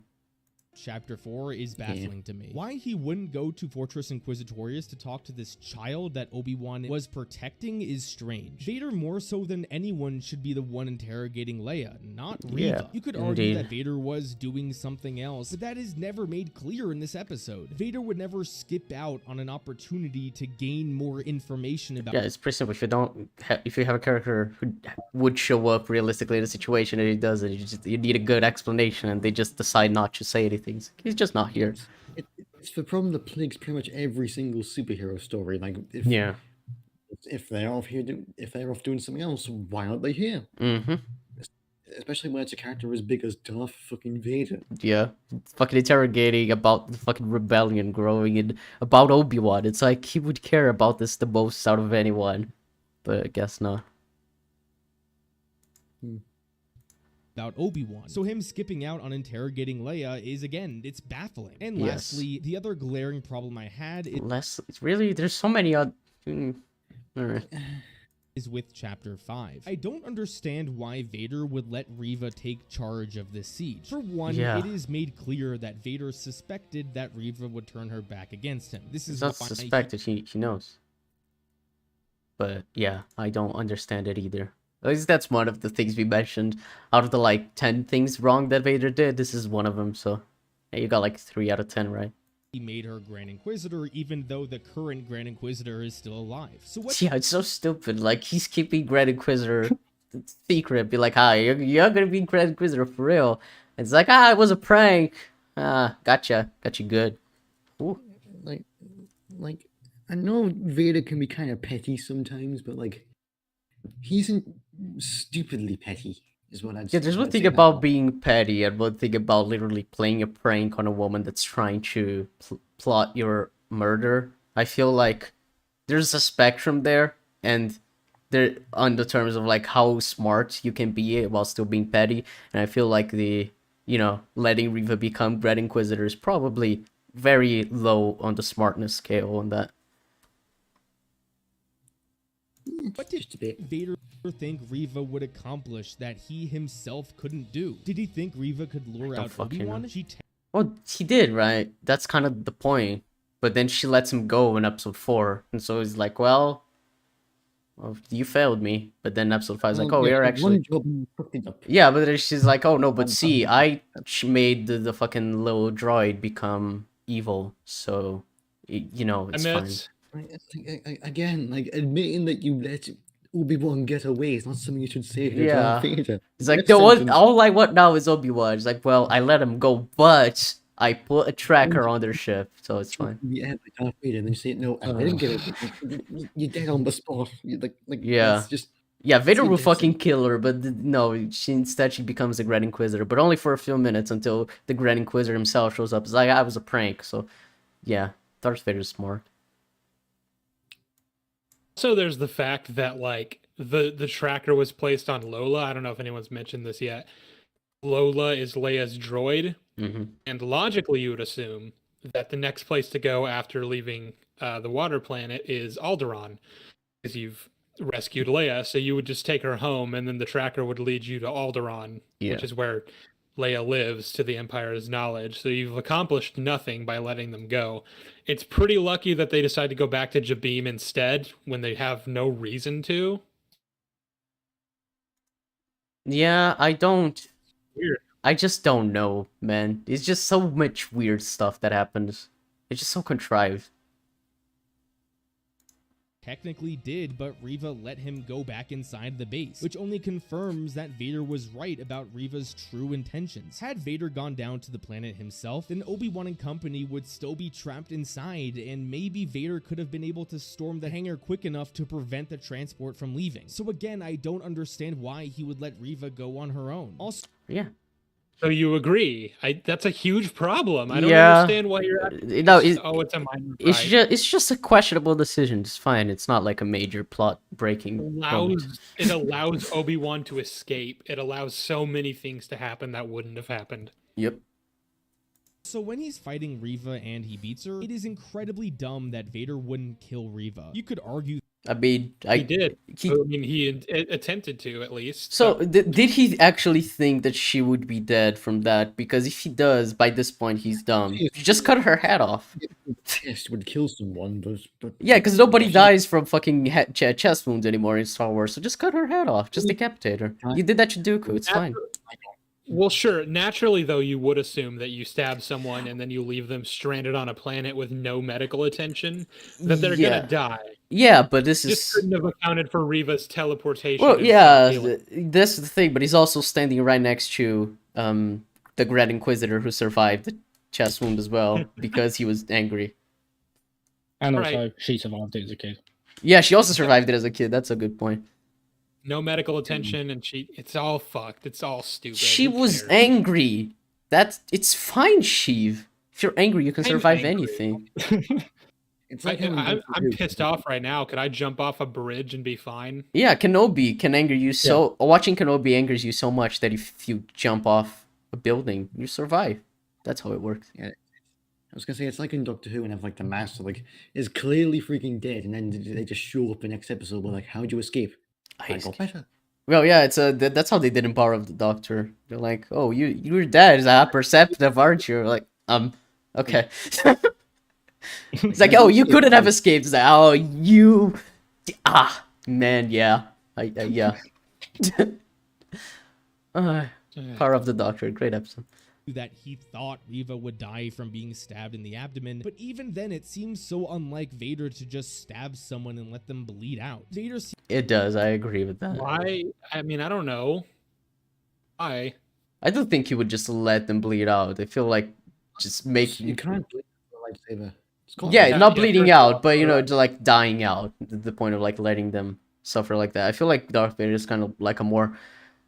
maybe that's just from the OT, and this because this is more of like between the OT and or the prequels, I guess. Might be because that's why he does that. But I kind of feel like he's the type of character who just like guarantee someone's death and just be like, I will kill you, and be like very objective and be like, I will kill you. I stabbed you in the gut, so now you can fight against me. Now I'm gonna cut your head off. And then it's like very pragmatic, I guess. Yeah, I Isn't guess that's fair. Like with a lightsaber, he just chokes them, lets them choke on the floor, and then they get dragged off. Yeah, I That's feel, that. yeah, exactly. That's the kind of visual I get. I don't get like him stabbing someone just walking away. It feels unlike Vader. Which is what he should have done when she let him get away. Yeah, I mean, even if she's not dead, just have your fucking guards grab her. Like, I don't understand. seems like the type of guy to cut someone's head off or choke them until they stop moving. So again, this is another instance of Vader making questionable decisions. Yes, Even though questionable. I have a few problems with certain decisions Vader makes throughout the series, the actual character work that was done here was fantastic to me. Okay, so these decisions inform his character. They are out of character. This is not fantastic character work. You just pointed out inconsistencies within his character. I don't understand how you can like separate the two. You've cited examples of him being a fucking moron. Yeah. How is that good to you? How do you like that? Yeah, it's like that is completely out of character for him. He's supposed to be smart. He's supposed to be competent. But I guess not. But I guess it's fine. Like, it's not a big deal because the character work besides that is good. But it's still part of the character work. I don't understand. No, I mean, but again, like, he's acting like these are just small gripes he has when they are like huge problems with the character. I don't Yeah. understand how you can classify them as just, minor questionable decisions. Yeah. Especially the final goodbye where Vader says he killed Anakin. That moment is one of my all-time favorite Vader moments. Oh, I thought he was gonna explain why. I mean, we've already talked about how that scene doesn't work. But the way that was framed is like that was one of my favorite moments, and then he's gonna explain it, but he just cuts you black. It's part 5. That was comical. Well done. All right. At least that was funny. Fine. I gotta wonder, by the way, how he keeps getting away with like using this copyrighted music. Like he's just straight up playing full. Well, Star I Wars don't score. usually music. It's pretty simple to use. I use copyrighted music in the Yeah. background. If you put it low, and especially because you're talking over it, it's very hard for copyright to actually get it. I do that, but I once got claimed just for using the Cantina band music. No, for me, I usually don't have issues, but I usually also don't use like these like main tracks, like the main Star Wars theme and shit like that is like more recognizable. I think copyright usually catches those more. I usually use tracks from like Legion or Fargo or shit like that. It's more less mainstream, that they don't have like as many bots try to fucking scour the internet for copyright. At this point, I just kind of like give up on using background music for most of my videos because I'm tired of all the rigmarole, and it's like you guys get what I'm trying to say. You don't need to hear music behind my voice. Yeah. Riva. It's now time to address the most controversial aspect of this episode, and that's Riva. Of this episode? You mean show? Because this is about the entire show, but whatever. The major complaint that most people seem to have with Riva is that her She's story bad. feels misplaced. This is a series about Obi-Wan. No, it's that her like none of her motivations make sense, Yeah. and you never really know what she wants or what she's trying to do. She just does things. It's like a dog Just that, chasing like- cars. She wouldn't know what to do with one if she caught it. Yeah, she doesn't have any rhyme or reason for what she does. She simply does things. Yep. Kenobi, and a lot of people are not interested in seeing another character get so much development. Yeah, sure, a lot of people simply don't like the character, but at least from my observation, most people would have been okay with Riva if her story was in a different show. Now, how do I feel about I Riva? disagree. I'm kinda I in mean, the I mean, I middle. don't know about Simply that. Like that's It would be better if she was in a different show because it feels out of place here. But I also feel like her character is really The- shit. You need to rearrange a lot of her character, just cut out shit to make it make sense. So, who knows? I mean, yeah, it would be better for the Kenobi show if she Yeah. wasn't in it. I agree, but like that's For her character, it wouldn't really change much. She's still a bad character. Looking at her narrative, I find it to be satisfactory. The theme of the series is about This shot looks really bad. Really bad. how people respond to trauma. And the way Riva chose to go about this is through revenge. We basically learned that she's kinda an undercover Inquisitor just trying to kill Vader. Kinda? Throughout That's the like series- her entire motivation. It's not Yeah. kinda. at least until episode 6 when she decides that that's not what she wants to do anymore. Yeah, because she's like, I was gonna kill a kid. Why? I don't know, but I was going to. And then I decided not to. It's justice. is Yeah. more into the dark side, where in the climax of her arc, she realizes she's becoming the very thing she wants to destroy. Yeah, it's why She's already done some pretty heinous things in this show. Remember in episode 1 when she cut that woman's hand for absolutely no reason? But, you know, she's just a for good like person. making a statement. Yeah. Just for protesting that they have no jurisdiction on Tatooine, which is true. Yep. And the Hutts just don't do anything. You're like, okay. Well, thanks. I just don't fucking care. Who? That arc I really liked. The way Lucasfilm handles characters dealing with trauma mostly have worked for me. And Reva's arc about becoming the very thing she swore to destroy and You just said basically the same thing verbatim. I know you're trying to reference Revenge of the Sith, but you don't need to reuse the same phrases in your script every couple sentences. I get what you're saying. stopping herself 44-minute video. is in line with the themes of Star Wars. The major problem with her story is its relationship to Obi-Wan. It's that it doesn't fucking make sense. Whatever, I don't. Let's just move on. We're 12 minutes away. We gotta do this. Since this show is called Obi-Wan Kenobi, I'm just so tired of this everything video. about the show should center around Obi-Wan. Now, of course, No, not everything. That's not how things work. You don't need to. You think the Endor show is all about Cassian Endor? It's about other characters too. The Book of Boba Fett show is Well, about other actually- characters. Mandalorian is about other characters. You have side characters that are explored in TV shows, despite the main character being the name of the show. One of the biggest criticisms I keep seeing leveled against Andor is that he seems to be kind of a backseat character. He's not doing as much, which isn't true. He affects the plot plenty. It's just that they have a lot of ground to cover, a lot Right. of world building to do. But I do see that complaint leveled against it a lot, so I kind Yeah, of get it. yeah. So that's my point. It's like you have just because the title character. Just because a show has a character name as the title doesn't mean the show should focus only about that character. You can have other side journeys. It's not the problem with the show. The problem Like, with I really Reva is like that she's the- shit, not that she's in the show. Really like the show Lucifer, but I don't get pissed off when like there's an episode devoted to like Chloe and Amenadiel. Yeah. It's like say Supernatural's about the brothers, but there's this episode just about Bobby, so it's bad. My God, yeah, Bobby's. Spoilers, I guess. Bobby's death episode is all about him. Obviously, Yeah. From his perspective, he's reliving his memories.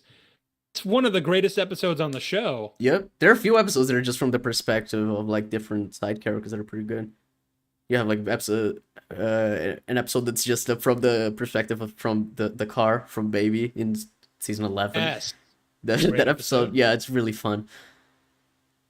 You have episodes focusing on just Cass or just more Crowley as well. It's like they don't need to just focus on the main characters or the title characters. You can, you have other side characters that are still part of this ensemble, even if they don't have like as much character as the main character. If you only focus on the main character and give no development to any of the other characters, and it's just that's a pretty bad show. Yeah, 'cause it seems- I only care about this guy. Yeah, it kind of seems like there's not much to care about with this show. It doesn't.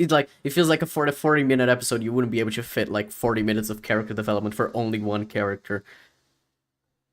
Other characters are allowed to get development. Most superhero movies are named after one individual, but other characters still get arcs. The problem Yes. with Reva is Yeah. not the fact that You just countered your own Contradicted yourself. point. You just countered your own point. Okay, whatever. Let's move on. she has an arc. It's I hate that it's Iron Man mostly because like removed. Gwyneth Paltrow has an arc in that movie. too. Yeah. Like John Favreau is the character. Rhodey, yeah.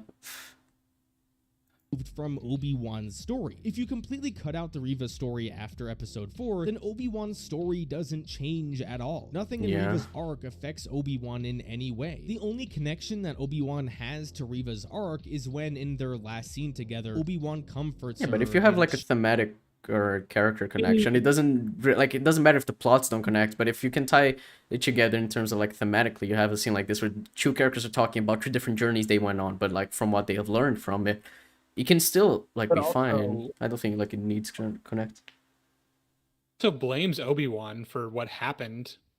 Like Vader's turn and like the massacre of the Jedi. Like she harbors a lot of resentment toward Obi-Wan specifically. Yeah, because her of that. character still relates to Obi-Wan, yeah.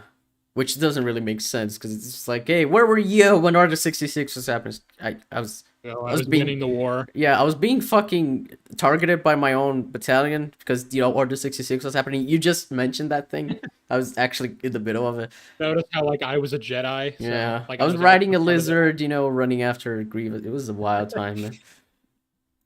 It was crazy. shows newfound Jedi spirit. But one simple scene that isn't too important to the main character doesn't justify an entire character arc for another character. What should have happened was one of two things. One could have been that Obi-Wan makes a significant character change because of what he sees in Reva. I don't know how this would happen, but somehow Reva Sure. would help Obi-Wan go through his arc, and if it weren't for her, he wouldn't have returned. This could have been better. Yes, I don't know. sure, I don't care. This isn't addressing the problems I have with Reva. It just seems like addressing a point that I've seen nobody make. To his Jedi ways. Now, that would probably piss off a lot of people, but at least it makes Why? Reva's presence in Why would the that piss story off? warrant. Why would it piss off people? She was ready to be a Jedi, and then she turned against the Jedi Order. She wanted to take revenge on the people that fucking hurt her. It's like that seems to make sense for me. Like she kind of went down the same path as Anakin, and Obi-Wan would see her going down, like having gone down that path and talking to her and changing, learning to like, I guess, accept his hand in what he did in Revenge of the Sith, and still learning to be like I did that, but it doesn't make me any less of a Jedi, I guess. Like you could still do a lot with like that relationship. I don't see why it would anger anyone. Or like the premise of her character is so compelling. Like Yeah. there's so much you could do with it. But no, just kill random kid way better. warranted. The other thing that could have happened, and this is the direction I would have preferred, is that Reva undergoes her arc because of Obi-Wan. Say Obi-Wan goes on his exact arc where he overcomes his trauma. Because of his newfound knowledge, he is able to help Reva overcome her revenge quest. I mean, yeah, it's kind of weird how he shows up after she realizes not to kill the kid. It kind of seems like he wouldn't show up before and then talk her down. This Yeah, is he something that could've- feels I weird in mean- the finale. Like, just in terms of like how you would structure a story, it feels off.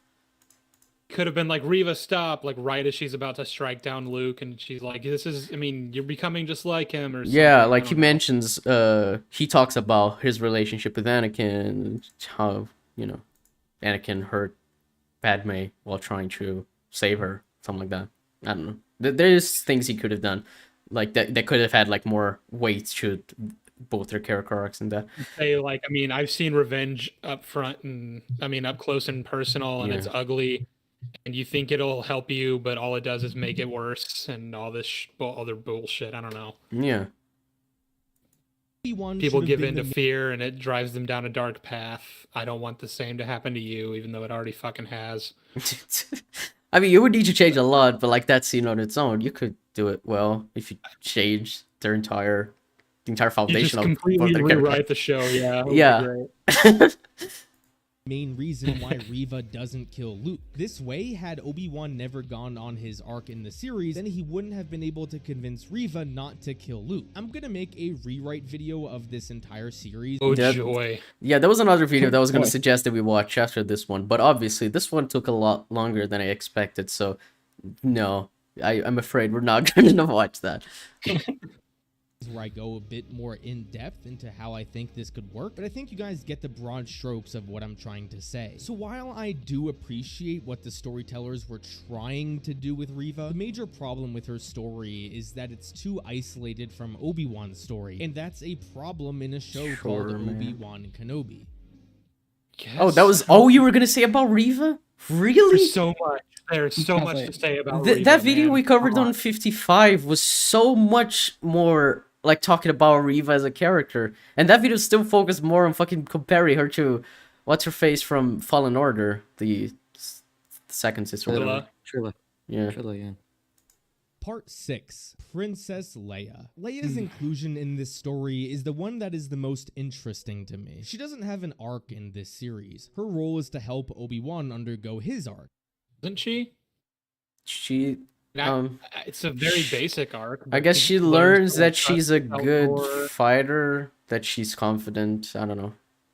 I mean, I mean, maybe I'm stretching it here, but like I could say she saw like what the Empire is doing to the rest of the galaxy, and she realized she couldn't just sit by and do nothing about it. Which I don't know if that was like ever something she wouldn't have done, but she now like sees firsthand like what she's up against and what's worth. Yeah, I fighting guess against. I don't it strengthened her drive that would exist as she grew up, but she already has it from like a younger age than you'd expect. Now so. she was like inspired by like Tala, like a hero Yeah. who gave her life or whatever. I don't know. Yeah, I guess you could say that. Basic. Right off the bat, I have to say that I love the way this character was written. This is I the first time that hate- Star Wars has taken a character we know and love and then tell a new story with them as a 10-year-old kid. Phantom Menace. What? I mean, well, yeah, he's comparing like, oh, well, took a character that we know and love, and then we told a story about them when they were a child. Phantom Menace. We knew So I Anakin guess as he's- Vader, and we saw him as a kid in Phantom Menace. Right. Yeah, I think he's gonna try to compare Anakin and Leia and talk about why Leia is so much better. It's tough. Uh-huh. And yes, they also did that with Anakin. Oh, yeah, he is comparing to Anakin, okay. Anakin, but since 10-year-old Anakin is completely different from Darth Vader, Lucas didn't have to make an effort to make sure 10-year-old Annie resembled his older self. But he didn't have to do that with Leia either. You can have a child that's completely unlike their adult self, because people change she over is 10 dead. years of their life. Believe it or not, I'm in my 20s now, but I'm not exactly who I was when I was 10. It's pretty simple. When I was 10, I was not trans. Now I am. I changed a bit. Sorry, man. People change. It could have been just 5 years, let a alone 10 fucking years. child. Yeah. Yeah, it kind of feels like it's like, oh, you know, they did it so much more interestingly in Obi-Wan because they tried to make her seem like old Leia. It's like they don't Also, have like, to. mechanically skilled, apparently. She could fix things that even... Yeah, doesn't she can't. fix the fucking ship or the hangar door or whatever in episode 5? She gets the hangar doors open, yeah. Yeah, She which just I don't has- fucking know how she knows how to do. She just does, man. It's whatever.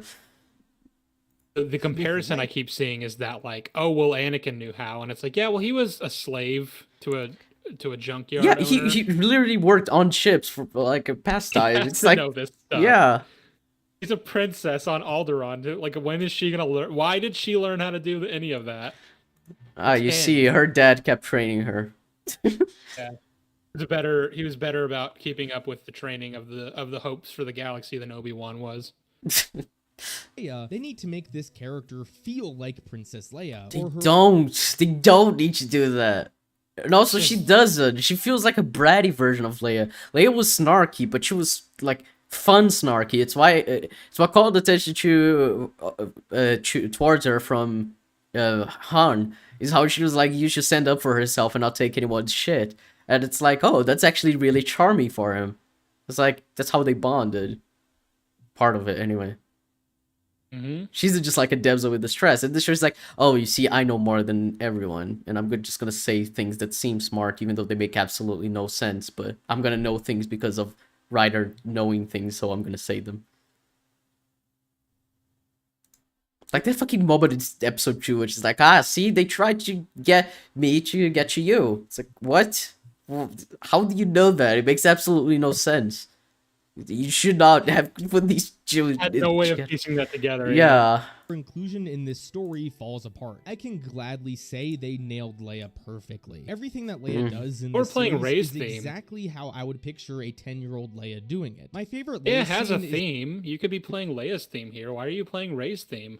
I don't know. I like race theme, so I like Rey's theme, but it doesn't fit. I This is don't Leia. know. I don't know. in the first episode, and it's the moment where No, she you see, Leia trained Rey between episodes 8 and 9, and they were close together. They're basically mother and daughter, so it's fine. You see, Apparently. connections. Yeah. It all happened off screen, but for real, it definitely happened. No cap. he talks to her bag cousin. He makes a comment about Leia being adopted, and the way Leia responded felt exactly like Leia to me. Leia It felt if He felt like the adult rebel leader who had like been doing this for years and Yeah. like knew what she was doing. she feels like she knows more than she should. She's Stan. She shouldn't be able to like put like that sentence together in that way. It kind of feels weird, especially when she's like next scene she's fucking running around in the forest unsupervised like a fucking retarded child. It's like, yeah, she's a child. She might do something as dumb like this, but she wouldn't know like what the motivation behind this guy just saying this, like child saying the same thing that his dad does is. Like it just feels really incongruent. Like sometimes she's really dumb, childish, and then sometimes she's really smart and she seems very mature. That's inconsistent. And people like to say like, "Oh, you're being too mean to her" when she does like a stupid thing, and I'm criticizing it He's like, oh, she's just a kid, and it's like, but if she's just a kid, then why are we like going out of our way to show how precocious she is? And Yeah. it doesn't. You gotta pick a lane. You can't do both. Yep. Leia is one tough cookie. She isn't gonna run away crying because someone You know, the one thing I can say that this video is better than Robot Head's video is that he doesn't go on a rant about Red Hot Chili Peppers once he starts talking about Flea. So it's better from Goldman. So well done. So yeah, I don't know if you know that, Sheev, but fucking Robot Head, he was like, oh man, Flea shows up. But if you don't know who Flea is, it's from an old band that hasn't made good music since the 2000s. I'm like, what? Red Hot Chili Peppers, great. And he just goes on a rant for like a minute about how Red Hot Chili Peppers is just a bunch of old guys who haven't made good music in 20 years and they're still trying to be relevant. It's super weird. Yeah, I don't know why you would go on a whole fucking tangent about Red Hot Chili Peppers. Yeah. insulted her. So her clapback where she roasted the shit out of him was great. But Leia is also a human being. She can Wow, really? Wow, who would have guessed? Thank you, man. Yeah, I wonder if she has trauma. She's clearly one of those Fighter Freddy's android children. Yeah, she's animatronic. She's not actually a child. The reveal isn't that she's adopted. The reveal is that She's a robot. she's like Loki. And she's like a frost giant. And that's the weird thing is that Padme was pregnant with twins, but only one was Anakin's.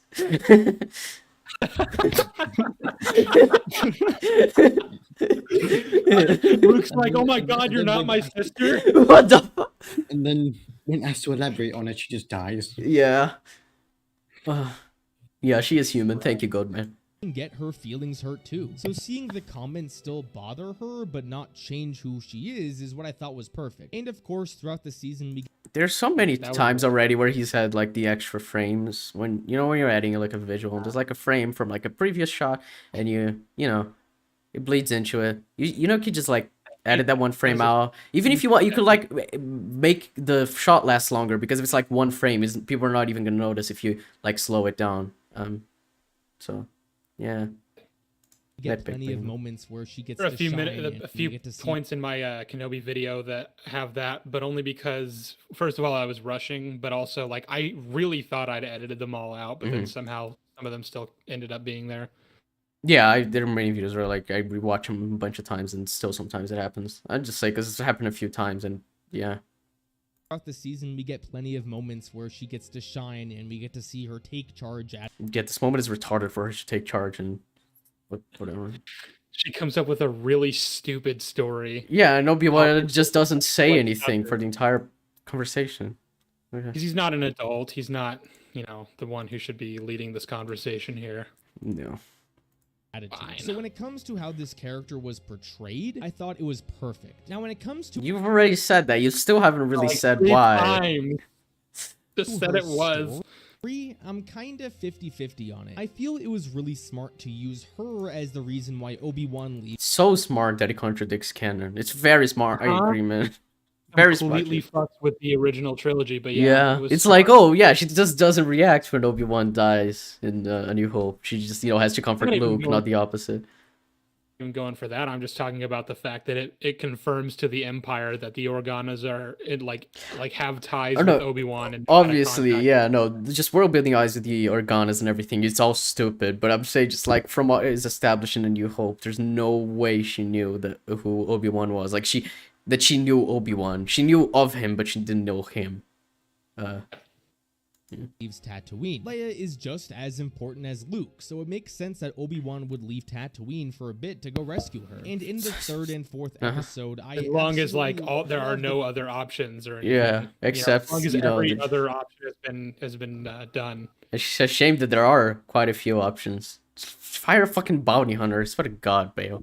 dynamic between her and Obi-Wan and how it makes Obi-Wan grow. Now, when it comes to the second half of the season, it seems like the writers just didn't know what What the fuck was Lola trying to do in that scene? I still don't get it. It's just like, oh, I'm gonna fly on the table. Oh, I'm gonna get you. It's like, oh, never mind. Even flying at Reva's face. Yeah. Like to I'm use imagining this little fucker, the little fucking droid is flying at Reva's face with like the power saw. Is he gonna like take out her eye or something? But like she was just flying next to her. Yeah, it's like, oh, she's not gonna see me. It's like the droid. It's because it's a child's droid. It's also like childish, so he thinks that Riva can't see it. Like a child would be like playing hide and seek. It's just so silly. For anymore. They decided to devote another whole episode to her getting captured and rescued, which was completely I remember Riva was gonna torture a child. Yeah, she's such a great person. I'm so glad she didn't turn evil by the end. unnecessary. And in the last 2 episodes, she didn't really do anything. Off the top of my head, I can't think of something she No, what? The last 2 episodes, she opened the hangar door in episode 5. What? Showing what she did in that Yeah, episode. what are you do talking about? mean? What? The editor of this video is not the same as the one who wrote and recorded it. It actually might be true because there are people I've edited for where they say a point. I'm like, this is actually wrong, and then I show a visual of that proves them wrong, but they don't realize that once I send them the video. Like generally, there are video essays I've done that with, when editing for them. So that this actually might be true if it isn't him. To be fair, he only has like 13,000 subscribers, so maybe he can't like pay editors, but yeah. Yeah, I mean, I don't pay editors because I don't have. I edit all my videos myself. Yeah, you're just very cheap. I know it happens. Yeah. could have done in the second half of the season to make her more relevant. But at the end of the day, that doesn't really matter at all to me that much because she didn't derail the second half of the show or anything. She just did. Man, the CGI here looks Derailed. really bad. Holy shit. She just derailed the entire show and the Yeah, I canon mean, as a yeah. whole. She, besides that, she didn't really derail anything. That bad. It's not a big deal. Yeah, no, Anything. it's fine. Didn't have anything to do. I am more than pleased with the way Leia turned out in this series, and the young actress that was playing her did a fantastic job. I mean, she was fine. Yeah, I agree. For what was required of her, she was good. It just never felt like actual Leia, nor did it feel like she was a child. It felt like the show was trying to do both, and neither made sense. It was very inconsistent. But what they asked of her, she delivered, so... I don't hate the actress, I hate the character, basically. Part 7, other characters. Oh, there's Since more. I covered the 7 minutes, we're almost there. Probably gonna be over. We're probably gonna be able to do this before the 5-hour 4 mark, main maybe. characters. I wanted to touch on the other characters in this show briefly and talk about them. When it comes to I'm just gonna talk about Haja, because that would be funny. the new characters in this series, none of them really stand out. Haja is a character that feels out of place in Star Wars. I don't know. Not in know. Star Wars. It feels out of place in this story, but I feel like having a guy who pretends to be a Jedi to like read people's fortune That's with like the a fucking really Force. Interesting concept. Yeah, and I feel like it would happen in Star Wars. I feel like it's like feasible for it to happen. And I think the way to do it, like, is that he's not doing it like in hiding in under like it's like underground. He's actually doing it with the knowledge of the Empire that he is doing it. Like he's made a fucking deal with the Empire so that he can do it, and so that it's like, oh, if you see someone that actually is a Jedi, you send them over to us. That's how he makes money, like both working underground and having him work with the Empire, knowing that like they know that he's lying about being Force sensitive, so he doesn't need to hide it, and so he doesn't like actually is persecuted, because we all know Jedi are being hunted. So I feel like that's how to address that. Obviously without knowing that he's part of the rebellion, which later established. But I mean, just like as the premise of like a person who is like trying to get money from people by pretending to be Force sensitive. That's how you do it. Yeah, of course. But I mean, in this specific scenario, you kind of just have to do away with the Jedi thing and just go, okay, he's scamming people out of their money, but like he's getting them where they need to go, and he's helping them. He's the only problem is that he's charging them because he's a sleazy scumbag, whatever. Yeah, it just can't be a Jedi. Yeah, like conceptually, you could absolutely do that. That's fucking cool. Out of place in Star Wars. Yeah. Just doesn't really fit this narrative. Oh, maybe it was his Marvel-esque humor, but it didn't work. I mean, yeah, he is a comedian, and a lot of times in Star Wars, like, hey, you're a comedian, make improv shit. It annoys me. He is a good actor, and he fit as Kingo in Eternals, but I don't like him as this character. For me. Rokin was okay, I guess. They gave him a backstory about his... I completely forgot he was a character. I'm not even gonna lie. I did not know his name. I like am editing these like a fucking critique of this show right now, and I always forget he exists until he comes up in my script. But he was an okay Yeah, character. yeah. Oh shit, he is here. Yeah. His wife See ya. being murdered by the Empire, but I completely forgot about that until right now. He's just a Does he even go to bed, dude? Ah, poor character. standard character for me. I liked Tala quite a bit, actually. I think she was probably the best of all the supporting characters. I mean, I don't know. It's such a low bar. It's like they're not characters. They're just props okay, to did get her- Kenobi from did one point to her- another. Her existence makes sense, and did her motivations make sense? Because that's pretty much the bar. I guess. I mean, I think they do. Yeah, I think she's fine. Yeah, I just feel like a lot of what she's involved in doesn't make sense, but it's not like through her own fault for a lot of it. I feel like the Empire is really dumb, and that's why it doesn't really make sense. But I think she's fine. Her sacrifice was retarded, but whatever. Like, she had a Yeah, it was fucking fucking grenade, dumb. and she fucking held Yeah. it as opposed to throwing it from the start. You fucking moron. Swear to God. Throw the grenade. It's Especially the ones that were new. But her death felt anticlimactic. I just didn't Yeah, really thank you. I agree. It's stupid. She has a grenade. Just throw it. That's how grenades work. pointed out so and- many flaws, like pretty major flaws in the story, and then he's still acting like it's great. I Yeah, don't it's like, yo, understand. it's not a big deal. It's just a questionable decisions. It's like these small things that bug me, but it's not a big deal Had she- overall. Had she thrown the grenade, that probably would have killed Reva. Mm-hmm. scene treated her death I like how none of the shots hit Kenobi. more important than I felt it was. The theme of this show is that the writers struggle to flesh out new characters, but they do a fantastic job building upon the existing characters. So much so that they managed to character assassinate Uncle Owen and Aunt Beru. Yeah, Yes. and please do not then cut to Bail Organa as if you're about to use him as an example, because Yeah. good God, Please. no.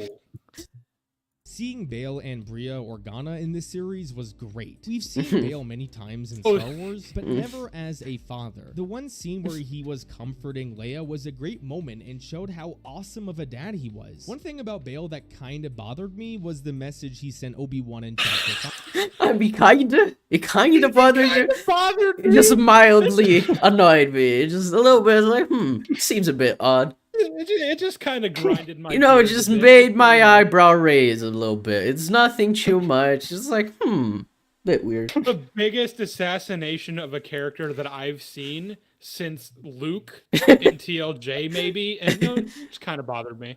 It just, yeah, mildly. Oh, I swear to God, Gold Man. I get Being that like- he's a parent that hasn't heard from his daughter in days, but the message he sent and the words he used was incredibly reckless. Not just reckless, it's retarded. It literally said, I know we said no communication, but your lack of communication worries me. It's just, what? It's the most retarded thing ever. Think you've been captured by the Empire. I'm gonna send you a message. Will probably end up in Vader's possession if you are in fact being captured by the Empire. Yeah.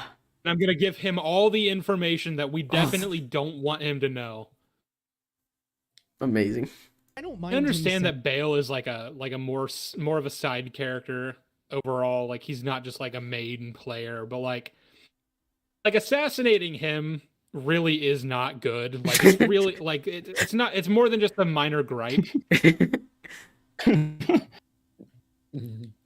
sending a message. He's a worried father, so that makes sense. What bugged me was how he specifically mentioned the children and even mentioned Owen on Tatooine with the boy. I get narrative reasons he needed to say that so Reva could get to Tatooine. Yeah, you're No, explaining why it no, was no, such no, a no. retarded decision, yes. He's explaining why they wrote it that way. so Yeah, that yeah, this like could explaining happen. from a meta sense, but this doesn't excuse how Like, retarded but the that writing doesn't is. work. You want that to happen, you got to make it happen organically. And Yeah. there's really no way to do that. So you just can't have it happen. Yeah, there's no reason for Reva to even go there anyway, but whatever. Why Yeah. do we want Reva to go there? That she has no connection to Luke. I She don't doesn't care about him. No, yeah, I don't know.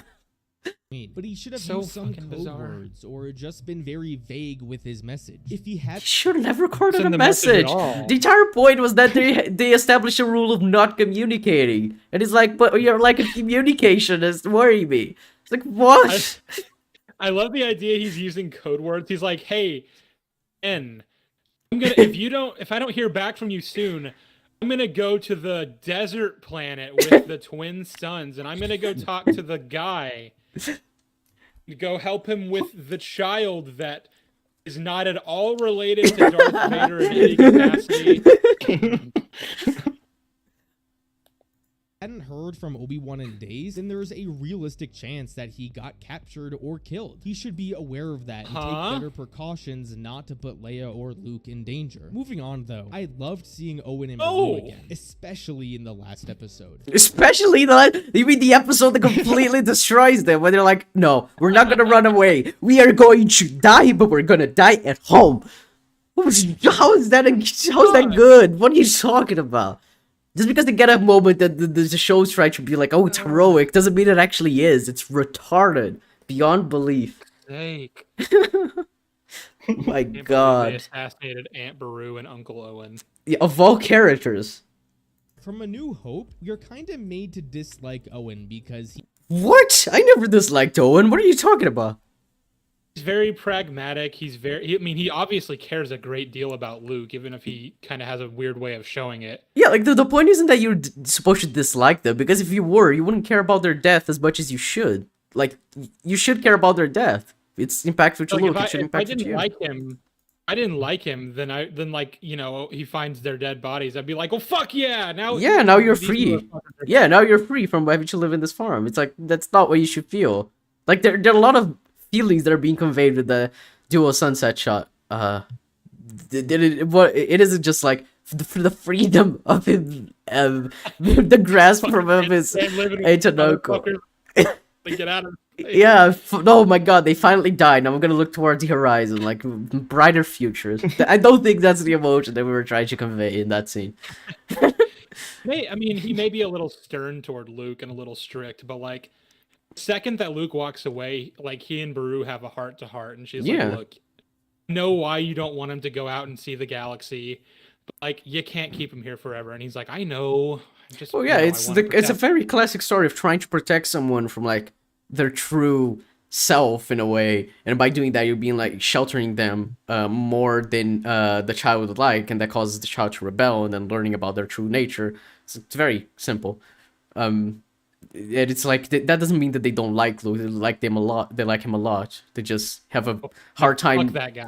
Yeah, they have a hard time like try to like raise him in that way that will like not shelter him, but also would protect him from like his own nature that could hurt him, like it did with Anakin, I guess.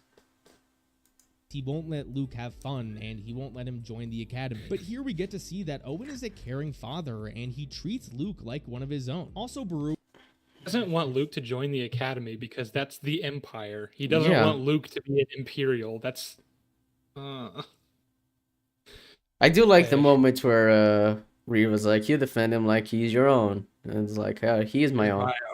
Yeah, it's that's like great. that is one neat line in a scene that makes absolutely no sense. Does Reva even know that it's not his own child? I guess she does. I don't know. I guess she knows that he's Anakin's son somehow. I don't fucking know. I don't know. Yeah, whatever. is pretty much a non-existent character in the movies, so seeing her be a badass bitch A badass bitch. She's retarded. She almost causes her own death, Uncle Owen's death, and Luke's death. Not a badass bitch. She's just a bitch. Oh my god. Really? Beru said, "Stay strapped, get clapped." Oh my god. when What a defending her badass home bitch. against Reva was great. It's these It little was not moments great. like Owen saying Luke is one of his own, and That was a good moment, I agree. Beru taking out the Moment, yeah. weapons and declaring they're defending their home that That was retarded. No. adds was to their retarded, character in yeah. a great way. When it comes Uncle Owen holding his own against Reva is still fucking hilarious. The fact that they're not both dead. Yeah. Inquisitors, they didn't really do anything special. The fifth brother was kinda irrelevant in this entire But you said they series, were and handled Levi- well earlier in the video. You said that they were like good Yeah, I just... visitors. I don't. Hey, Well, that was a lie. I guess. I actually saw him take out his lightsaber once. He just walked around Do you and yelled know at Reva. The Grand who we Inquisitor, are? I felt, was acted wonderfully by No. I'm sorry. He could be a good actor. I don't know, man, but this performance was hilarious. Yo, I've you know seen him in other stuff. He's good. who we are. It's the greatest line delivery of all time. Rupert Friend. Some know what we personality to the do. character that was lacking from Star Wars Rebels. His fake out death was Fuck still you. fairly dumb, but it didn't bother me too much. Sorry, fuck you. No, he's like a force to be reckoned with in Rebels. He is so charming and charismatic, but also deadly as sin. Like fuck you. That all of that is gone in this show. There's nothing added to his character that didn't exist there, only retracted. Fuck you. Indigo is asking what our thoughts on Andor are. Only Sheev has seen it. We mentioned it earlier, like 30 minutes maybe into the stream. So if you rewind, we talked about I it like it. earlier. Yeah, I think it's nifty. yeah. Overall, the characters in the series were a mixed bag. They did a great job at building upon the returning characters, but struggled to establish new ones. Part 8. Effect on the original trilogy. No, here we it's go. it's effect. It's effect with an E. It had an effect on the original trilogy. It might have affected the original trilogy, but it had an effect. Please learn the difference. Thank you. There's be fair, I always get those Every wrong. once in a while, even I can spot that mistake whenever I write. You're worse than Tin, Sheev. No, wait. You're worse than Sheev, Tin. No, wait. You're worse than Tin, Sheev. Yes, I'm sorry. I'm very tired with this video. You're worse than Tin, Sheev. You should be ashamed. That's what I was gonna say. I fucked it up. I'm just gonna say that like I get that wrong pretty much all the time, but like if I'm putting it in a video, You check. I'm gonna go ahead and Google it and make Yeah. sure that I'm using the right one. Yeah, that happens all the time. Sometimes you write something, you're like, I am not sure about that. You check. Effect is a word that you should check most of the time. You know, if you're making a video. Just, yeah. Every time a Star Wars story concludes, we often ask ourselves how it affects the wider Star Wars story. Sometimes you get stories like The Mandalorian Season 1, which have a minimal effect on the wider narrative. Yeah, this was pretty standalone. Season 2 was the opposite, but they're bullshit, so I don't know. Considering Obi-Wan Kenobi features 3 of the most prominent characters in the Star Wars universe, this series is pretty important. So how does this show affect the original trilogy? The way A it lot. really does it is Fucking by ruins adding it. context to certain lines of dialogue. And Star Wars isn't new to this. When the prequels came out, many lines from the original trilogy had new meaning. Like, Yeah, I mean, I do like when lines, or just like throwaway lines at the moment, like when you add context afterwards, like, hey, this is neat. Better Call Saul does that a Hang lot. on. I want to see what example he's about to use. I'm just wondering what he thinks Kenobi did with adding context lines. when Leia Specifically, I Maybe. want to see what example he's about to use here because Yeah. this is a line Leia says where it, like in this scene at least, she has a line where she says, "I remember my mother," even though the prequels establish that she was 30 seconds old when her mother died. Yeah, I So, think the like, idea what a lot of like, people used to say that it was like she had like a dream or like a vision of her mom due to the Force. Like it was never like that she actually remembered her. I think that's the way people defend it. I mean, sure, but like to say that like the prequels recontextualize that line when they blatantly contradict it is kind of funny. Yeah, we'll see what he means by it. lines from the original trilogy had new meaning. Like when Leia said she knew her real mother, but her real mother died when she was a minute old. The only real blatant retcon is when Obi-Wan tells Luke he hadn't heard the name Obi-Wan since before Luke was born. Oh, so she just used an Wait, example. but Okay, or Said that was an example of like recontextualizing. That's it, a or, like, retcon, that's not- contradiction. yeah. I mean, or a retcon. yeah, not- it is a contradiction. Did This you use that example? and this thing about Ben, it was contradicted already in It was contradicted already in Revenge of the Sith because it wasn't before they were born. He was called Ben still. To be fair, It was called Obi-Wan. he said was that I haven't gone by the name of Obi-Wan since before Luke was born. I guess. You could just say, "Oh, Well, well, I think I the- go by Ben. I Well, call me think Obi-Wan sometime. I go by think the Ben." way to defend it is just like this was 19 years ago for him, like being out the day they were born. I think it's fine for him to say since before you were born or since you were born. There's no meaningful difference for him. You could just not be remembering correctly when it happened. That's how I would probably say it's like the easiest way to defend it. That is obviously no longer the case. But was Yeah, and then the Obi-Wan show was just like, well, not anymore. Like Revenge of the Sith at Weird. least had like a leeway. This just doesn't at all. It's weird though that like he's saying like, oh wow, Kenobi series contradicted the OT in this very minute way, and it's like there are a lot of other examples that you could Yeah. be using, but sure. That line really that important? No. For me, this series adds emotional weight to the original trilogy in almost every way. When Leia calls for Obi-Wan in the classic speech, it makes you think differently about the scene, knowing what happened in this. You know, how about when she comforts Luke when Obi-Wan dies and she just does not Even though care. she had a better relationship with Obi-Wan than Luke did, so he should have been comforting her. Yeah. Yep. Show. And the reason why Leia didn't mention their adventures together at all is because Obi-Wan asked her not to. This show, Which is a That's- really funny line, Which is fucking stupid as well. because they only added that line in there that people would defend, and they have too, fans have done this, so that people would defend it and say, see, this is why it's never mentioned again. Yeah, except it doesn't though- make sense. She's Does that contact. make sense? Yeah, because if the point is like he doesn't want the Empire to know that he has a connection to her and the Organas, but the way she words it in A New Hope still gives it away. It doesn't matter.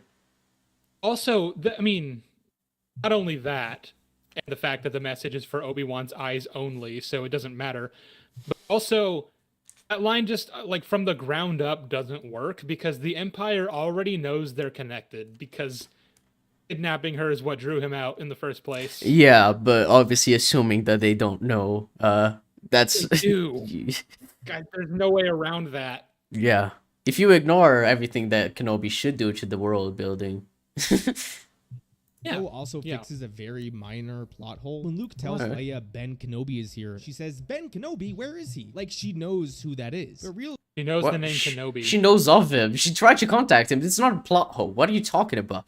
She just heard someone say, I'm here to rescue you, and I'm with Ben Kenobi. She knows the name Kenobi. Yeah, and he knows knows that she that knows the name Kenobi because he saw the fucking recording of her. So R2 showed it to him and Ben. What was this a plot hole? I'm so confused. realistically, she would have no clue who Ben Kenobi is. She does. She says that Kenobi fought with her dad in the Clone Wars. That's how General she knows. Kenobi. It is There's a explained glimpse in of her her fucking father. recording. You fought with my father in the Clone Wars. Help me, Obi-Wan Kenobi. You're my only hope. She knows of him. She doesn't know who he is. She just knows of him. And she Guess you thinks could he's say, his, like, and she oh. thinks he's her only hope. That's why she's so excited when she hears Ben Kenobi's there. Guess you could say like, oh, she should have been confused. Like, what do you mean Ben Kenobi? I'm expecting an Obi-Wan Kenobi, but I don't really think she's gonna. I don't think she's gonna nitpick that. She's gonna be like, "You're here with Kenobi. Well, You're here also- to rescue me." I Let's also go." think she would know of the name Ben Kenobi, but she would use Obi-Wan when she's talking directly to him. Like, she would know of the name Ben because probably, I I imagine would- Bail Organa is like, he's going by Ben nowadays. Yeah, like you might have to refer to him as Ben because Mm-hmm. that's the name. That's the pseudonym he chose to go into Yeah. hiding. So that might. Yeah, there's. Just fucking Christ. Only Obi-Wan Kenobi. So that scene always felt weird. But now she knows who Ben Kenobi is, so this excitement that comes out of Leia makes sense. She already Another glaring way did. the series makes the original trilogy better is when Obi-Wan No, don't say better. Don't use that word. That hurts my soul. fights Vader again. If this was really No, it makes it much worse. Much fucking worse. It's like, oh, last time we fought, oh, you know, we were the master, I was but the apprentice, but now shit changed. It's like, well, actually, last time you fought, not really. You fought earlier and you won, but Like, you I actually let him actually, go. I don't know, man. Actually, really haven't changed in rank since the last time we fought 10 years ago. Yeah. I'm still me. You're still you. Yeah, It's kind of. it's kind of the exact same thing as when we last fought 9 years ago. So, but yeah. really the first time the two met after Mustafar, I imagine Obi-Wan would be a bit more emotional and actually call Vader Anakin. But since What? Been Why? 19 years. And he's trying to hide that he's Anakin from Luke. Yeah. Obi-Wan already came to terms with his belief that Anakin is dead, it makes sense why he would call him Darth, because that was the last thing he called him in this series. Is it really unreasonable to assume that in 19 years, Obi-Wan was able to come to terms with what happened? Yeah, the entire point of the Kenobi show was to show how that happened, and it didn't really. But it's like that we know that happened between the show. It didn't make it better because it actually made the journey for him to get to that point not make sense. I don't understand how this is fucked better. with the story. You Yeah. can't enhance a story if you break it. Yeah. Also, Obi-Wan Weird. sacrificed himself not only for Luke, but for Luke and Leia, which is neat. What? What? He already cared about Leia and already wanted her to survive because he knew how important she was. Kenobi show did not recontextualize that. Yeah. Ask why didn't Leia mourn Obi-Wan at all if she knew him? Well, we didn't even see her mourn the destruction of her home planet and the What? We see her getting upset. What? She literally begs Tarkin not to do it. Yeah. What are you talking And, about? like, So his fully defense is like, distraught. oh, see, Leia's a sociopath. She doesn't care. It's okay. You say so, man. I think my read on Star Wars is a bit different than Sure. yours. death of her parents in that movie. So I don't think it's that ridiculous that we don't see her mourn a guy she only knew for a few days. I suppose But just the guy. You just said that her What? emotion. You just said she was super happy when she heard the name Ben Kenobi because she knew who it was. But now And I- you're and I saying hate that it. actually no, she didn't care all that much because she only knew about him for a few days. Pick, Hate when pick people one. when people downplay Obi-Wan and Leia's relationship as, oh well, I mean, he was still just a guy that she knew for like a couple of days. Like, no. It's a He bit more. rescued her after she was kidnapped. He saved her life. Twice. Went on a whole journey together. They like bonded. They got really close. Like, it's not just, oh, that's that that one guy who hung around one time when I was 10 that I never saw Yeah. again. No, they had a whole Talk about- fucking adventure together. Yep. this before, but the show also makes that line where Darth Vader says Obi-Wan once thought as you do make sense. Because before, Yeah, you Obi-Wan already never thought there mentioned was this. good in Anakin. But we see that in this series. And the last thing I will mention is Don't why are you showing the Rise of Skywalker? Please don't We're try to not- praise the we're Rise of Skywalker in relation to Obi-Wan Kenobi. How are you gonna be able to connect the two? Whew. I'm so tired of this video. that it adds more weight to the notion that Leia would name her son Ben. Oh, okay. Yeah, yeah. that's fine. That's fine. Okay, I was worried you were gonna try to defend Rise of Skywalker. But yeah, I've heard people say that. I think it's fine, but also never had an issue with her naming him Ben. It's still like a war hero, and she did know of him, and Luke probably told her about him. I don't think it's like an issue. I just feel like it creates a bigger So- connection with the name, but I don't think it's an issue anyway. Still always thought it was weird because she had no personal connection to him. Like if anything, I don't know, name him Bale. After your father who raised you and looked after you and died when you were still like very young. Yeah, I mean, I don't think it's an issue. It's like naming your child. You just choose the name after like a war hero, someone who helps you and your brother win the war and like save your father. I think it's fine to name him after Ben. It's like, yeah, the connection is strengthened a bit. I don't think any name would really ultimately like matter all that much. It's just a name. So Problem is like, oh well, yeah, it recontextualizes the sequels for the better. yeah. It fucking destroys the OT, but it's okay because it makes the Tiny, this extremely better. tiny thing that is the name of a character is actually fixed now, so it's fine. Yes, this is a sequel trilogy thing, not an original trilogy thing, but I'm still gonna add it. Overall, I love the way this series added emotional weight to the original trilogy while barely taking anything away from it. Yeah, barely. Oh god, no. Yeah. it- 9. In conclusion, what are You made a conclusion after all this. my final thoughts on this series? Overall, I'm mostly pleased. I think this show told a compelling story Used the term mostly pleased like 5 different times in this video. It kind of seems like overcompensating. It's like there's so many issues that I find it hard to say it's good, but I liked it for the most part. So Mostly pleased. It's just Yeah. that it completely breaks the characters and the world and the lore, and it just fucks with everything. I'm mostly okay with it. So yeah, it kind of feels like trying to justify to yourself why you like something or that you still like something despite it being flawed. It's fine if you like it and it's still flawed. I feel like you're trying to defend it, like overcompensating. Maybe I'm just reading too much into it. I don't know. that just faltered a lot with its execution. But after seeing this show in its entirety, I can confidently say that this story should have been a movie. This show had a lot of fluff that wasn't necessary to it. Had it been I agree. sure, yeah. Yeah, that was one of the issues with it. Yeah. in a movie, then the storytellers would be forced to cut some of that out. Also, a big problem with this series that Oh, wasn't this like supposed to be a trilogy and was still like made into a 6-episode Oh. show? It was really weird. Oh, the First film story is we trying to- got. Like, this is the first film, apparently, and the second film is going to be him confronting his mortality, apparently. Was it what? The story we got was just a reiteration of the first film of this trilogy that we're never gonna get. Right. I thought it was like the entire trilogy crammed down into this season, but that makes sense. That if it's an entire film stretched out, it should be an entire season. It makes sense, but there's so much like irrelevant stuff. That a lot of people had was that it felt cheap. The sets were It did. unimaginative, and the Yeah. cinematography felt like a fan film at times. Had this Yes. been a $200 million movie, then this would The budget is really high. You can't just $150 million budget. Yeah, in you can't total. just say like, oh, the budget wasn't high enough. It was higher, way higher than it should be. There's so many shows that have much lower budgets and still look great.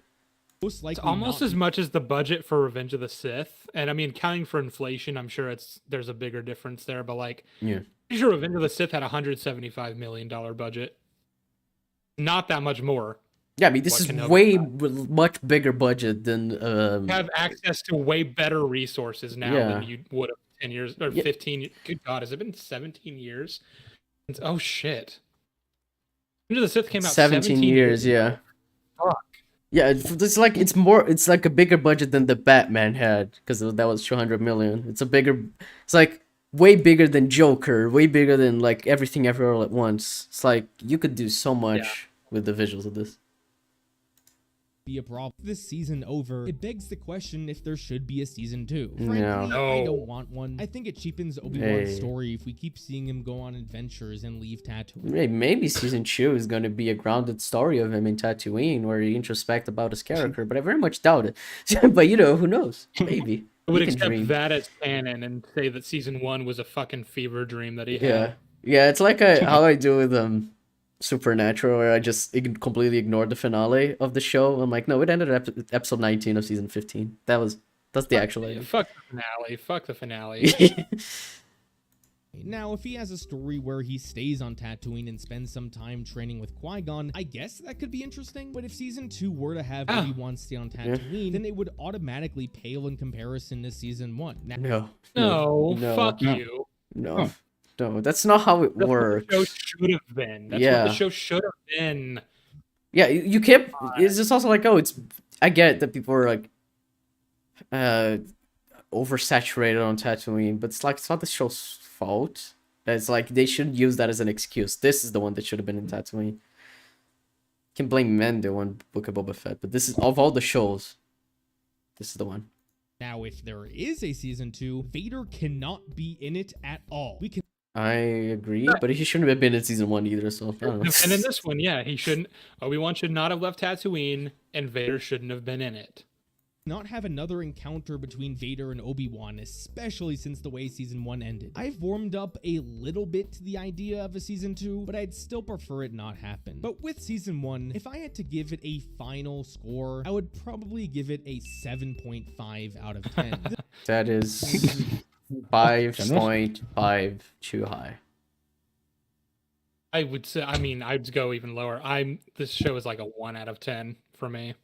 I wouldn't go that, because like 1 for me is like, you know how Loki literally breaks time, like the concept of time and the concept of space.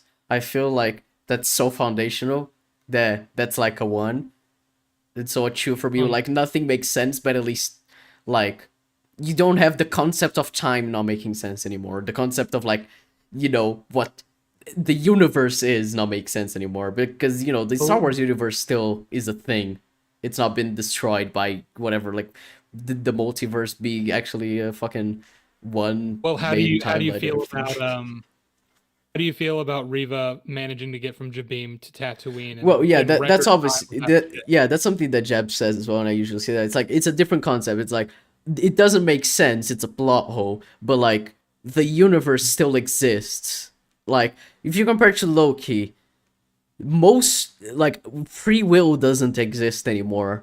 You can't time travel in the MCU anymore without breaking the entire universe. unless you do, unless you don't, because the rules in Loki don't make any sense in terms of time travel. Like if you break, especially time travel, I feel like if you break those rules, you're gonna get to a point where it's so foundational where you can't have a story that functions because time just doesn't work anymore. Because it's like, oh, if you do this, then a timeline branches, but it can't actually branch because we are gonna prune it. But actually, we don't prune it. We send it to a fucking big purple monster that eats it. But actually, it was all part of the plan, part of Kang's plan to get Sylvie to kill him, except he didn't know if she should kill him, and they're at the end of the universe, but they're actually, once they kill him, the alternate universes are going to start being created from the conception of the universe, even though they're at the end of time. Like, none of it makes sense from like a very foundational aspect of like what a universe, the universe is, or how time works. With Kenobi, it's like I can still tell that it's a story. It just, none of it connects with one scene to another in a way that makes sense, but it, like, at least I know that time is moving forward without me having to question it, I guess. I don't know. Yeah, it's why it's like when I think like the higher the stakes, the easier it is to make a story that is like a 1 out of 10. Like, you have Multiverse of Madness and Loki, they're like going throughout the multiverse and like breaking its own rules, kind of making it that so that like for example, Multiverse of Madness, the main MCU timeline should have been destroyed via an incursion based on the rules that they've said, because of like Gamora from Endgame, and obviously the fucking America Chavez, she should be like an incursion machine, and for every universe that she goes to, she would have destroyed many universes. Like, there's so much that's just broken on like what the universe is. Like, the universe should be destroyed. I feel the same about a lot of What If as well. Maybe like the finale probably, but yeah, that's kind of how I feel about it. It's like, this is like very like destroying all of it, as opposed to just like plot holes and character inconsistencies. Not that like Multiverse of Madness and Loki don't have those, but you know, it's those paired with the universe just breaking. And when I mean universe, I mean the actual universe, the rules of how the universe works. Whereas here is just like the rules of how device works or something like that are broken. Like, fucking, if the lightsaber doesn't work how you imagine it should, that's like a plot hole, but it isn't breaking the logical cause of like the universe of time moving forward, I guess. I don't know. I feel like it's two different types of bad stories, and I don't feel like Kenobi reaches the level of Multiverse of Madness or Loki, or like About Time, stuff like that. So anyway. The story was mostly great, and I appreciated most of the characters, but the execution was not great in a lot of aspects, and the overall production value of the show felt cheap, which takes away from the Star Wars experience. And those are my thoughts on Obi-Wan Kenobi, and why it's great with a few problems. I'm going to be doing a rewrite of the series, so stay tuned for that. Thank you everyone so much for watching another one of my videos. Don't forget to hit the Claude Squad, and I will see you guys next time. Alright, that was the video. Woo. We did it. We did it. It's over. I clicked on the wrong thing. You sound happy, Tin. You liked the video, didn't you? Very. You liked it very. Oof. That is a very high level of liking things. Do you count Endgame as world-breaking? True.